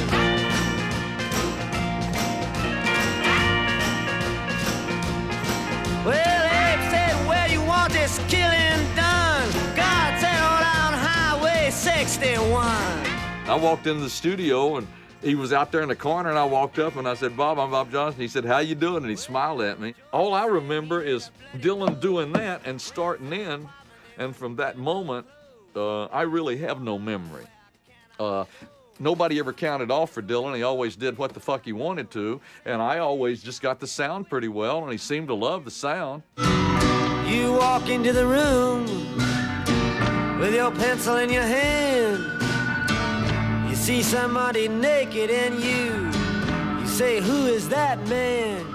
I was just caught in this whirlwind of, of being tacked on to this music that was going to be forever and being involved in it and knowing that it was going to be forever. Because something is happening here, but you don't know what it is. The music actually changed by, I think the word is freedom. Everything was changing. It wasn't like 4 songs a session. There wasn't any clock. I took all the clocks down. Nobody had a fucking clock in there. It's just like, play some music. What about this thing? What about this? Rolling 86845, #1.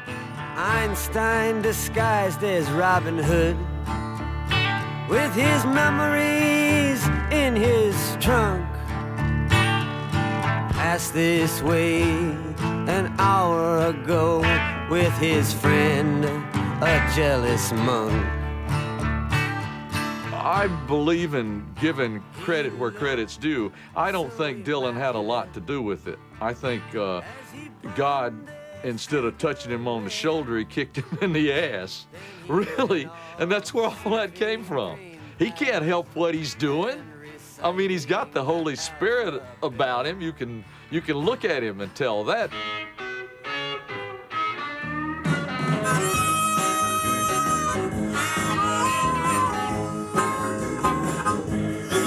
Well, I ride a mail train, baby. Can't buy no thrill. Takes a lot to laugh, takes a train to cry. In fact, there was 2 versions that I cut. The first version, which turned up on bootlegs, was like it was a much faster, much more jivey version. Sounded kind of a lot like the other things that have been done. What the fuck are we doing with this song, man? It's not such a terrible song to do. Then he said, let's take a break. And he sent everybody off, basically. It was a lunch break or whatever. People went out for an hour. He was sitting alone at the piano, working over, play a few chords, and he'd scribble something down. And they came back and they did that other take after the lunch break, and it was like the much slower, bluesier version you hear on the album, and it's really changed the whole character and the feel of the song. It was really, really nice.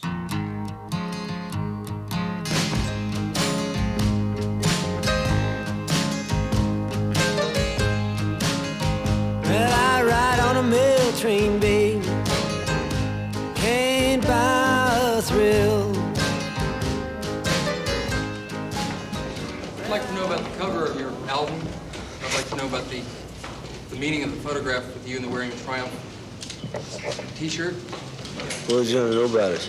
Well, I'd like to know that that's an equivalent photograph. It means something. It's got a philosophy in it. And I'd like to know. I'd like to know visually what it represents to you, because you're a part of that.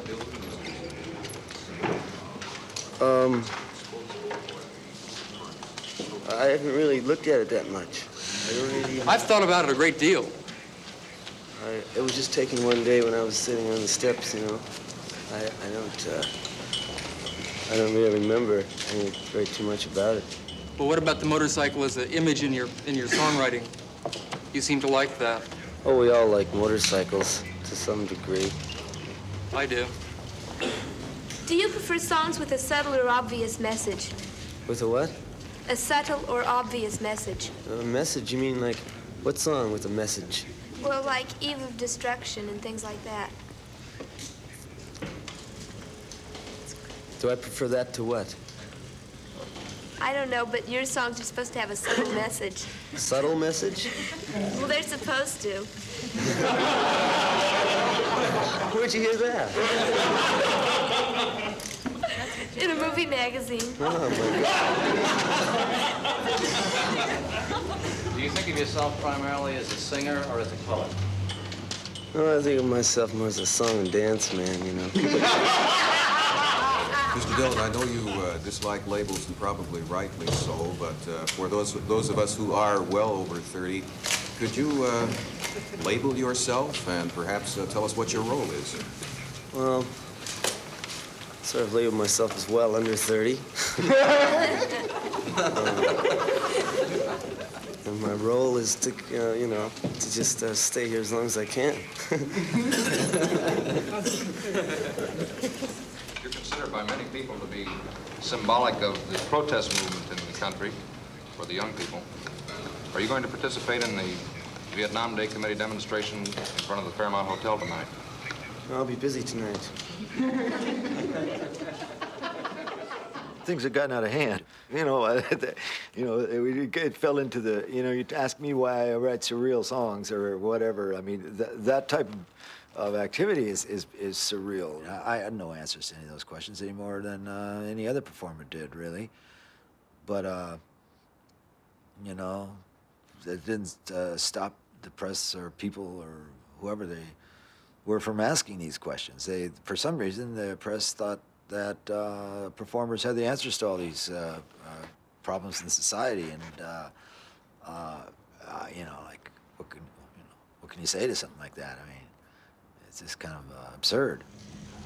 Phil Oakes wrote something in a recent Broadside magazine to the effect that you have that you have twisted so many people's wigs that he feels that it becomes increasingly dangerous for you to perform in public before an audience. Well, that's the way it goes, you know. I can't apologize, certainly. You feel that part of the popularity is because of an identification of your audience with you or with what you're saying or what you've been writing about? I have no idea.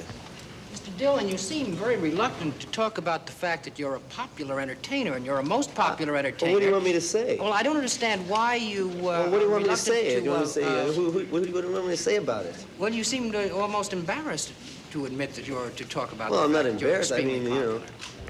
What do you want exactly me to say? You want me to jump up and say hallelujah and crash the cameras and do something weird? Tell me. I'll go along with you. If I can't go along with you, I'll find somebody to go along with you. No, but I find it, you really have no idea as to why you, or no thoughts on why you're popular. That's what interests me on it. I just haven't really struggled for that. I don't, it happened, you know? It happened like anything else happens. How many people who labor in the same musical vineyard in which you toil, how many are protest singers? That is, people who use their music and use the songs to protest the social state in which we live today, the matter of war, the matter of crime, or whatever it might be. How many? Yes. Are there many who do? Yeah, well, I think there's about 136. You say about 136? Or do you mean exactly 136? It's either 136 or 142. At a certain point, people seem to have a distorted, warped view of me for some reason. And those people were usually outside the musical community. The spokesman of a generation, the conscience of this and that and the other. I mean, that I could not relate to. I just couldn't relate to it. As long as I could continue doing what it is that I love to do, I didn't care what kind of labels were put on me or how I was perceived in the press because I was playing to people every night.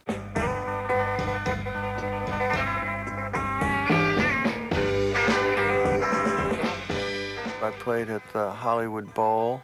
Then I left the organization.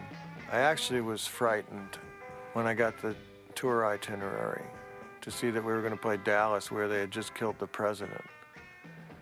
And I thought, you know, if they didn't like that guy, what are they going to think of this guy? And I didn't want to, you know, I didn't want to be the analogy to John Connolly. I didn't want to be the guy next to him. I started out on Burgundy, but soon hit the harder stuff.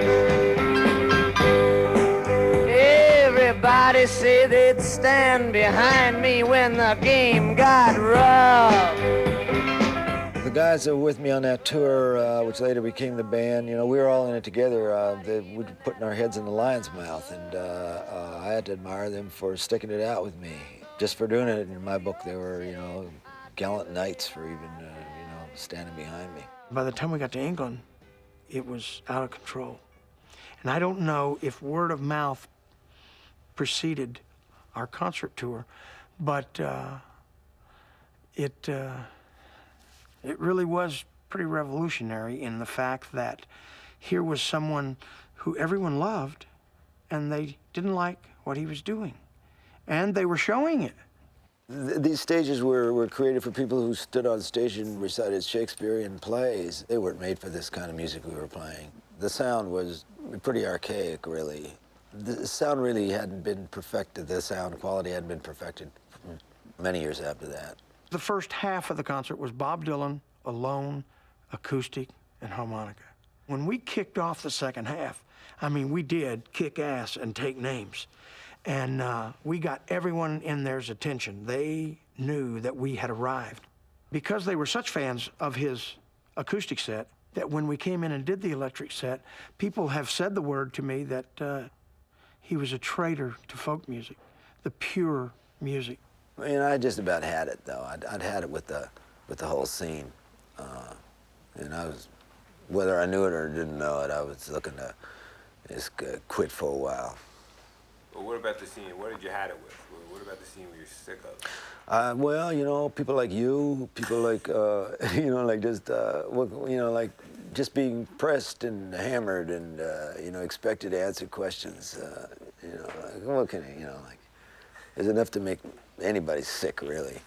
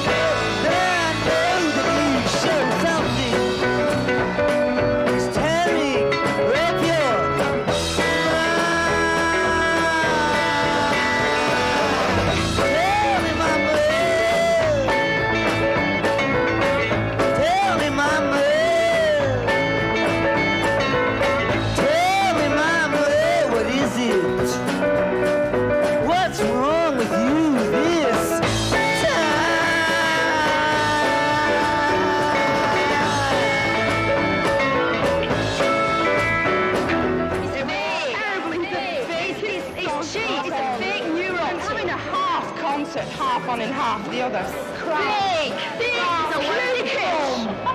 That's what he is. Everybody's wondering when your friendship's gonna end, but come on, baby, I'm your friend, and I know that you show something. It's tearing up your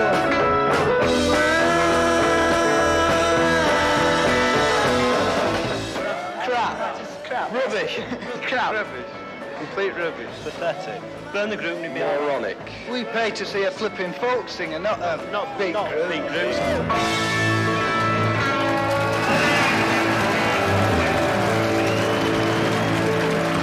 Didn't you boo me last night? I didn't. We didn't boo you, Bob. I didn't. Please, just a minute. Well, I want the names of all the people that booed me.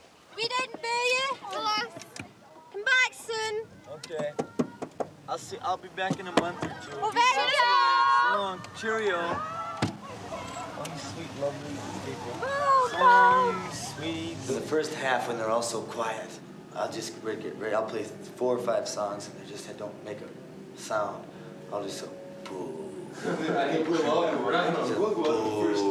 then Albert will come and go boo. Right. Hey, I love the description in the paper last night. That was classic. There wasn't one truth in the entire article. It was all the most fantastic lies they could concoct. Well, from what town, man? From the last town, Edinburgh. Another night of catcalls for Dylan. Oh, I didn't see that. Many of the audience walked out. I saw one, man. Did you see one paper that said, everybody walked out? I haven't seen that one. Everybody walked out. I saw a paper that said, everybody walked out. In Liverpool, I saw it. They're really losing their minds. Really. Totally insane. I'm gonna walk out. We want the real Dylan. Dylan, stand up. I've decided just to tell him, man, that Dylan got sick. They've said that you must be the ultimate beatnik. What do you think? Just, I won't tell anybody what you say. What do you think? Not your personal comment. Yeah, what do you think? I have no opinion about that. Well, why? Because I haven't heard you sing, actually. You've never heard me sing. And here you are sitting here and asking me all these questions. Well, you know? that's my job. Yeah, well... That's my job.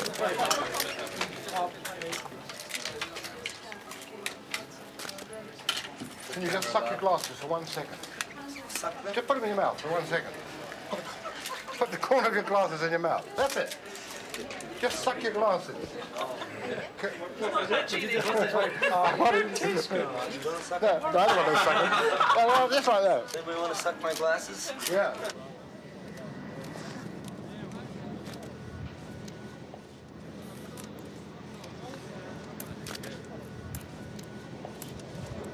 Do you agree that you should be the leader of singers with a message? No, I don't know what that is. Don't you think your first records were much better than the ones you do now? Who said that? This one here, this fella here. You? Ask him if he's American. Huh? Are you American? I'm French. Yes. Well, that's why you probably think the first records are better. Why? Why do you sing? Why? Just because I feel like singing.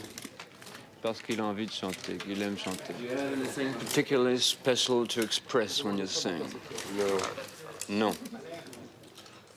This is called... This is a folk song. This is a folk song. I want to sing a folk song now.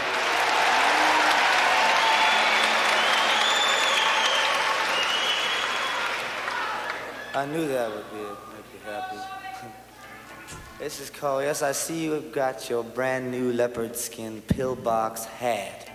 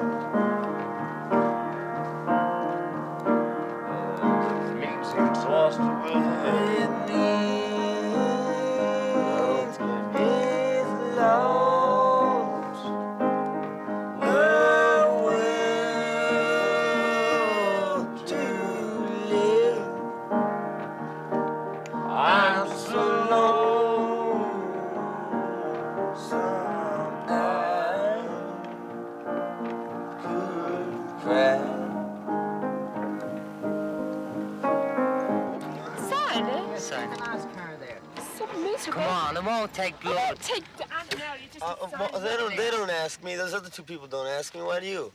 Why shouldn't he give it? Why shouldn't he give it? What did we come out to see it for? Because they like me. They said... We don't like you anymore. You call me a bum. That's all you want. Well, may I have your autograph? You call you a bum, you sign your autograph. You call me a bum. Come on, Bob. Come on. Now, you don't need my autograph. If you needed it, I'd give it to you. Just give him the autograph, will you? What's wrong with him today, eh? Ain't it just like the night to play tricks when you're trying to be so quiet? We sit here stranded, though we all do our best to deny it.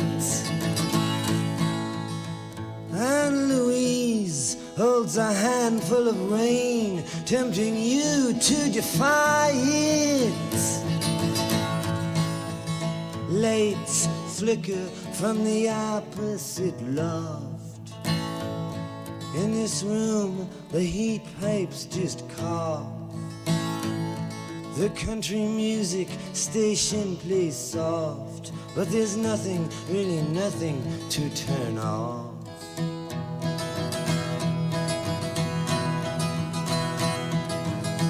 Just Louise and her lover so entwined, and these visions of Johanna that conquer my mind.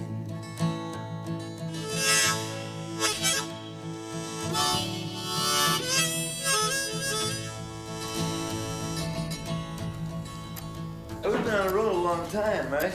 I don't know. I don't remember. I guess maybe we have. We've been on the road a very long time. Man, I can't make it tonight. I don't know how to cover up for it. It's something I never figured out. There's nothing I can do about it. I just shouldn't be singing. I think I'm gonna get me a new Bob Dylan next week. Get me a new Bob Dylan and use him. Just use him. Use the new Bob Dylan. See how long he lasts. He brags of his misery. He likes to live dangerously. And when bringing her name up, he speaks of her farewell kiss to me. He sure got a lot of gall. to be so useless and all, muttering small talk at the wall while I'm in the hall.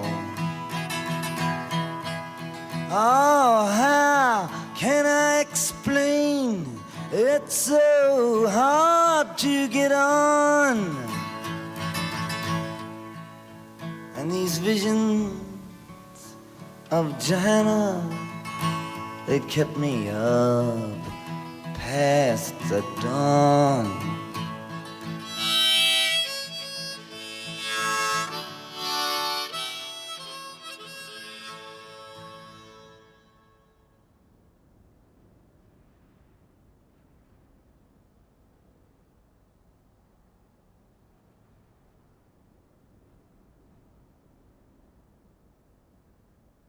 I want to go home. You know what home is? I don't want to go to Italy no more. I don't want to go nowhere no more. You end up crashing in a private airplane in the mountains of Tennessee. Or Sicily. When you stay and then when you stay in the States, I mean, when you come back? I don't know. I just want to go home.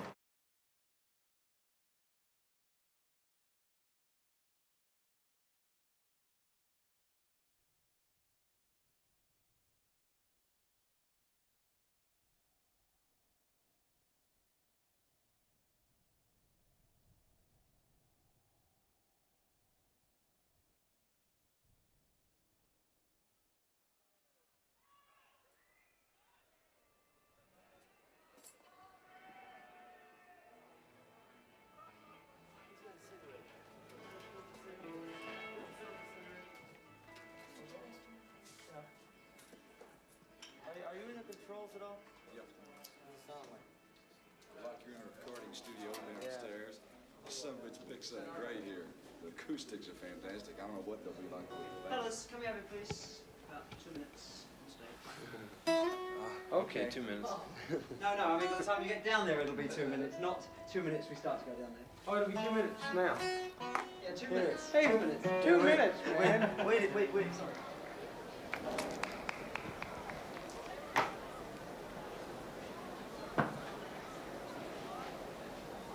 Last on the bill, not least, ladies and gentlemen. Here he is, back from the grave. Right, straight from the grave.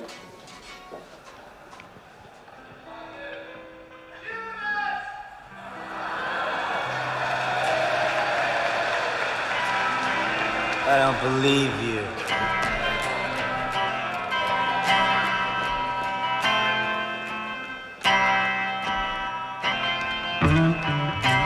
You're a liar. Yeah.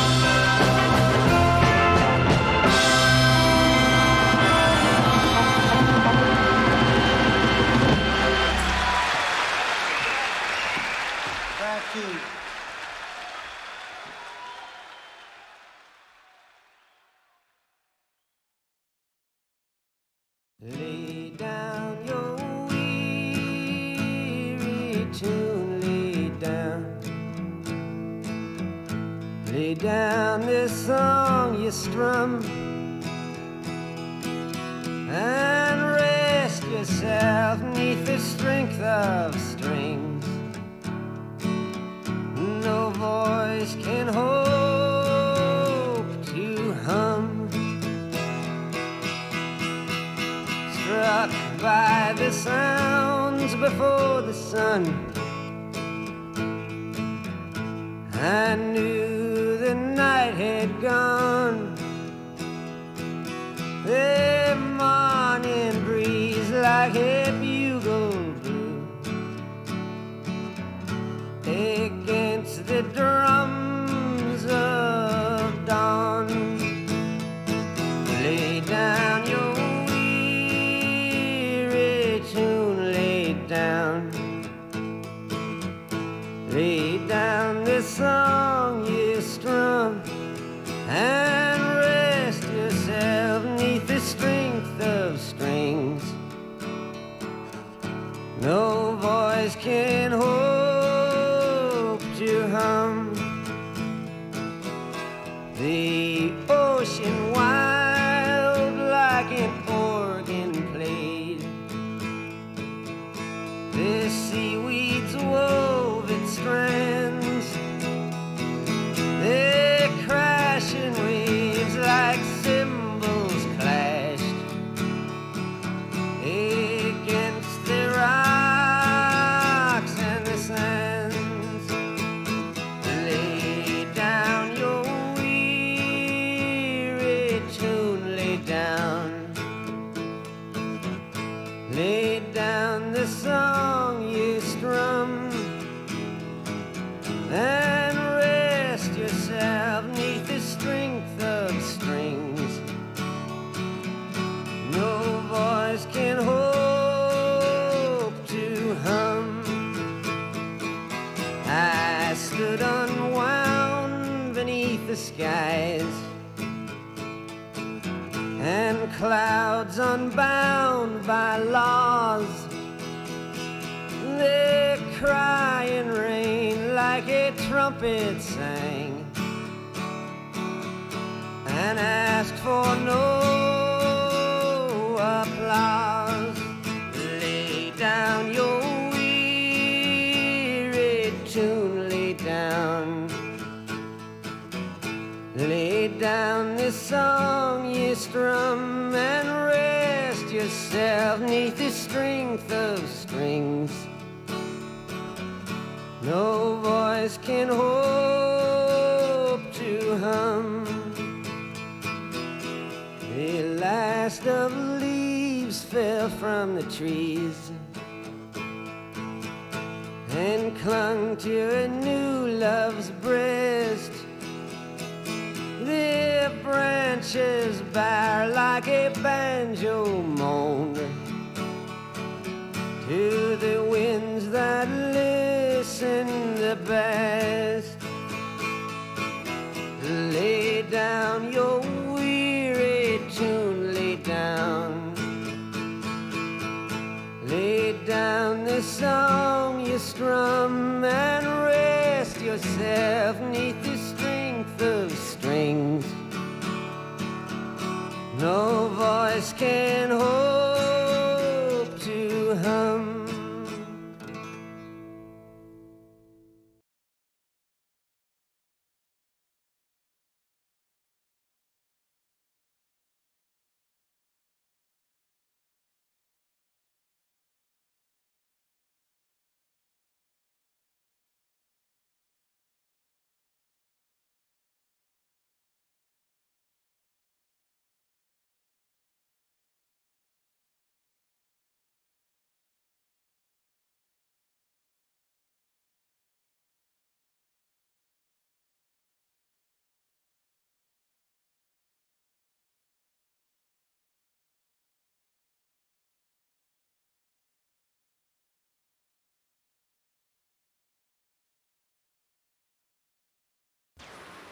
Start taking. No, I got it. How much you got? How much film you got? 10 minutes. 10 minutes. And it's running. Yeah.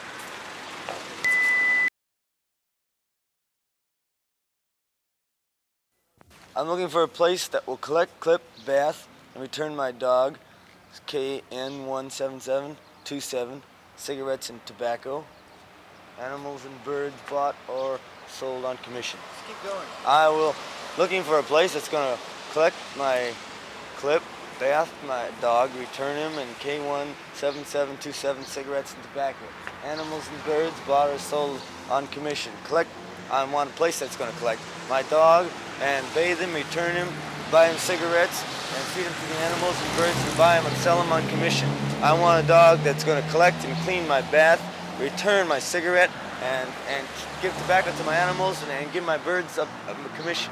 I'm looking for a place that's gonna collect, clip, bath, and return my bird, collect my dog, and straighten out my commission. I'm looking for somebody to sell my dog, collect my clip, buy my animal, and straighten out my bird. Cigarettes and tobaccos, K1. I'm looking for a place to bathe my bird, buy my dog, collect my clip, sell me cigarettes, and commission my bath. I'm looking for a place that's going to buy my animal, clip my bird, collect my commission, and give me a bath.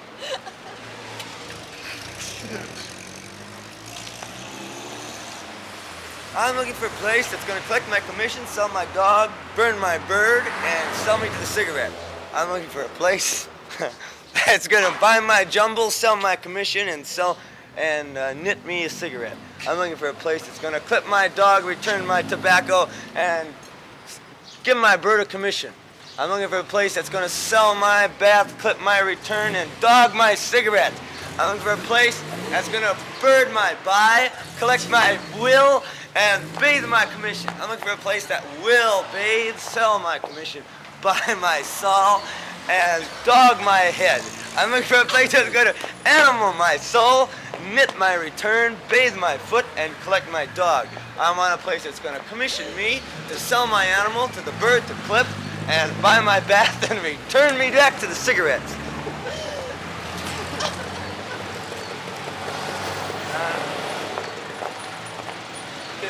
I'll see you all later.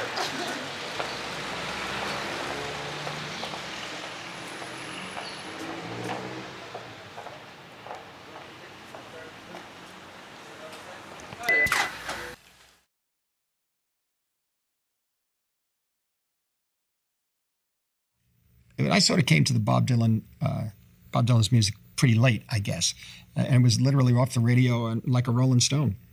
And it was 1965, I guess. And I mean, I was aware of the folk music genre or scene, I should say, in the early 60s, late 50s, early 60s. And again, I was only aware because of crossover acts like Peter, Paul and Mary and Brothers Four or whatever, and that sort of thing. And so Dylan's work with folk music for me was something I hadn't really heard. I was just in a different circle. I came from Lower East Side, Italian Americans. It was mainly top 40 radio, popular music, and I had never really gone to the Village, quite honestly, except to register for Washington Square College. And so when I got there, I saw there were these coffee houses and things, and I seemed to be in the wrong coffee houses. I was in the ones that had flamenco dancers. So I missed Dylan. I missed Brother John Sellers. Brother Theodore was running around there somewhere. I never got him. He was always on the Jack Parr show or something, so it was a different thing. Anyway, I'm rambling. But the electric was what brought me to the earlier music, ultimately. And it was always has been since a process of discovery. It was a very special time. I guess you could take it like Bob Newhart's album, The Button Down Mind of Bob Newhart. The buttoning down was becoming unbuttoned in a way in America, and a lot of this had to do with the breaking through of the sense of criticism or questioning, I should say, of the values of American society at the time in the 50s. Things like Madison Avenue, The Man in the Gray Flannel Suit, movies that were made from these books. Music to a certain extent, and ultimately comics, and finally in politics with the change in terms of from Eisenhower to JFK. And there was a great deal of change going on. The society was opening up, and at the same time, so was cinema and music. And I think at that time, all arts were being affected. Painting, writing, everything was changed. And was there was something definitely in the air. It was a new society, a new world we were thinking of, and there was no doubt people wanted to change the world. For me, music, all kinds of music, but particularly this kind of music, is very important to me.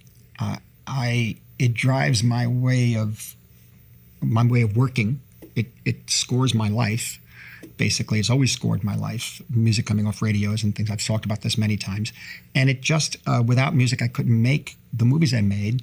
It has to do not only just with maybe themes from certain elements of songs or bodies of work by certain artists, but also mainly the actual music itself, lending itself to camera movements, ideas, all sorts of things of how to tell a story with pictures. And so music, I can't help it. It's just part of my life. That's what it is. And if very often I've been involved in a few situations like this where my responsibility lies to like making a major budget film, big budget film, and then someone's waving someone's waving, this music at me. He said, "Come here, we have something special for you." I said, and I go. It's almost like being hypnotized. But in any event, what it was basically something that you couldn't leave unexplored, so to speak.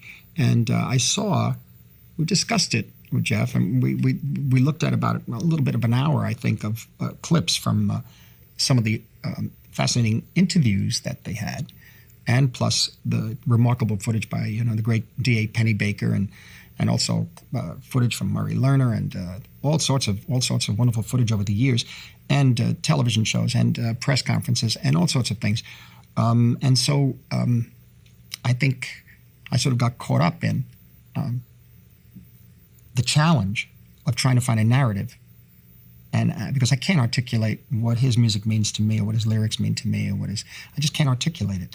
But the music is all, in a way. And so with that, from that music and from the extraordinary excitement around that music, and at that time, I thought it would be an extraordinary challenge, an interesting challenge to pull a narrative from that. I think in this case, I hired David Tedeschi, the editor, and we had worked on a project together about the blues, and sort of enjoyed working together. So we basically looked at all the interviews first and tried to get the story from what the subjects in the interviews were saying, really. Now, some of this I knew, and a lot of it was really a process of discovery. And it's also a dangerous topic in that, there's so much to be said, and there's so many books that have been written, and other people know so much about him and his work and who was playing backup on this recording, but that was lost in the car, and then somebody picked up another guitar. I don't know any of that. I try to approach it objectively from what these people are saying, from what I feel about the music. And also, the most remarkable thing was this, I believe it was 10 hours interview that Jeff had done on Dylan himself. And it was the nature with which he came forward with his answers and his revealing and not revealing, and his good sense of humor about himself, and something very strong about the way he presented himself in this footage. And contradictions which are natural to any major artist. They just are. And so I thought that was going to be our guide in a way. I was also given a limitation that we were to deal with his life and work up to 1966. So that was reasonable. I thought, okay, because we can go on, then it could become a 10-hour show. From the beginnings to 66. The 1966 footage was so strong and interesting, and also conflict. The conflict was there. It's drama, betrayal, trust. People who want one artist to be a certain way, and the artist is just not going to stand for it. It's going to move on, despite all the conflict and all the resistance, not only in America but around the world, apparently. So I thought this was interesting, an interesting dramatic story.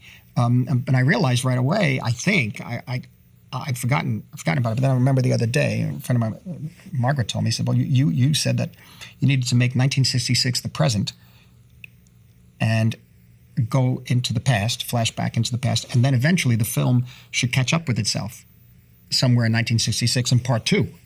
It was working out the shaping of the narrative and ultimately realizing through the work we did together that the end of part 1 would be the Newport Festival triumph. I think it was, 63? And the Newport Festival triumph at 63. That would be the end of part 1, and we go on to part 2. And what would part 2 consist of, really? And we had the idea of part 2, but it was a matter of narrative, how to structure it visually, and that was a big problem. But really, it was the structure that interested me first. The idea of his story catching up with himself, and finding the footage in the interview in which he talks about trying to go home and putting that first. I thought was really interesting. And you had to cut into like a Rolling Stone. And then we realized that we should go home then. We should try to go home. Where's home literally for him? Well, people who don't know about Dylan, and this is one of the main reasons I wanted to do the pictures for younger generations, is to know where he came from, supposedly. And the other thing we could think of, what he always talked about, being cold. So we use this interesting footage of just a bleak landscape of snow. And that's where it begins. First of all, we realized that in telling the story in flashback form, we had to then set the nature of the world, the context in which, as much as you could, in which Dylan was growing up, in which he was in which he was developing, for especially younger viewers. And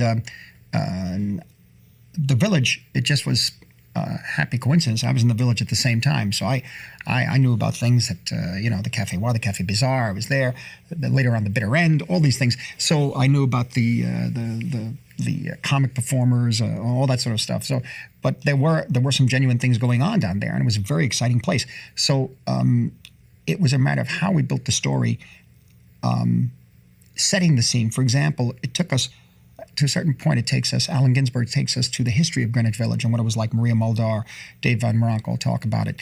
And if you notice in the film, if you watch the film, we lose Bob for a while until we really set up Greenwich Village. And then you present him into New York City with John Cohen's footage, the very first footage shot of him in New York in 16 millimeter. And so he enters a scene that's already been set for us. We know a lot about him, as much as we can.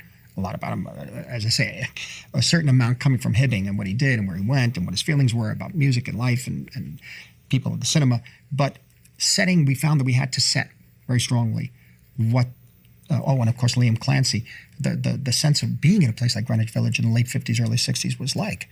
It was an explosion of freedom and artistic license. It was extraordinary.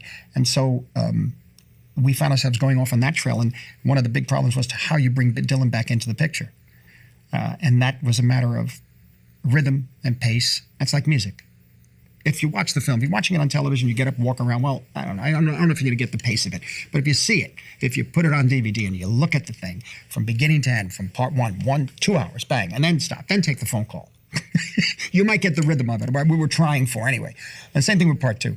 But no, that was incredible. Then, of course, the biggest thing was how to make footage, the sense of, ominous sense of something coming down. Something big is going to come down. Hard rain's going to fall. And how do you get that sense? Those 3 years of 60 to 63, especially being young, 18 years old, 19 years old, with JFK in the White House and that, it was a very special time. We thought everything was going to be changed. It was the Cuban Missile Crisis. Everybody thought we were going to be killed. It was how you set that world up for a younger audience to see. And Hard Rain's Going to Fall was perfect for that, especially in the footage, I think, of that we try to use. Counterpointing the song. And at first we had lots of footage of planes and bombs going off and that sort of thing. And I said, yeah, it really works. I said, but I think we need something that affects all of us. I said, these guys are over there, they're arguing, there's got missiles in Cuba, we have missiles in Turkey, and all this sort of thing. They had missiles aimed at them. They said, well, if you're aiming missiles at us, we're going to aim missiles at you, it's going to be Cuba. In the meantime, people are going to work. In the meantime, you're going home, your kid is going to school. It's going to affect those people in the street. So we started showing pictures, images of people walking around in color, just walking, people. And then specifically family, family dealing with, let's say, JFK's family to a certain extent, with the children. But ultimately, the second time it's used was in part 2, and that was to, in a sense, embrace and mourn the passing, the killing, the assassination, the change of the world at that time in November '63, when JFK is killed. And that was a problem, because you say to yourself, well, we become inured to those images. Everybody's seen the Zapruder film. Who cares? Young people don't get it. They simply don't get it. I said, so why don't we take the footage and chop it up? I said, let's just chop it up. He's dead, he's alive, he's alive, he's dead. We don't know what's happening. It fades out, back in. When it fades out on his face, you're back in on the car. The horror continues. And then the key was to get images of people reacting, not necessarily the killing, but people reacting, crying, men, women, children.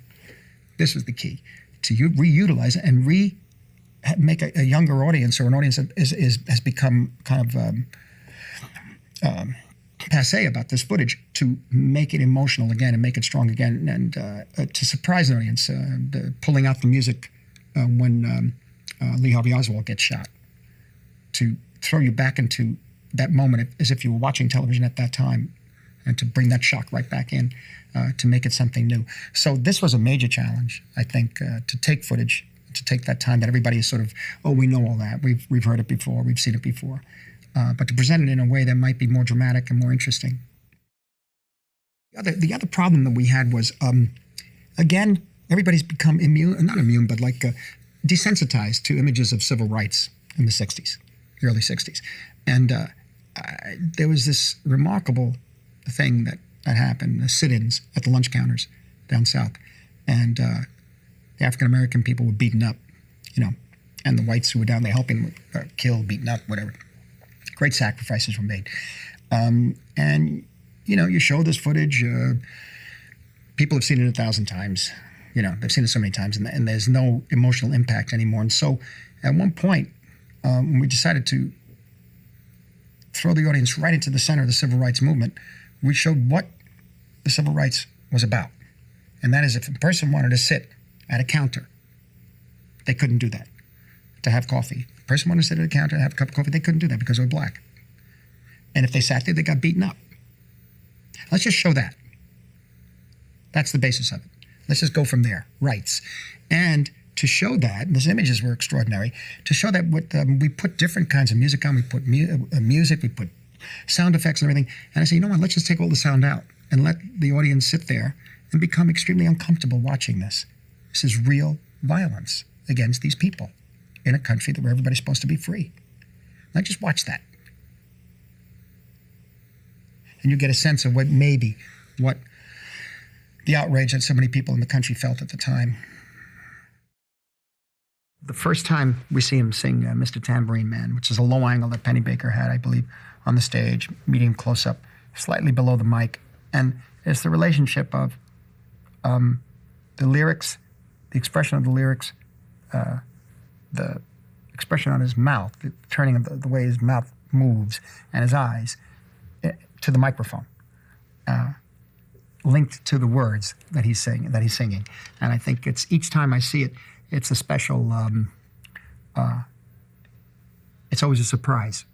It's always new, especially the ending of each phrase. He pulls himself away from the mic, and I like sounds that are almost trance-like, that put you in a trance, and he's creating that. I kind of like that. I do that a lot with certain kinds of music. In fact, in my movies, at a moment where a note is held, I usually have the mixer bring up that note and then bring it down again, almost like a siren, like that, And you see this in Mr. Tambourine Man, but also in, I also like very much the performance of Rolling Stone, How Does It Feel? The attack at the audience, usually. Right back to the mic, how does it feel? Then pull back and attack again, back in there. And there's so much of that. And even the performance of Maggie's Farm at Newport is remarkable. I found it, especially when we got the tracks when we really heard the music, it was pretty good. Because at first the track was it was not very good that we had to cut with. But then when you got all this other tracks involved, and you really hear the band playing, it's very interesting how we, probably sensing something was wrong in the audience, how he kept slamming back in and attacking the moment, grabbing the moment with the refrain. Maggie's found, I ain't going to work. And watch the last one. He figured, and almost in his mind, he said, this will get him. I know this will get him. Whatever's happening out there, this will quiet him down. Bang, he hits him again, and nothing. It's still going crazy out there.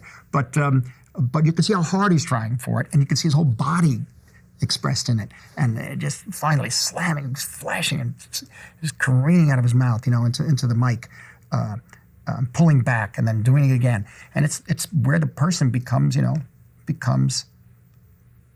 one with the music. The performer becomes one with the music. There are many great performers that are able to do that, but this was the effort shown, and it seems effortless, but at the same time, it's hard. It's work.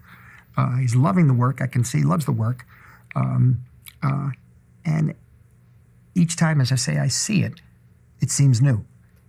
It doesn't get stale, and most of the performances are that way.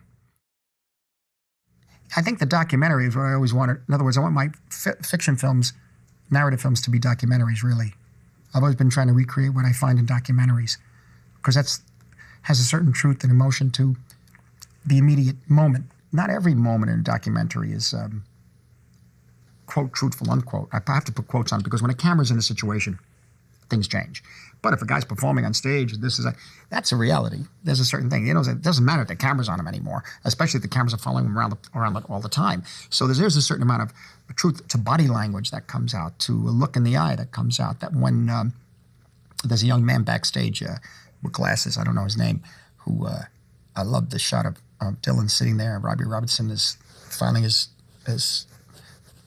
fingers for the playing guitar, a couple of the other kids, I think I saw Rick Danko in that, and they were talking about everybody leaving and everybody walking out. And the kid at the door, it was very nice, striped shirt, glasses, said, did you see the other one? Did you just see this paper of the place we just played? And Dylan says, no, I didn't. He said, what place? He said, Edinburgh. I said, almost so many people walked out, the boos and catcalls, and you watch Dylan's face, and it's like, in my reading of it, it's like, yeah, I know. I didn't see that article. Thank you for telling me. No, I didn't see that one. Did you see the one where everybody walked out? So he picked up on it, but you do feel that pang. I mean, that's what I'm maybe projecting into that look on his face. But it's tiring, and you do get, that's formal rejection on the stage, of people yelling for you to get off the stage. They don't want you up there. You begin to expect something from a certain artist. Say, I like that kind of filmmaking. I love that kind of writing. And you go back when you go back to spend time with it, to live with it, right?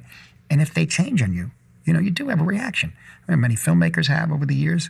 Certain novelists have, painters, and so people kind of they were all set with everything that you've been doing. Why did you go away?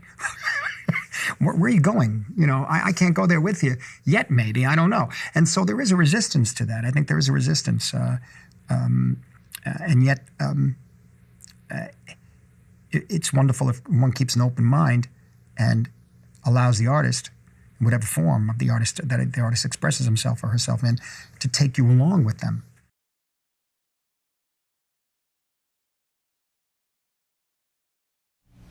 I probably came into the village around 1952 or 53. I was a kid. I was living in Queens. I'm not liking it very much. And I knew all about Greenwich Village, of course. I read a book. So I started to come in here, hang around.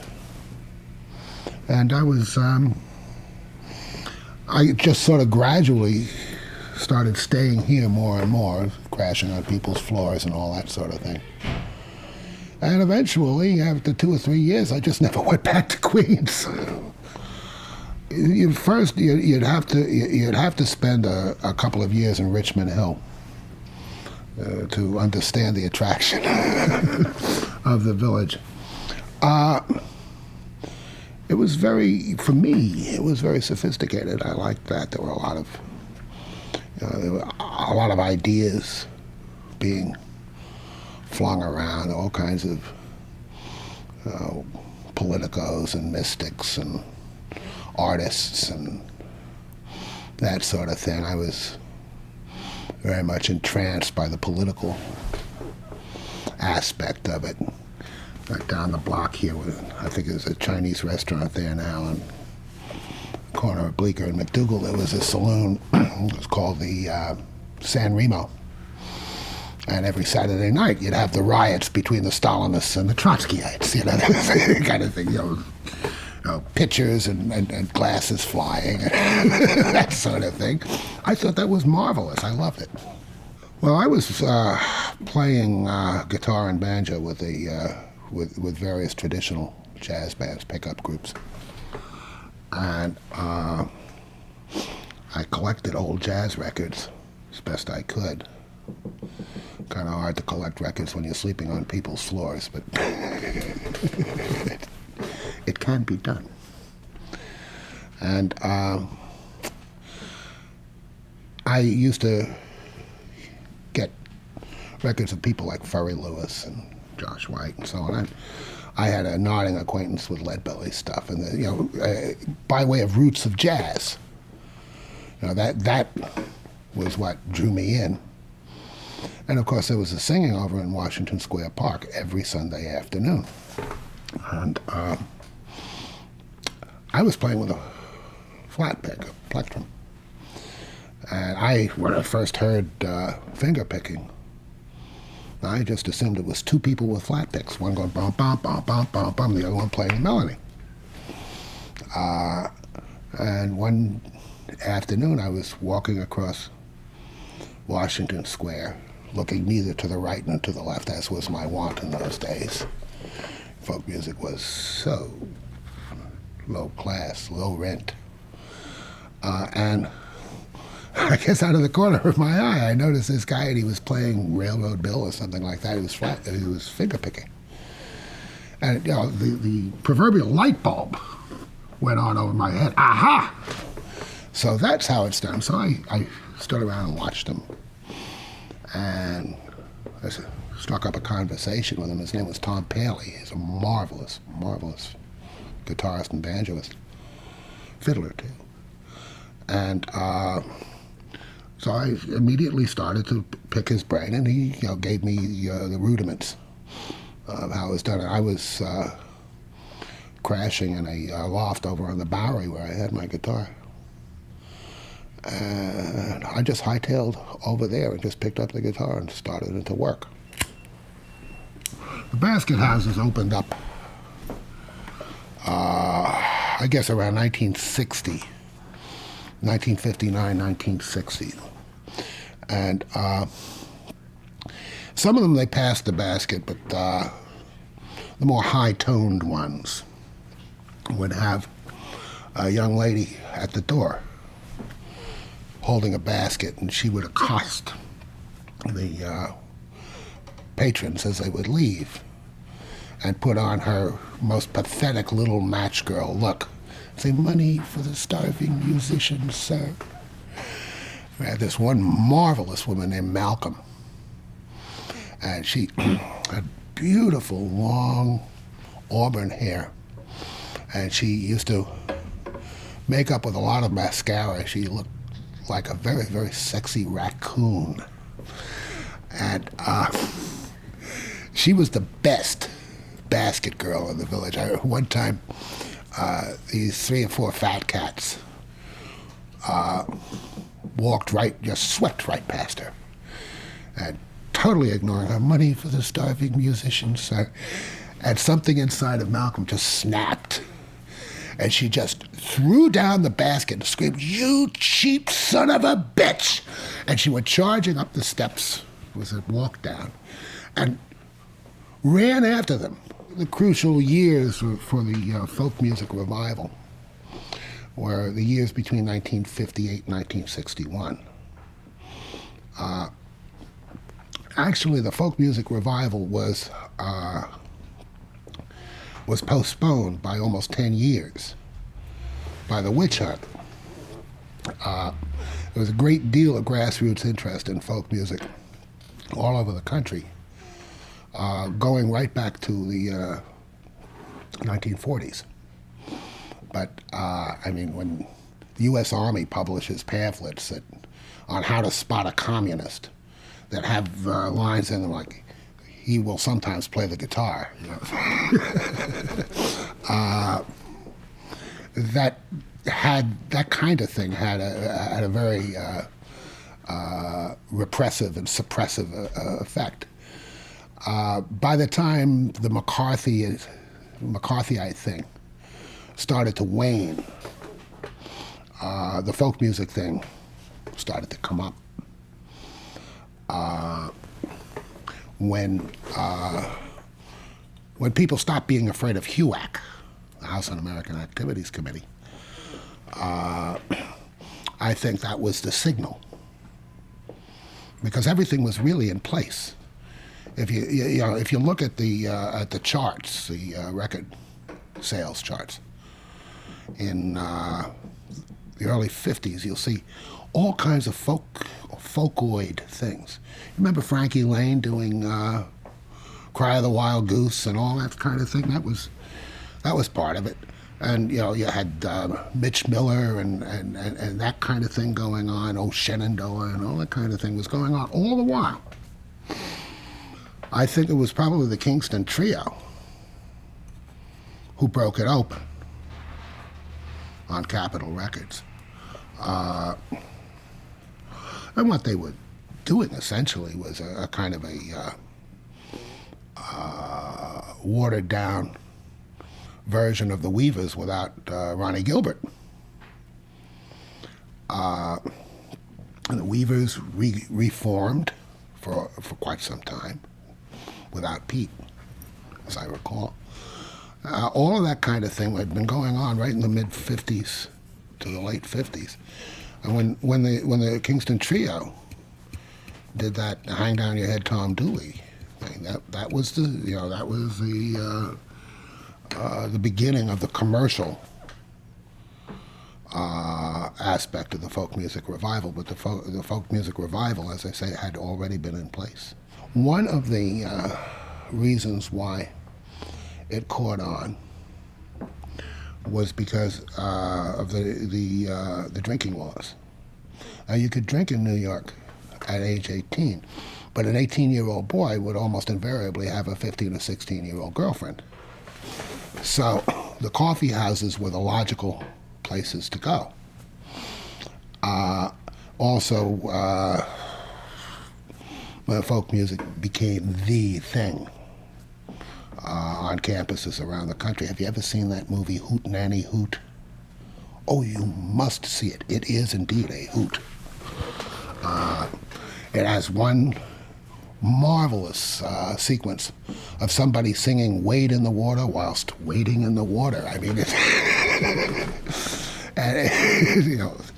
it's about these two agents who go around to college campuses all over the country. The kids are really onto something here.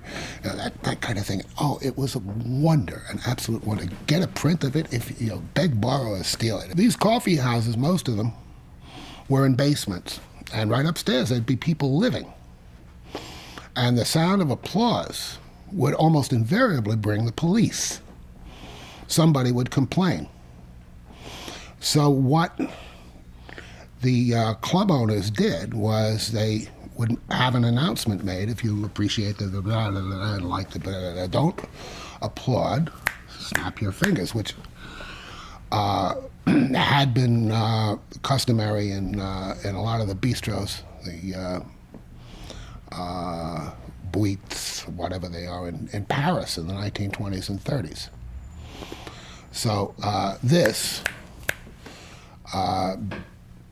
became synonymous with hip for that reason. And so you go out to California, to a coffee house in California, where there would be nobody living upstairs. They were in their own little building, and everybody would be sitting there religiously snapping their fingers. It was kind of funny.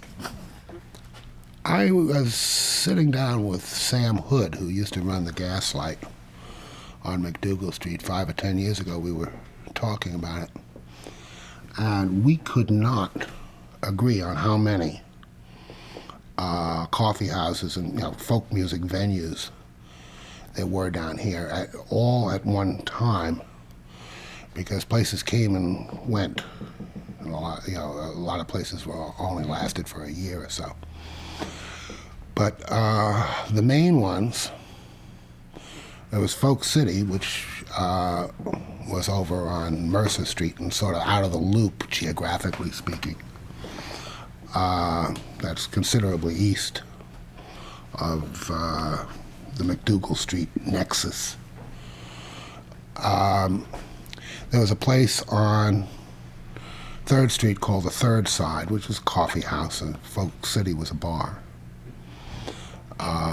Third Side was where Phil Ochs began performing, and he used to sleep on the stage after closing. He didn't have any place to stay at first. There was on McDougal Street, there were quite a few places.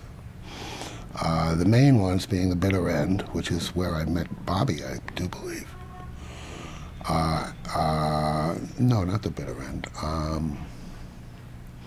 The Cafe Wah. The Cafe Wah on the corner of Minetta and McDougal. There was the Gaslight. There was a very nice room where Panchito's restaurant is now. It's called the Fat Black Pussycat. In some of those rooms, of course, downstairs and basements, the ceilings were very low. And a standing ovation would almost certainly entail fractured skulls. I mean, you try to stand up in the... I almost killed myself jumping off stage in the Gaslight. The owner, John Mitchell, at that point, had put in these sort of Tiffanoid lamps. And I decided I was going to make a dramatic exit, and I sort of leapt off the stage, and my head connected with one of the Tiffanoid lamps, totally demolished it, and I was cold-cocked out on the stage. It had to be supported to get back to the kitchen, which was our dressing room. I think it was one of those afternoon sessions they used to have at the Cafe Wah. And I was sitting somewhere in the Figaro or maybe the Kettle of Fish, and somebody said, "Hey, there's this great harmonica player over at the Wah with Freddie Neal." And so me and 2 or 3 other people, I don't remember who, went down to the Wah, and Bobby was on stage with Fred. Playing harmonica, and I do believe he did a couple of things on his own. And we were very impressed. And on the spot, probably Freddie introduced us, but that's where I met him. First time I heard Bobby sing, I thought, well, there's a lot of Guthrie in there. Where people got the idea, though, that he was simply a Guthrie imitator, I could never figure out, because he never sounded that much like Woody. He had the same husky timbre, or a similar husky timbre to his voice that Woody had. And, you could hear the influence, certainly. But his approach to singing was just totally different. What I think I mentioned before, the man's timing and his phrasing, very, very much his own. Later, he smoothed the style out considerably and even took to doing some crooning, which I never really cared for. But, I mean, if Louis Armstrong was allowed to croon, I don't see why Bobby wasn't. But always there was that gift of phrasing. He really knew how to get a lot out of a line. He was very, very vague. We didn't know really where he was from. We were supposed to get the impression he was from New Mexico, as I recall, and that he was part American Indian.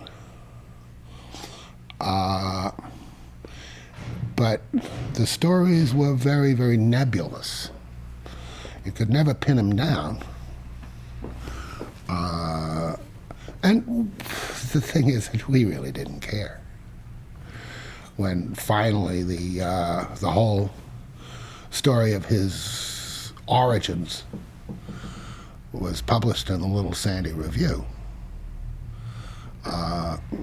the net effect on the people around the village who knew him was absolutely zero. Nobody really cared. You know, everybody, we were enough show business. We were enough of show business so that the idea of changing your name or inventing a persona didn't shock us at all.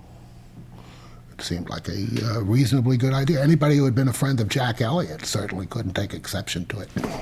I remember when Bobby discovered that Jack Elliott's real name was Elliott Adipose. This is before anyone knew anything about Bobby's origins. And this probably tipped it to everyone who knew about it. I was sitting in the Figaro with Barry Kornfeld and Bobby. And somehow or other, Jack Elliott, the subject of Jack Elliott came up, and Barry mentioned that his real name was Elliott Adipose. And Bobby lost it. Absolutely lost it. He fell off his chair laughing. And he was helpless. And he'd get himself under control, and Barry would lean down and say, Elliott Adipose, and Bobby would be off again. So I think around that time, we were pretty certain that his name wasn't Bob Dylan. My ex-wife, Terry, was his manager. You know, insofar as anybody could manage anybody in in that field in those days, and she used to go down there with. She was also managing Tom Paxton and Mark Spolstra, and I forget who else. Me. And she used to go down there with her stable. And I don't remember specifically any of the hoots, but I'm pretty sure Bobby must have played at them. And one of them must have been his audition, in effect, for the historic Folk City engagement. I think Carolyn Hester may have been the first of our circle to get a major label. It was with Columbia. As I recall, Bobby went into the studio and played some harmonica on her sessions. So I would imagine that Bobby was the second person we know or knew to get a major label contract. A little later on down the line, they were handing out major label contracts with Cracker Jack boxes. They just didn't mean all that much anymore. But when Bobby signed with Columbia, it was big news on the street. It really was. And everybody wanted that. A lot of people wouldn't admit to it. Now, there was another reason why Bobby fell afoul of the hypocrisy of the community, because people couldn't bring themselves to admit that they were that hungry. They turned it into a moral issue. They had to, because otherwise they were going to have to take long looks at themselves and might not like what they saw. It was especially strong among the other singer-songwriters, as I recall. But And some people were not affected by it at all. It seemed to come and go in waves. There were times when everybody was very happy for Bobby and his success. But there would be these undercurrents that would occasionally surface. It was marvelous. It was marvelous. I wish there were films. He had a kind of a herky-jerky stage presence that was almost Chaplin-esque. And master of timing. He could make anything hilariously funny just by using timing, but just the nearest thing I can think of to his mastery of timing is Jack Benny. He had people in stitches all the time. He did the same thing with his harmonica. He'd blow a note, and he'd blow another note. He'd be playing all the time. And then he would place the notes so that you never could tell when one was coming. Always with absolute straight face. His stage patter was pretty funny, too. I don't know why he threw that over. I can't understand how anyone could have such natural skill on stage and just decide not to use it. It's amazing to me. Most of his, as a performer, I think most of his power came from his sense of timing, how he phrased. You must bear in mind that when he started out, he wasn't writing his own material all that much. He was doing a lot of traditional songs. So he had a version of, was it The House Carpenter? Pretty Polly. Took him 10 minutes to do, took you 20 minutes to hear it. But he was, he'd do Woody Guthrie tunes. I always thought better than Woody. And when he started to write, maybe the first song of his that I heard him do was his song, The Letter to Woody, which is still one of my favorite songs. Not just one of my favorite songs of his, but one of my favorite songs. Marvelous song. And nobody thought that he was anything more than an exceptionally good performer.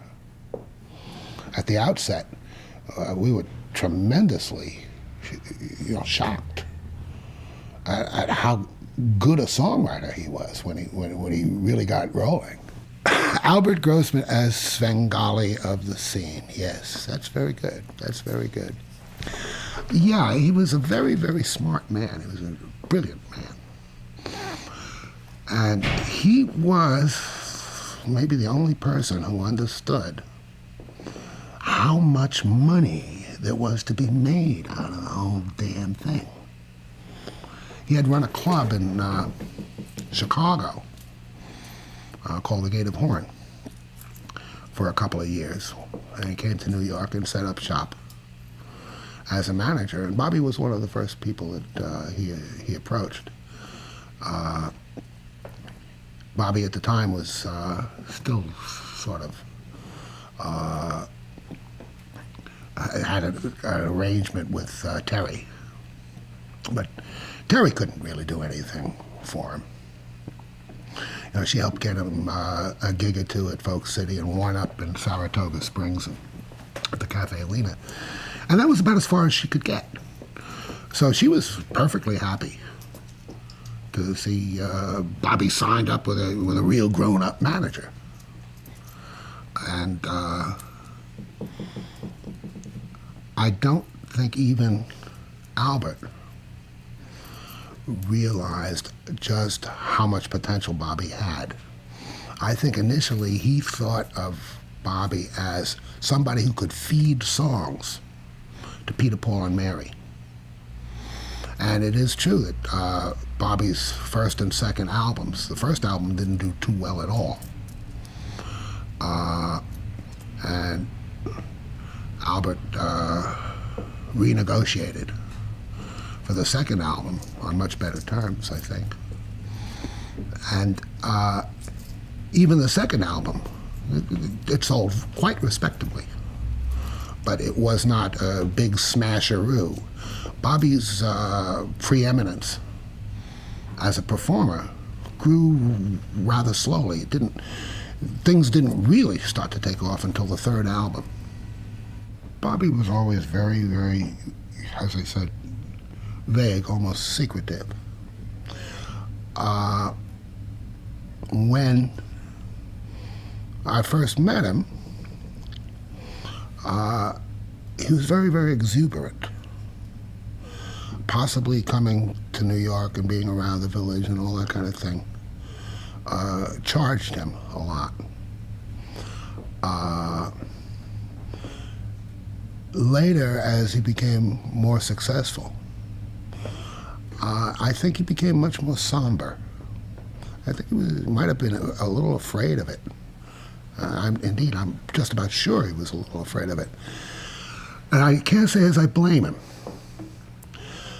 When he did his first concert at, I guess it was Town Hall,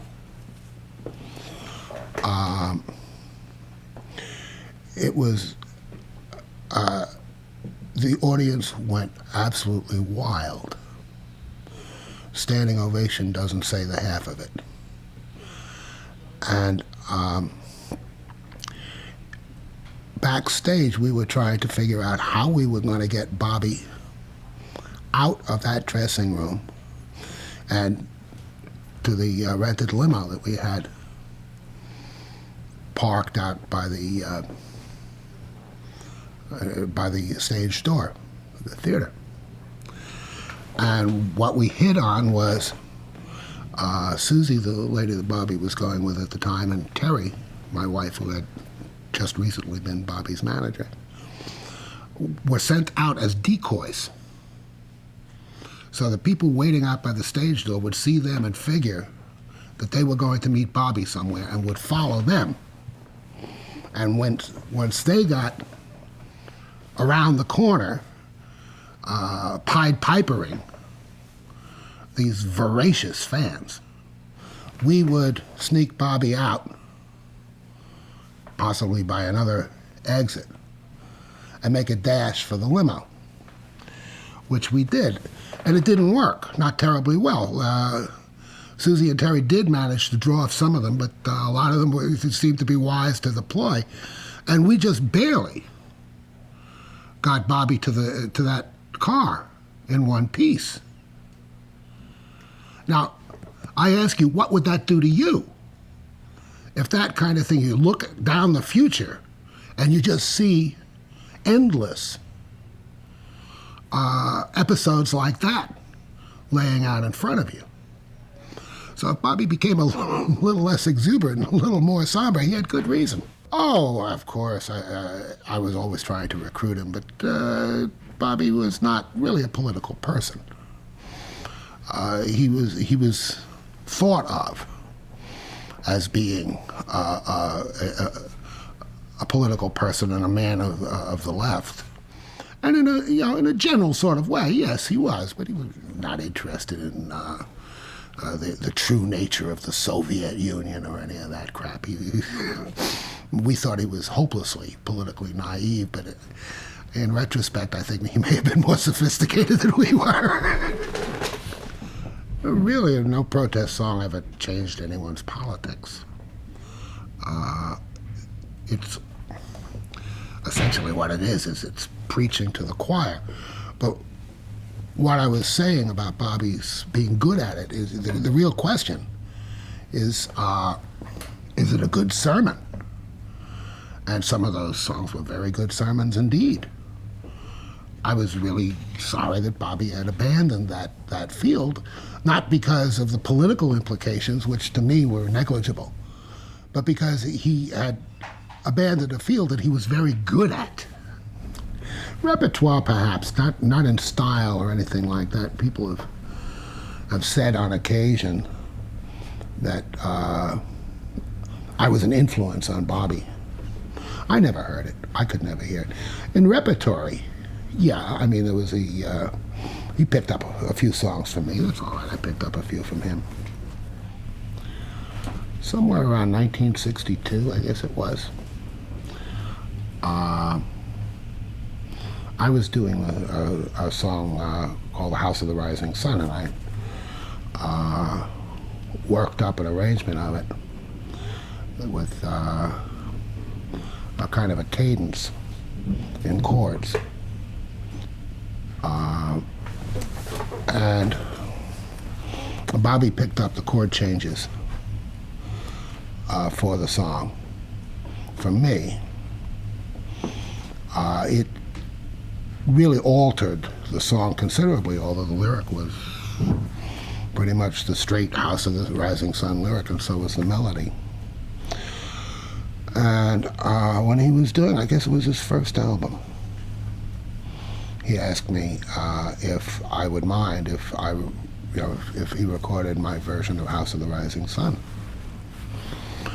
And I had some plans to record it, so I said, well, gee, Bob, I'd rather you didn't, because I'm going to record it myself soon. And Bobby said, uh-oh. I hate it when people say uh-oh like that. Okay, what do you mean, uh-oh? He said, well, I've already recorded it.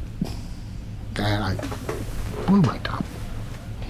Absolutely blew my top. And for, I suppose, for 2 weeks, I was in very high dudgeon about the whole thing. And I must have shot off my mouth any number of times about what that son of a bitch did to me.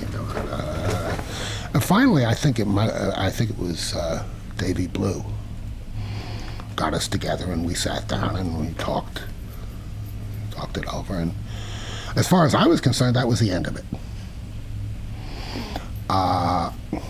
But Tony Scaduto picked the story up in his biography of Bobby, which circulated the yarn literally all over the world. It was and is a terrific pain in the ass to me, that people are constantly coming up to me and asking me, did Bobby really steal that? No, he did not. It was a set of chord changes, that's all there was to it. What did bother me was that after he recorded it, I had to stop singing the song because people were constantly accusing me of having got the song from Bobby's record. Now that was very, very annoying, but I couldn't blame that on him, and I didn't. The whole thing was a tempest in a teapot. Later on, when Eric Burdon and the Animals picked the song up from Bobby and recorded it, Bobby told me that he had to drop the song because everybody was accusing him of ripping it off from Eric Burdon. I don't think I really had all that much effect on whether or not Bobby was going to become a songwriter. I think he was bound in that direction, regardless of what anybody told him. Bobby was not an easy man to influence intentionally. And once he started to write, I think it was harder for him to stop. Would have been harder for him to stop than to continue. He was incredibly prolific. I think the reaction at his first Newport festival, he was quite a sensation. He was singing a lot of what they called then protest songs. I've always hated that designation. And it was very much in the spirit of the time.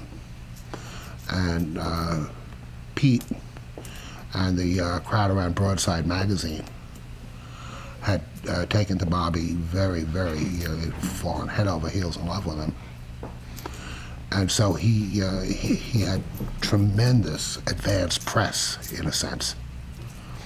The audience there was pre-sold to a great extent.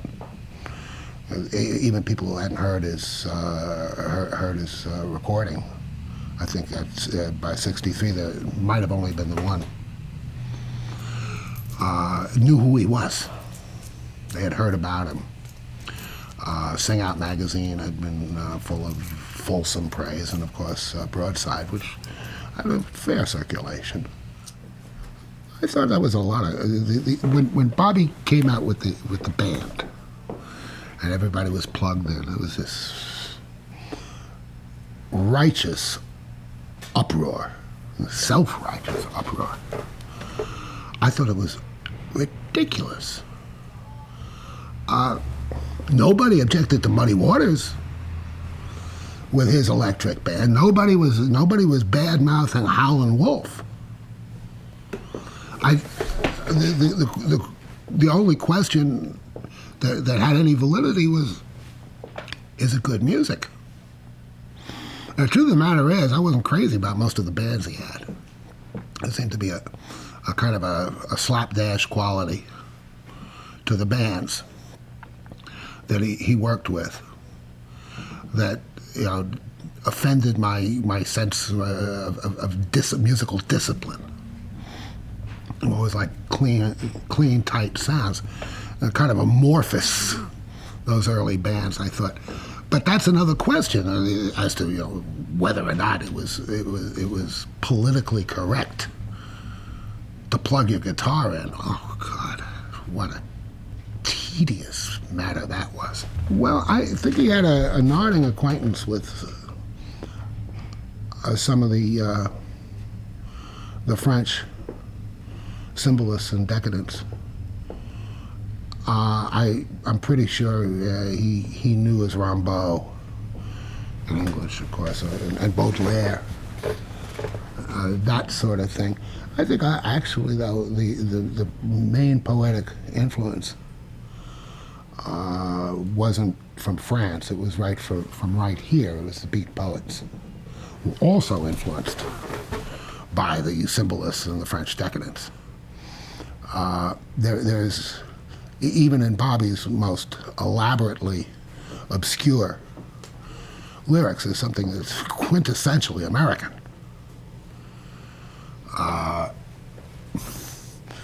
So, talking about possible influences from Gerard Nerval or something like that is really beside the point.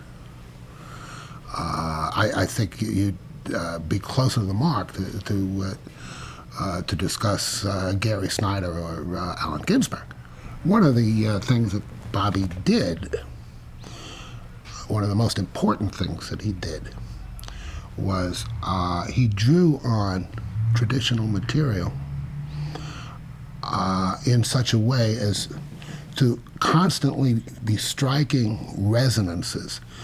It's almost enough to make you believe in Jung's notion of collective unconscious, that if there is an American collective unconscious, oh God, this is such mystical garbage.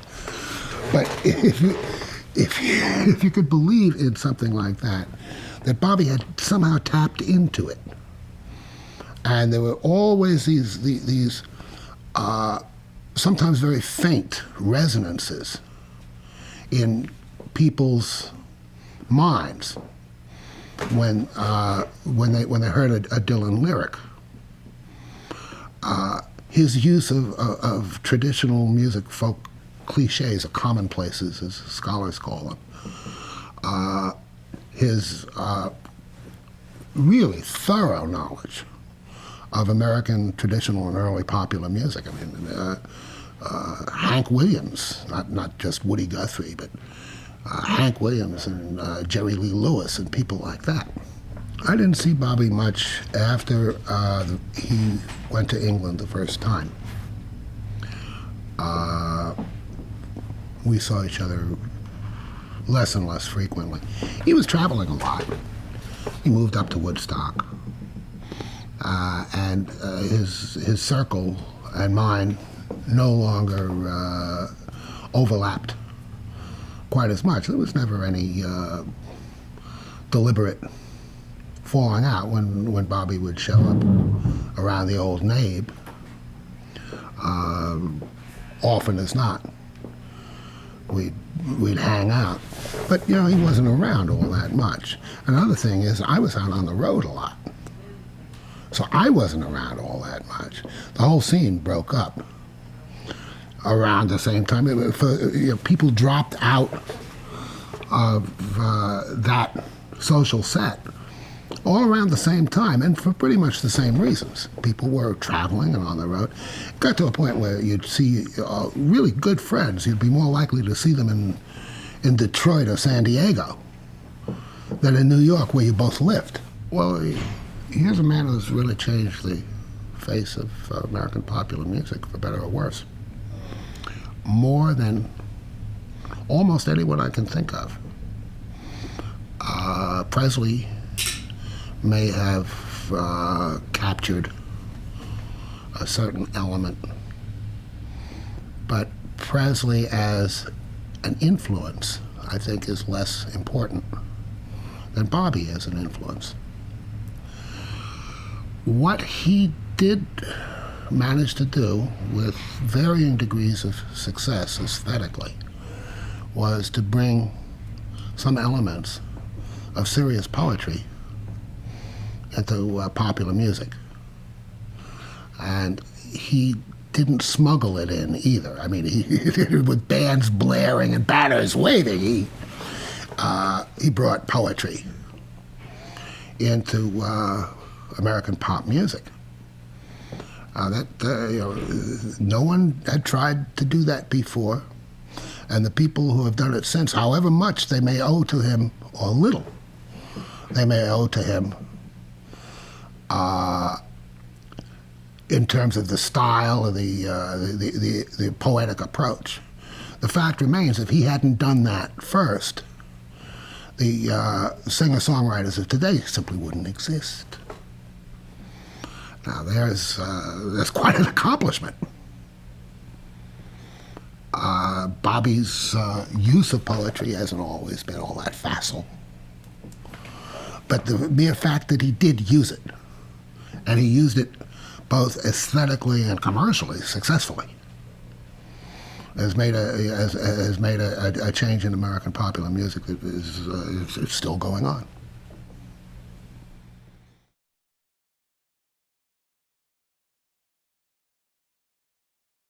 I came to America in 1956, and I suppose one of the things that connected Bob Dylan and myself would have been a genuine love for poetry.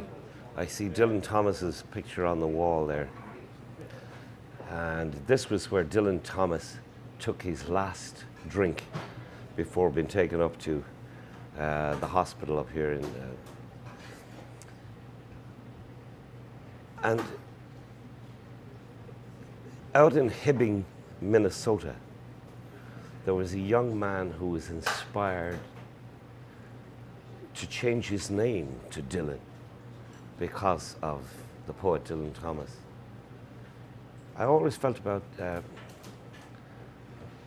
Bob Dylan that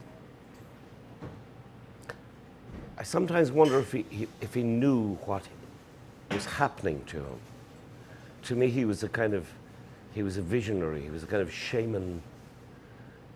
He was an inheritor of something very, very special, as most poets are. And I always had the feeling as well that he was only 17 or something when he came to New York. He used to come in here and hang out with us. He used to listen to our songs, but he talked like Woody Guthrie. He was constantly moving. He was on the balls of his feet.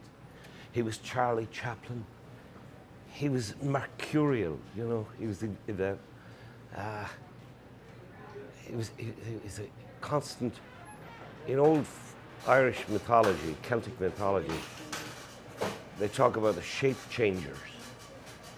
Shape changers were shaman who could actually become the animals that conducted him through the spirit world. And over the years, I saw Bob Dylan change shape so many times. He changed voices, he changed images.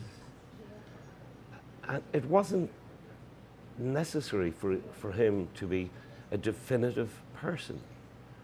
He was a receiver. He was possessed. And he articulated what the rest of us wanted to say but couldn't say. And that's a very, very valuable. It's a vast thing. Just looking at the portrait of Dylan Thomas there, his idol at one stage. I remember sitting in that chair, that seat over there one night. There was an old prostitute who used to hang out here. Can't remember her name. I didn't know her that well. But she used to pass out regularly on the, just fall asleep on the table. And during the week it was very quiet in here. But on the weekend, all the worshippers of Dylan Thomas, the students come from all over. And Bob Dylan used to come in here. We were sitting there one night and she woke up. She said, "What the fuck's going on here? Where all these people come from?" I said, "They're students. They're down, it's the weekend." "What the fuck are they doing here?" I said, "They're here to because of Dylan Thomas." She said, "Who?" I said, "Dylan Thomas, the poet, the Welsh poet." "Who's I never heard of him." I says, "That guy whose picture is up on the wall there beside you." And she looked up and she said, "Oh, Jesus Christ, she said, that son of a bitch. He was a lousy lay."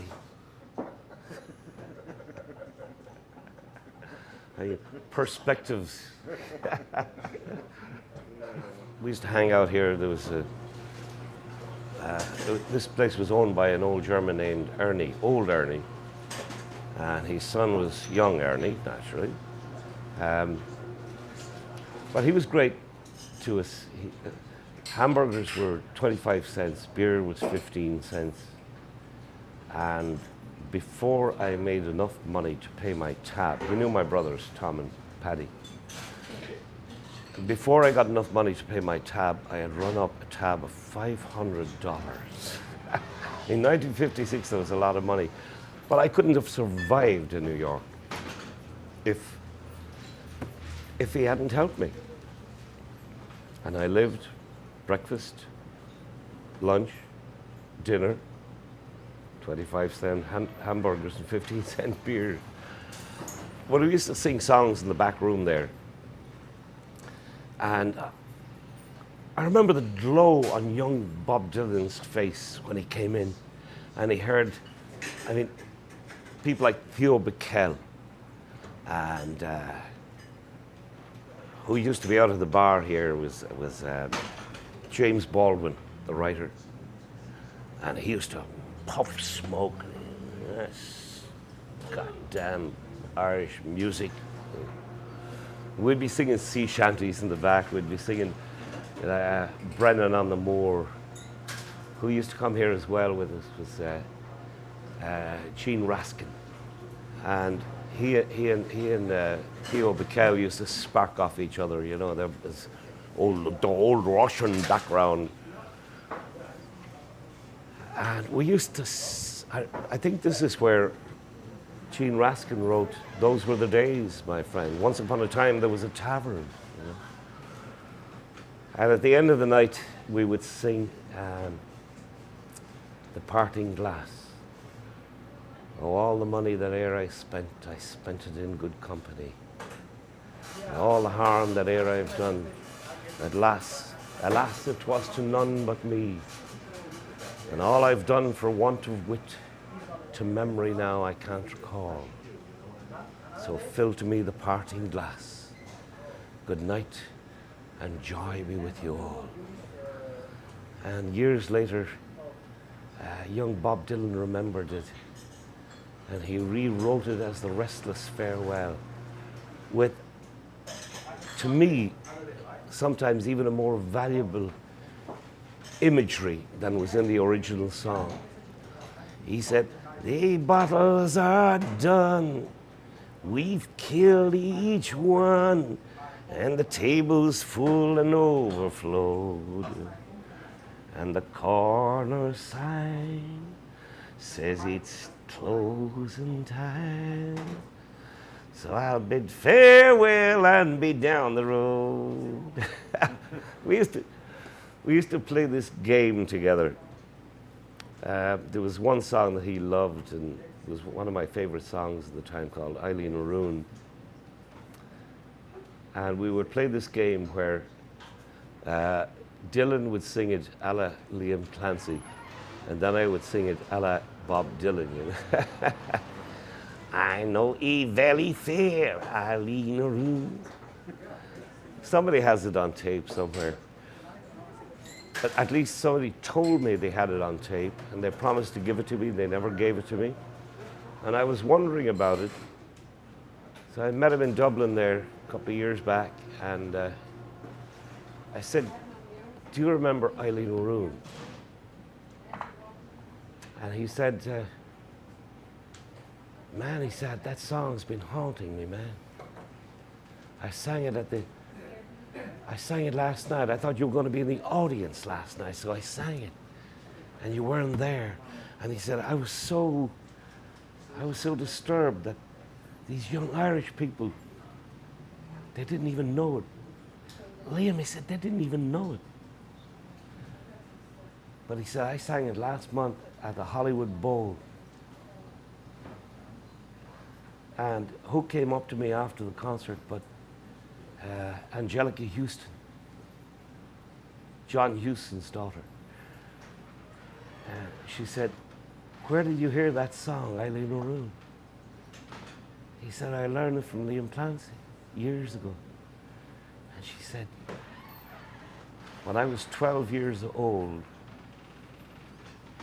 my father lived in the west of Ireland, and on his 60th birthday, I remember that song being sung over and over and over at his birthday by this young Irish folk singer." And the verse that John Huston was enthralled with was the last verse which says, "Youth will in time decay, Eileen O'Roon. Beauty must fade away, Eileen O'Roon. Castles are sacked in war, chieftains are scattered far, but truth is a fixed star, Eileen O'Roon." He loved that. And you know, he lived his life by that. Truth is a fixed star. Well, I'd been an actor in Ireland. I'd established a theatre company, not in any serious way. I mean, I was just possessed with an image, with a vision of how things should be told, how stories should be told, how plays should be told, how poetry should be told. And Ireland was a very, very repressive place. It was, I suppose Dylan went through the same thing in Hibbing, Minnesota, as I went through in Ireland, that we came into Greenwich Village and it was like going skinny dipping. You were suddenly able to take your clothes off. You were suddenly free of all the shackles of family, of the baggage of tradition, of bad tradition, the shackles of religions and all the things that up to that particular time in your life, everybody had said, no,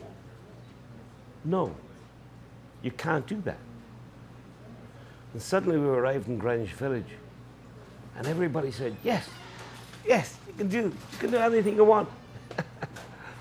And that was a tremendous awakening for all of us. A tremendous freedom.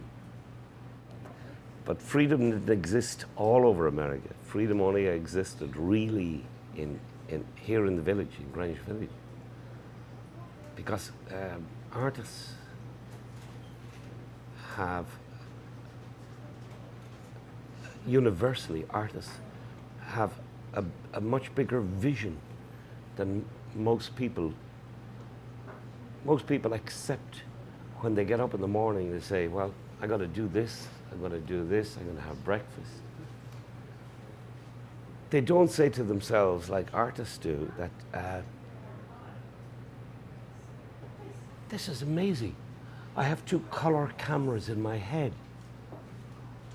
I'm living on a ball called Earth, hurtling around the sun. And not only that, but I have a thing called consciousness. I'm aware of what is happening. And I mean, most people think of that as being strange or different.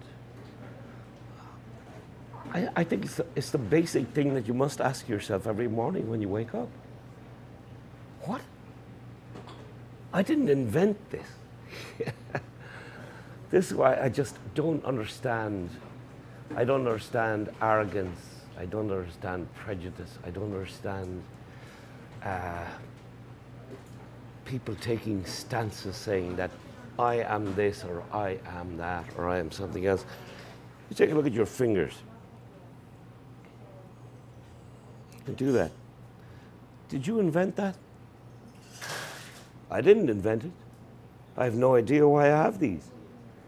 To me, it's a constant daily miracle. A thing called life. A thing called consciousness. And none of us understand it.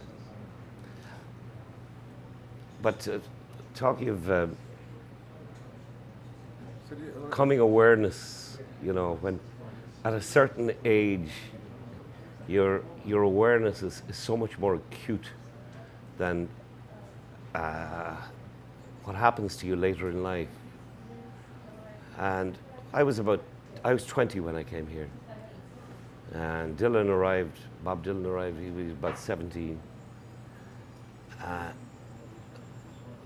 We were courting 2 sisters, a block from here, Susie Rotolo, Carla Rotolo. He and Susie struck up a great relationship. Carla was kind of fond of me for a while, but I think just the chemistry didn't work. And her mother was a formidable woman, a great big Italian mama, you know, who protected her daughters. But we used to go to parties, right, over here, over here, over here, over here. And I remember I had a certain jealousy about Dylan, because it's just a magical way of, all the girls wanted to mother him. I said, hey, wait, mother me. Don't fucking mother him, you know, mother me. And at the time, he used to come over, we used to play at Gurley's Folk City. And Tommy Macom and I were just starting out. And we were getting more money than we ever dreamed of in our lives. $125 a week. That's great, that was fantastic money. As an actor, I was earning $30 a week. And on Monday nights, they had a hootenanny night, and Bob Dylan used to come over there. And he was always just hanging around. Sometimes you want to say, go away. But one night, he got up, and he started playing piano. And he sang one of his own songs. And I looked up and he said, holy Jesus, this guy has it. Whatever it is, he's got it.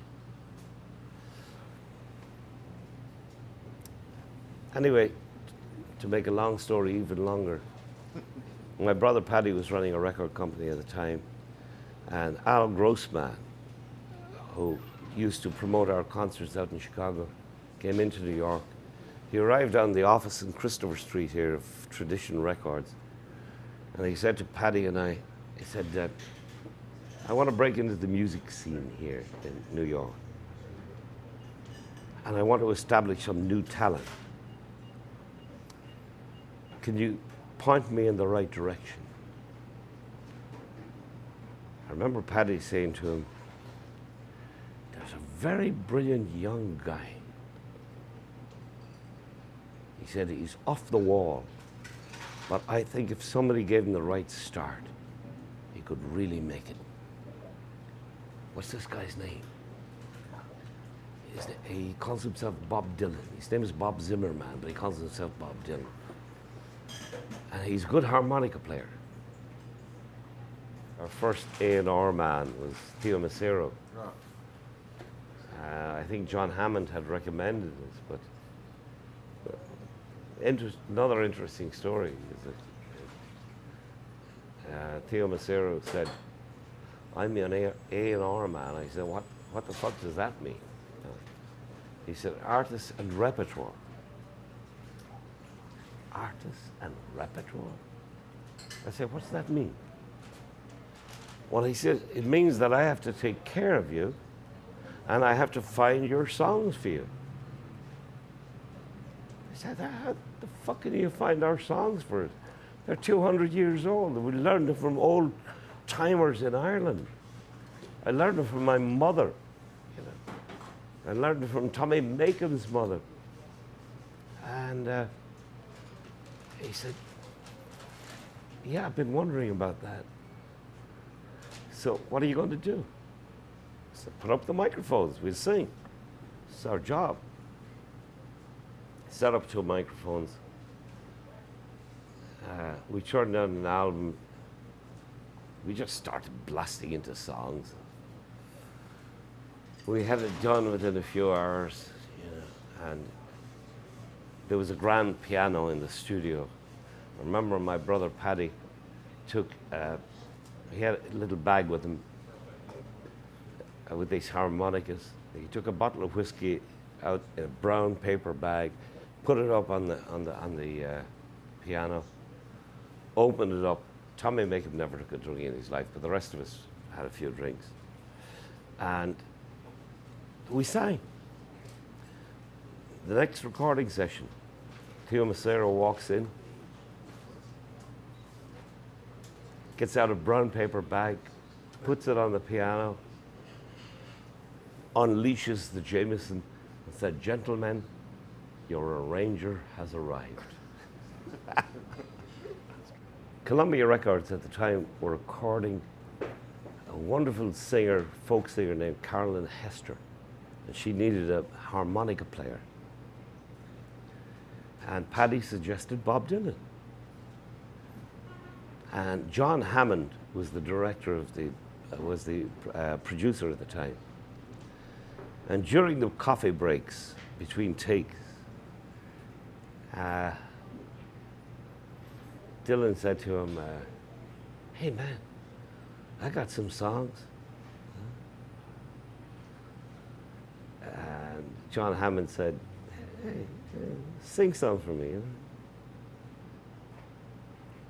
He instantly recognized the talent, the genius. He signed him up right then and there. And we all thought it was one of the craziest things that had ever happened.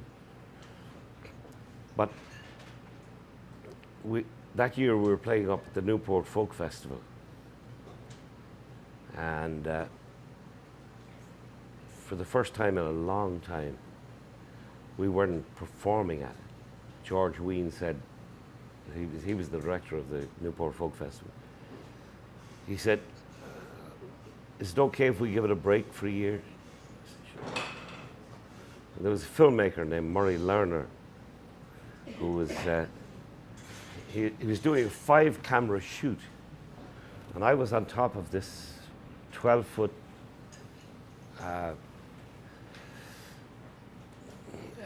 station, and I had a long lens, and I was looking into the, I was looking at Bob Dylan coming out on stage. And I zeroed in on him, and to my great amazement,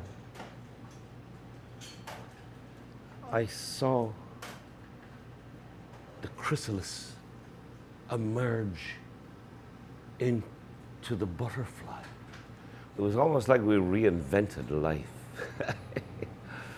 The newness of it all, the excitement of it all.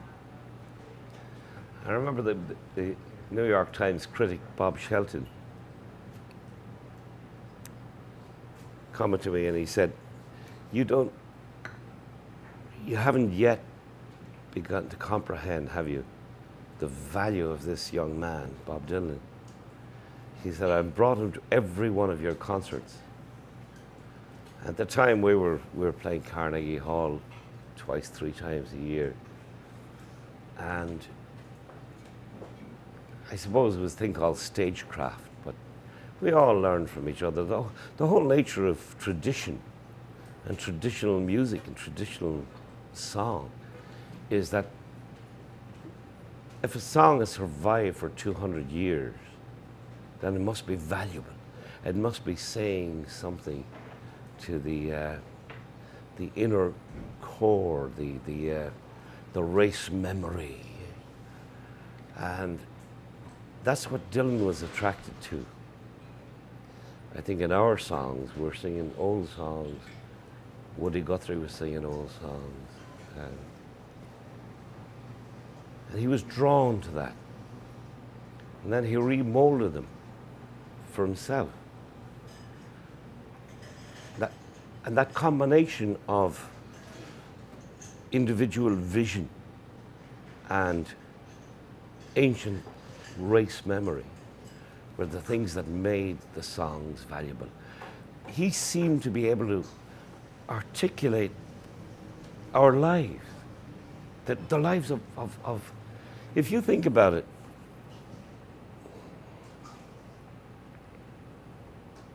if you think about popular music after Bob Dylan,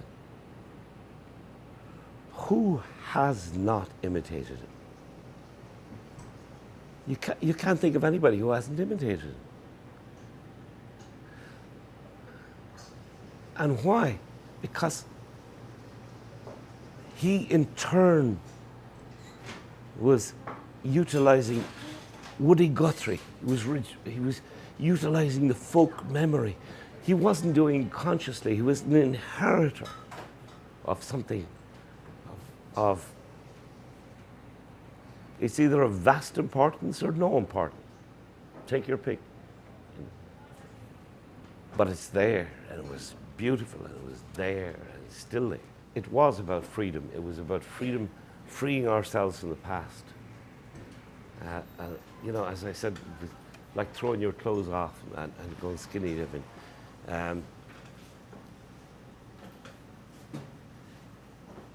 We knew that something was happening. We knew that the world was in, our world was in a state of beautiful revolution. Beautiful revolution. I mean, James Baldwin sitting at the end of the bar here epitomized the wonderment and the dignity of the tradition that he came out of as a black American. Odetta was singing. We used to go to the concerts that we had together, the house parties that we had together. We were all discovering at the same time the love that runs through the universal human family.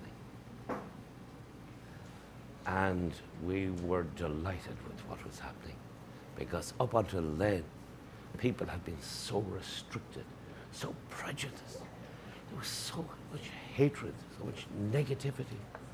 And we changed all that. We changed it. We all changed it. Bob Dylan and I used to live quite close to each other on Sullivan Street. We even shared the same girlfriend. He admitted to me recently. But I was rushing down one day to get the subway up to the rehearsal studio, and I met Bob Dylan was only about, I'd say, 17, 18 years of age at the most. He said, "Hey man, Lem, I wrote a song last night. I wrote a song to one of your songs, babe. Man, Brandon on the Moor." And I said, "Well, what did you do with it?" He said, "I wrote it about a gambler. Yeah, like Willie Connolly, you know. And could I sing it for you? Could I sing it for you? Could I sing it for you?" I said, how long is it? He says, "About 15 verses. I said, "For God's sake, could you cut it down to 4 verses, you know? I have to get the subway." And I said, one thing, if you're going to be a songwriter, the one thing you have to learn is to distill. Like, life is like a great mash of beer, you know.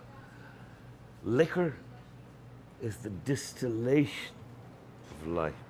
Where you bring the greatness down into the small. Then he sang me 4 verses of Willie Connolly, and we just recorded. My brothers and I just recorded after about 30 years, 40 years. He loved blues. He loved Woody Guthrie. I think he named his main kind of sources of vision from Dylan Thomas to Blind Lemon Jefferson to Woody Guthrie. He told me recently that the way I sang songs with the storytelling was very valuable to him, you know. But who knows? I mean, in the long run, he's a poet. And a poet doesn't need any sources. He doesn't need any excuses or influences.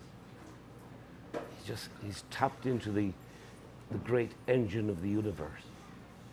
And that's what a poet is.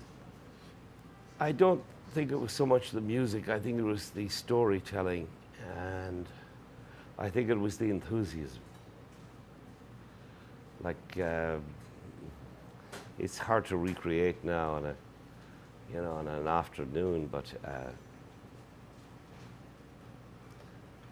when we would all get together in that back smoky room on a night, and when that chorus would start, that wildness,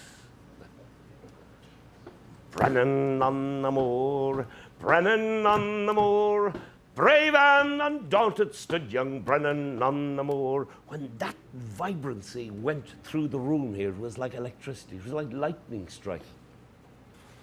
That was the influence. He saw what lightning and energy did. And that's the basis of communication. Every time I see him do a show, I realize what a shape changer he is. He remakes himself all the time. I don't know if it's a conscious thing. I doubt it, if that's conscious. But he takes delight in life. He takes delight in creating. He takes delight in confusing people. He takes delight in remaking himself. That's the stuff of which great poets and great spirits are made. The ability to remake yourself. Well, there he is down at the end of the bar, Dylan Thomas, looking at it. Dylan, how are you? And he's looking shocked. And he said, when I was a windy boy and a bit, and the black spit of the chapel fold, sigh the old ramrod dying of bitches, I tiptoed shy in a gooseberry wood. The rude owl cried like a telltale tit. I skipped in a blush as the big girls rolled 9-pin down on the donkey's common. And on seesaw Sunday nights, I wooed whoever I would with my wicked eyes. All of the moon I could love and leave. All the little green leaf weddings' wives in the coal black bush, and let them grieve. And when I was a man you could call a man, and the black cross of the holy house sigh the old ramrod dying of friendship. No hickory bull in milky grass, but a black sheep with a crumpled horn.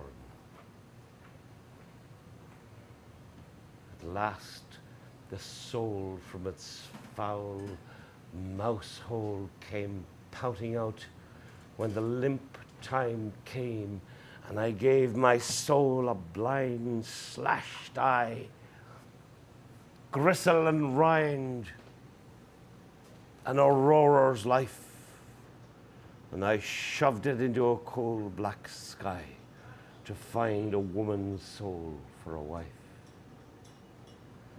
But now I'm a man, no more, no more.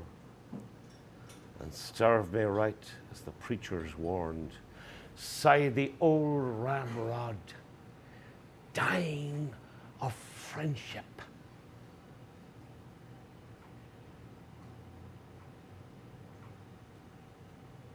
For oh, my soul was a Sunday wife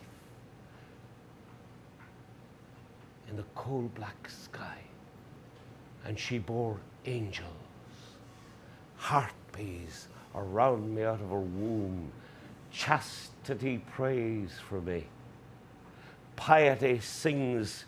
Innocence sweetens my last black breath. Modesty hides my thighs in her wings.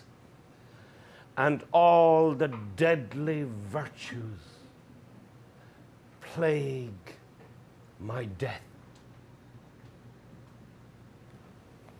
You did that, you bastard. I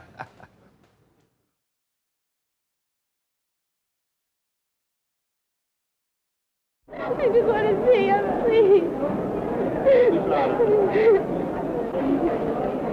I'm not going to leave, I can't.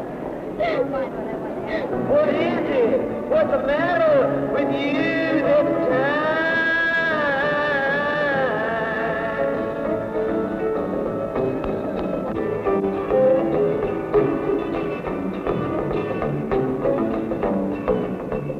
He's an old pal of mine. Well, a lot of people are saying that. No, I knew him, met him a few times when he was bumming around. We have friends that know him. What is it, Herbie? Well, Herbie, this kid we know, Herbie, has been a very good friend of his for years, and then his cousin Nina knows him. Everyone's met him. Who, Bob Dylan? Yeah, like people walk around and they'll say, well, you know, I know Dylan, and I know this, and I know that. But nobody knows him. I mean, nobody knows him. Because only Dylan knows himself. Maybe he doesn't know himself either.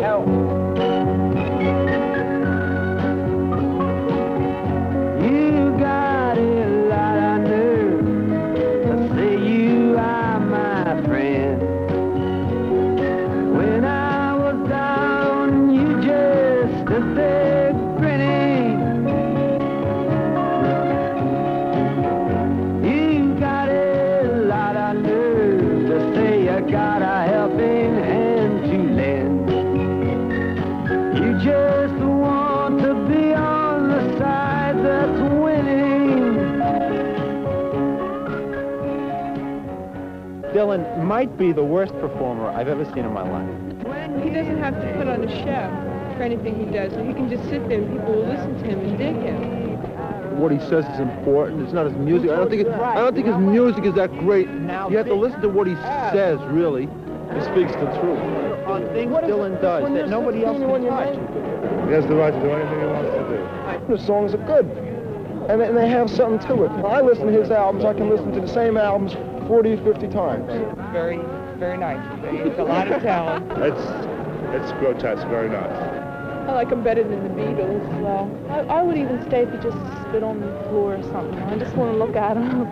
I just like the color of his eyes. He reminds me of myself, Bob Dylan. People wouldn't be here if they didn't like Bob Dylan. It's not my problem. I wish that for just one time you could stand inside my shoes. And just for that one moment I could be you. Yes, I wish that for just one time you could stand inside my shoes. You'd know what a drag it is to see you.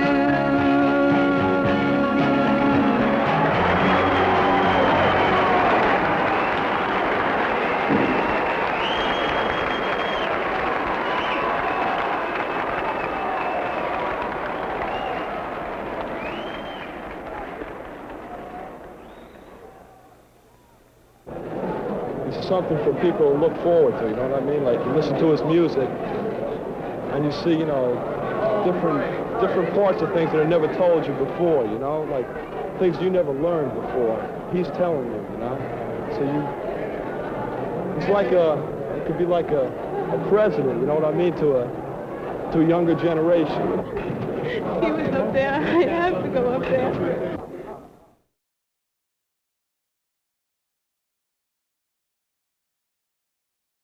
How many roads must a man walk down before you call him a man? Yes, and how many seas must a white dove sail before she sleeps in the sand? Yes, and how many times must the cannonballs fly before they're forever banned? The answer, my friend, is a blowing in the wind. The answer is blowing in the wind.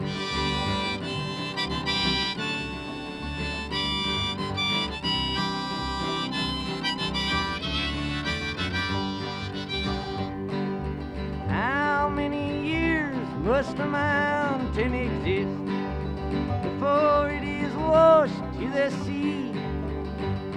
Yes, and how many years can some people exist before they're allowed to be free? Yes, and how many times must a man turn his head and pretend that he just doesn't see? The answer, my friend, is a blowing in the wind. The answer is blowing in the wind.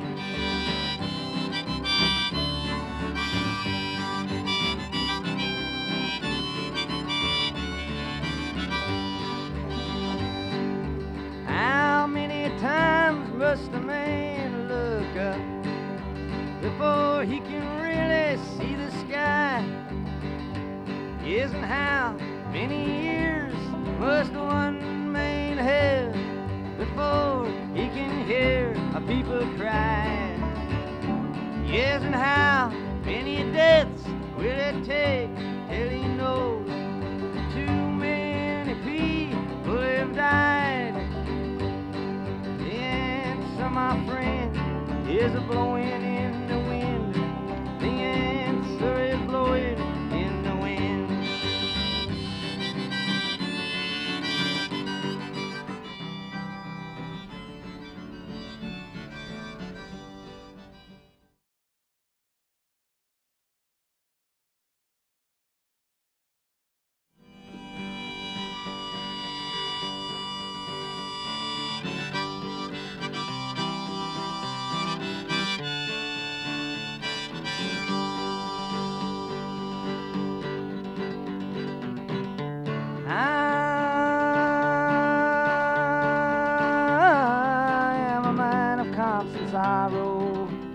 I've seen trouble all my days. I'll say goodbye to Colorado, where I was born and partly raised.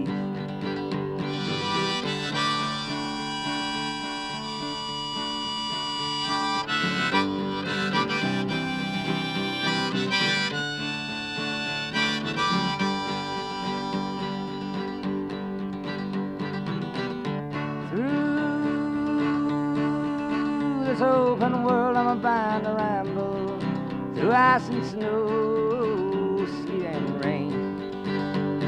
I'm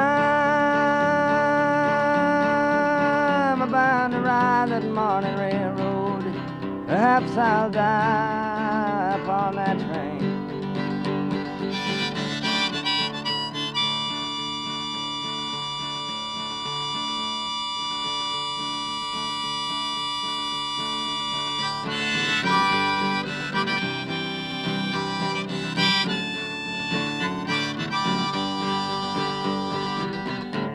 Your mother says that I'm a stranger, my face you'll never see no more.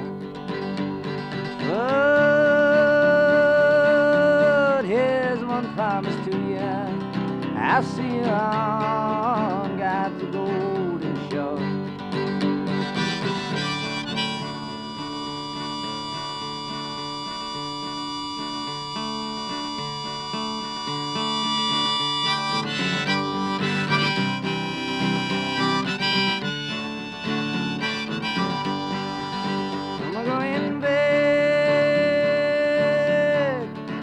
Colorado, place that I started from. If I knowed about you treat me, maybe I never would have come.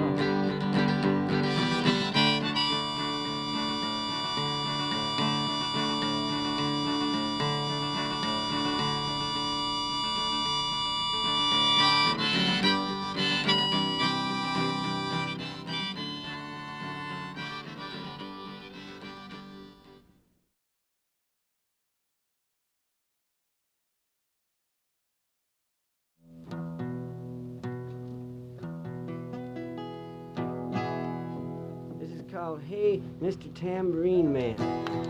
Please play a song for me.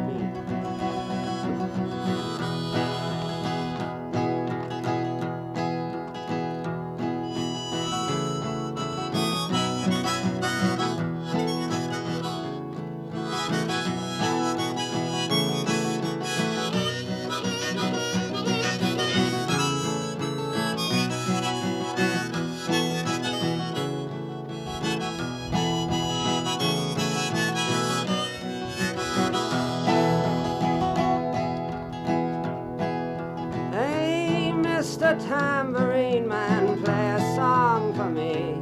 I'm not sleepy and there is no place I'm going to. Hey, Mr. Tambourine Man, play a song for me. In the jingle jangle morning I'll come following you. Though I know that evening's empire has returned into sand, vanished from my hand, left me blindly here to stand, but still not sleeping. My weariness amazes me, I am branded on my feet. I have no one to meet, and the ancient empty streets too dead for dreaming. Hey, Mr. Tambourine Man, play a song for me. I'm not sleepy and there is no place I'm going to. Hey, Mr. Tambourine Man, play a song for me. In the jingle jangle morning I'll come following you. Take me on a trip upon your magic swirling ship. My senses have been stripped.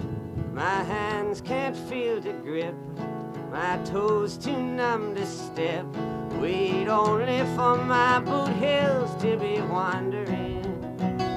I'm ready to go anywhere. I'm ready for to fade into my own parade. Cast your dancing spell my way. I promise to go under it. Hey, Mr. Tambourine Man, play a song for me. I'm not sleepy and there is no place I'm going to. Hey, Mr. Tambourine Man, play a song for me. In the jingle jangle morning, I come following you.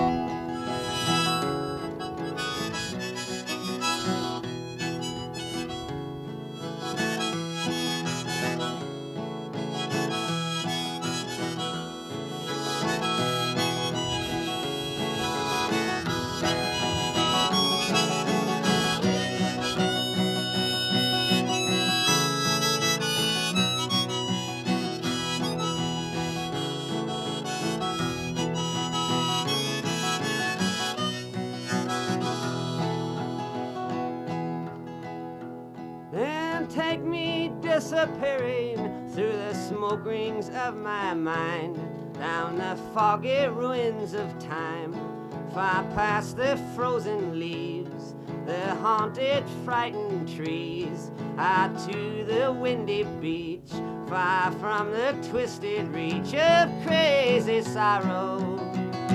Yes, to dance beneath a diamond sky with one hand waving free, silhouetted by the sea, circled by the circus sands, with all memory and fate driven deep beneath the waves. Let me forget about today until tomorrow. Hey, Mr. Tambourine Man, play a song for me. I'm not sleepy and there is no place I'm going to. Hey, Mr. Tambourine Man, play a song for me.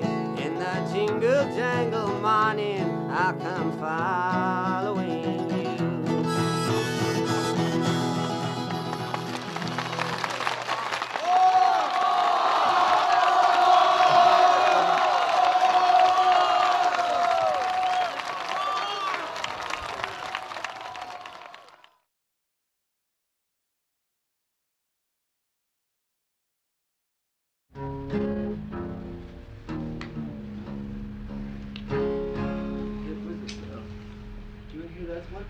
Special one? Yeah. You want to play special one?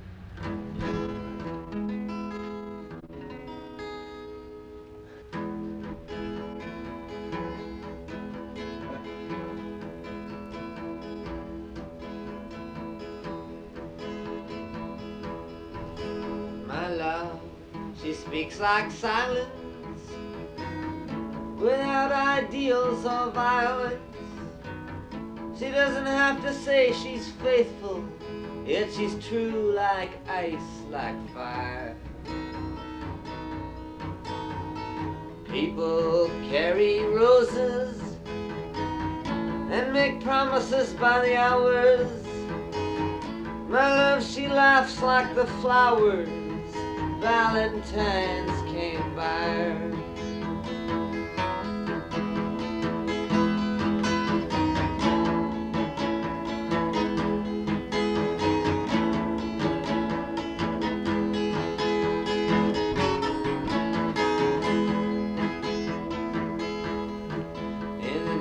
Stores and bus stations, people talk over situations, read books and repeat quotations, draw conclusions on the wall. Some speak of the future. My love, she speaks softly. She knows there's no success like failure, and that failure's no success at all.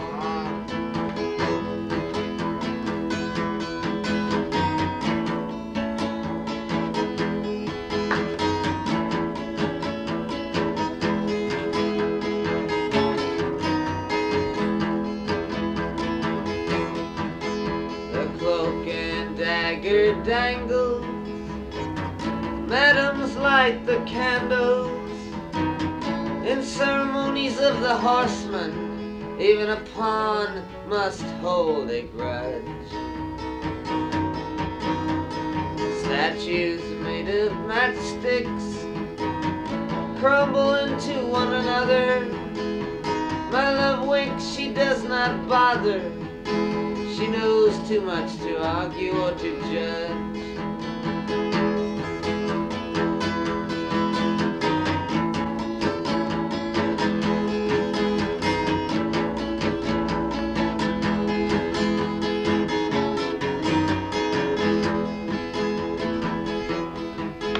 The bridge at midnight trembles. The country doctor rambles. Bankers' nieces seek perfection, expecting all the gifts that wise men bring. The wind howls like a hammer. The night blows cold and rainy.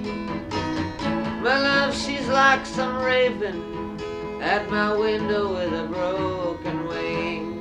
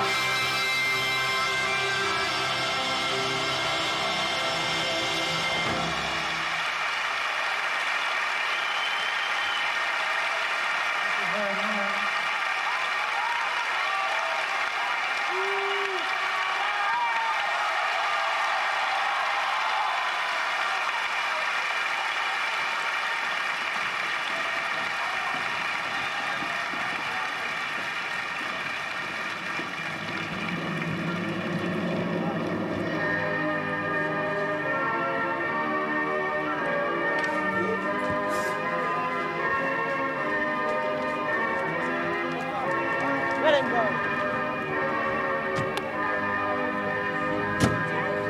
Hey, Josie! Whoa, whoa, whoa, whoa! Wait! No! No! Wait! No!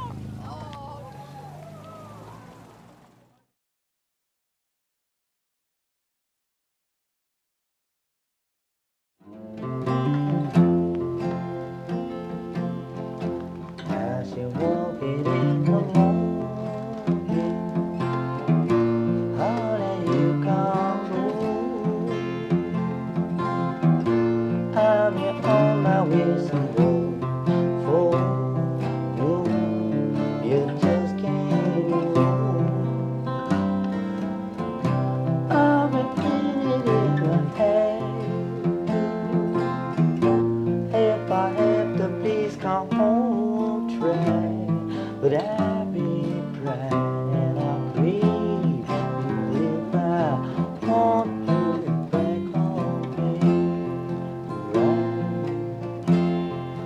Now if I'm trouble, yes, you try, baby, my mind. I'll try to keep you if I can.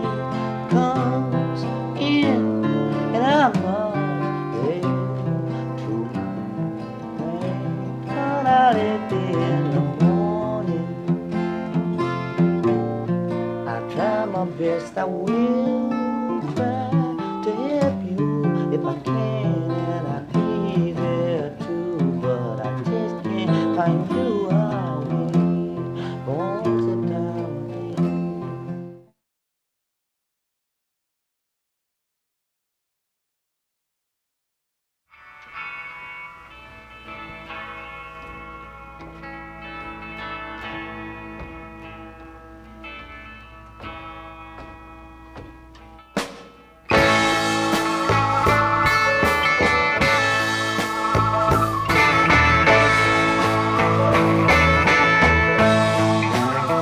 Down the street, the dogs are barking, and the day is getting dark.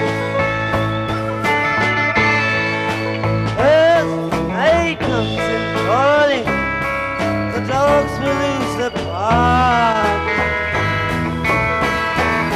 Yes, and the silent night is shattered from the sounds inside my mind.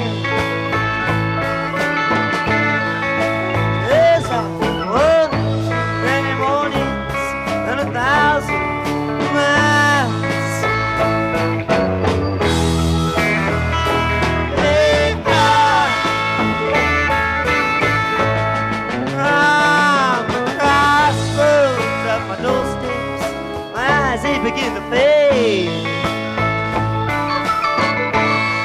And I turn my head back to the room where my loving eyes lay. Yes, and I gaze back to the streets, the sidewalks, and the sign. And I've walked through many mornings and 1,000 miles.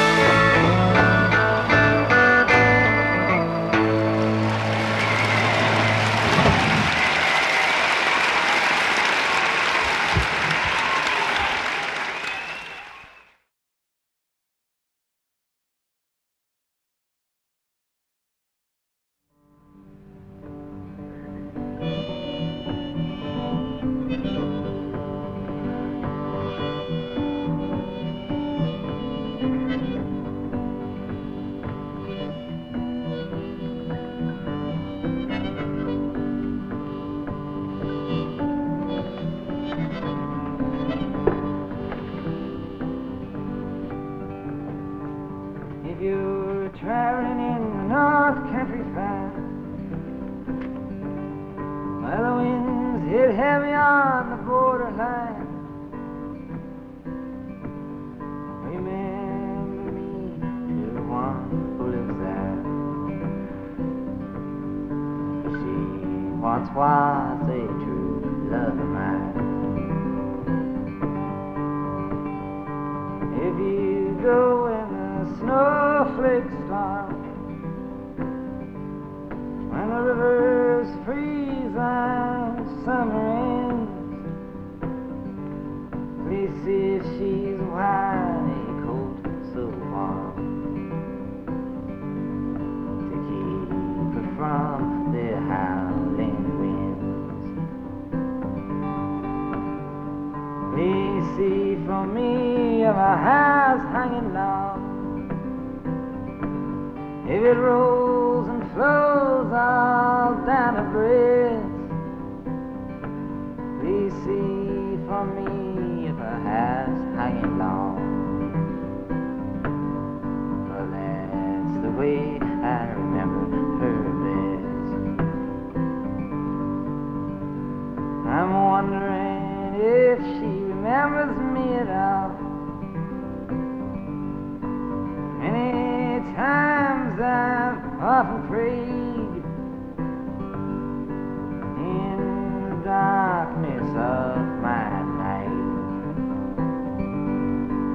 in the brightness of my day.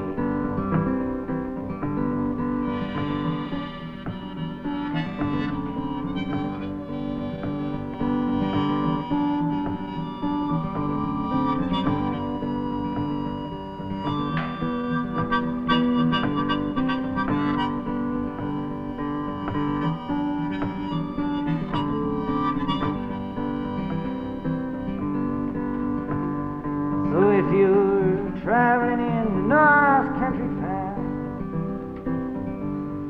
where the winds hit heavy on the borderline, remember me to one who lives there, for she once was a true love of mine.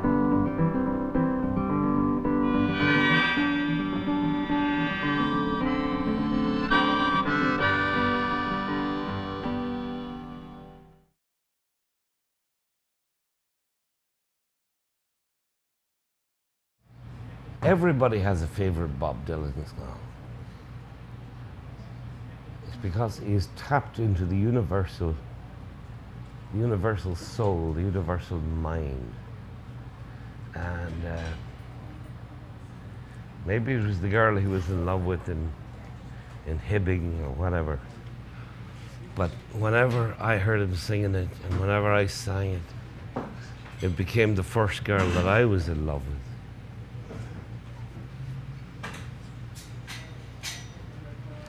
It was, if you're traveling in the North Country Fair,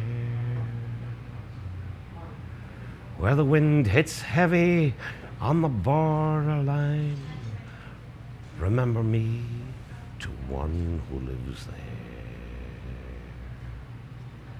She once was a true love of mine.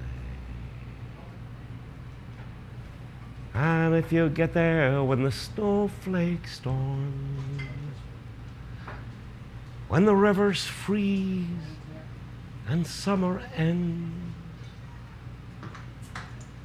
see she has a coat so warm to keep her from the howling wind. And please see if her hair hangs long, if it rolls and flows all down her breasts. Please see if her hair hangs long, 'cause that's the way I remember her best. And if you're traveling in the North Country Fair, when the wind hits heavy on the borderline, remember me to one who lives there, 'cause she once was a true love of mine. I love that song.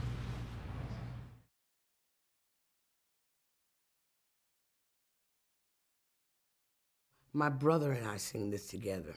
We sang it together, and my part I know, because my part was, oh, where have you been, my wandering son? Now, I'm gonna bring it up a little bit though, see, because I didn't have the guitar to help me out there.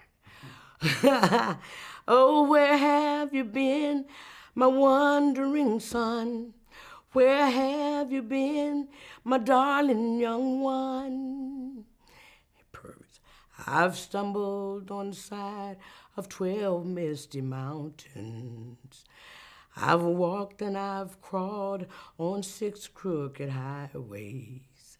I've stepped in the middle of 7 sad forests. I've been out in front of a dozen dead oceans. I've been 10,000 miles in the mouth of a graveyard.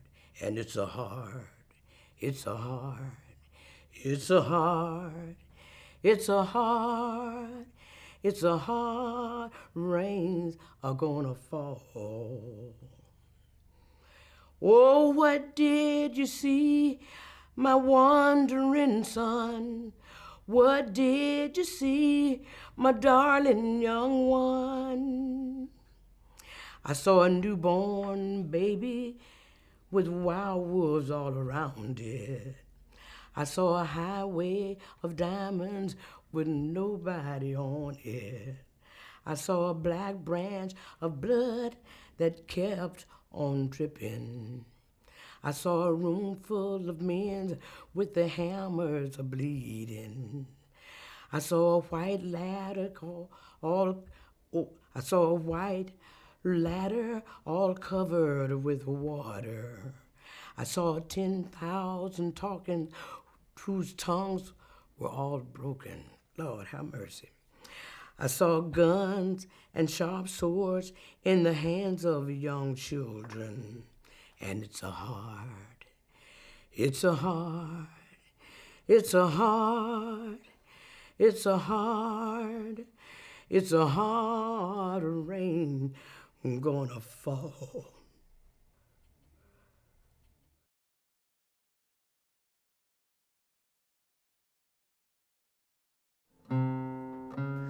Seemed like only yesterday I left my mind behind, down in a gypsy cafe with a friend of mine, who sat with baby heavy on her knee, spoke of life most free from slavery,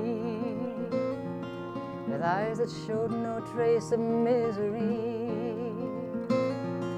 The phrase in connection first was she, oh, Kurt, that love is just a 4-letter word.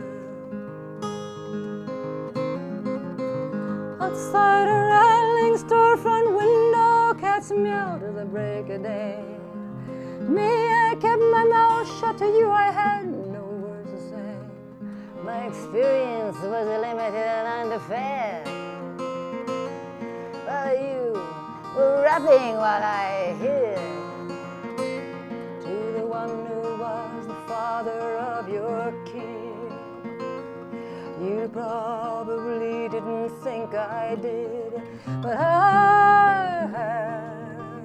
You say that love is just a 4-letter word.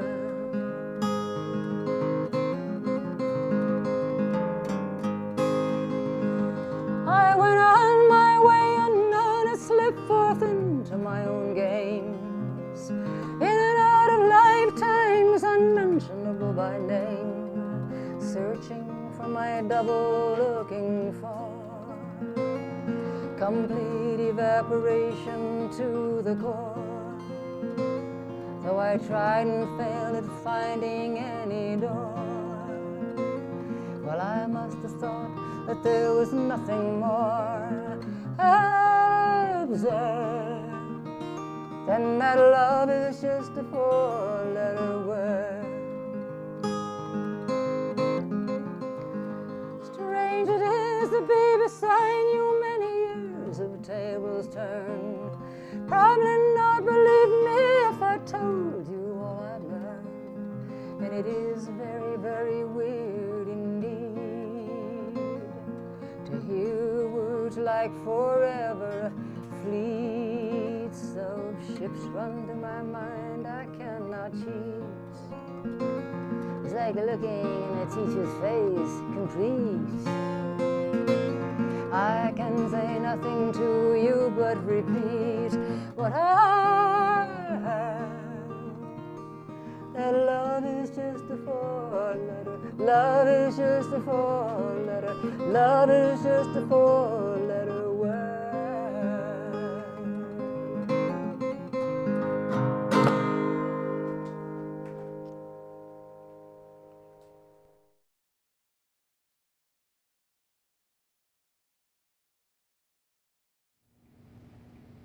For her age, she is wise. Lord, she's got her daddy's eyes.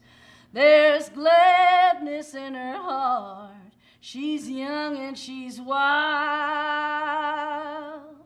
My only prayer is if I can't be there, oh, Lord, protect my child.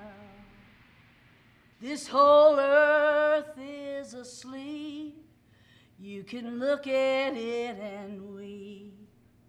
Few things you find are worthwhile. Lord, you know I don't ask for much, no material things to touch. But oh, Lord, protect my child. She's young and on fire, full of hopes and desires, in a world that's been raped and defiled. If I fall along the way and can't make it another day, Lord, protect my child. There's a time I hear tell when all will be well, when God and man will be reconciled. But until men lose their chains and righteousness will reign, oh Lord, protect my child.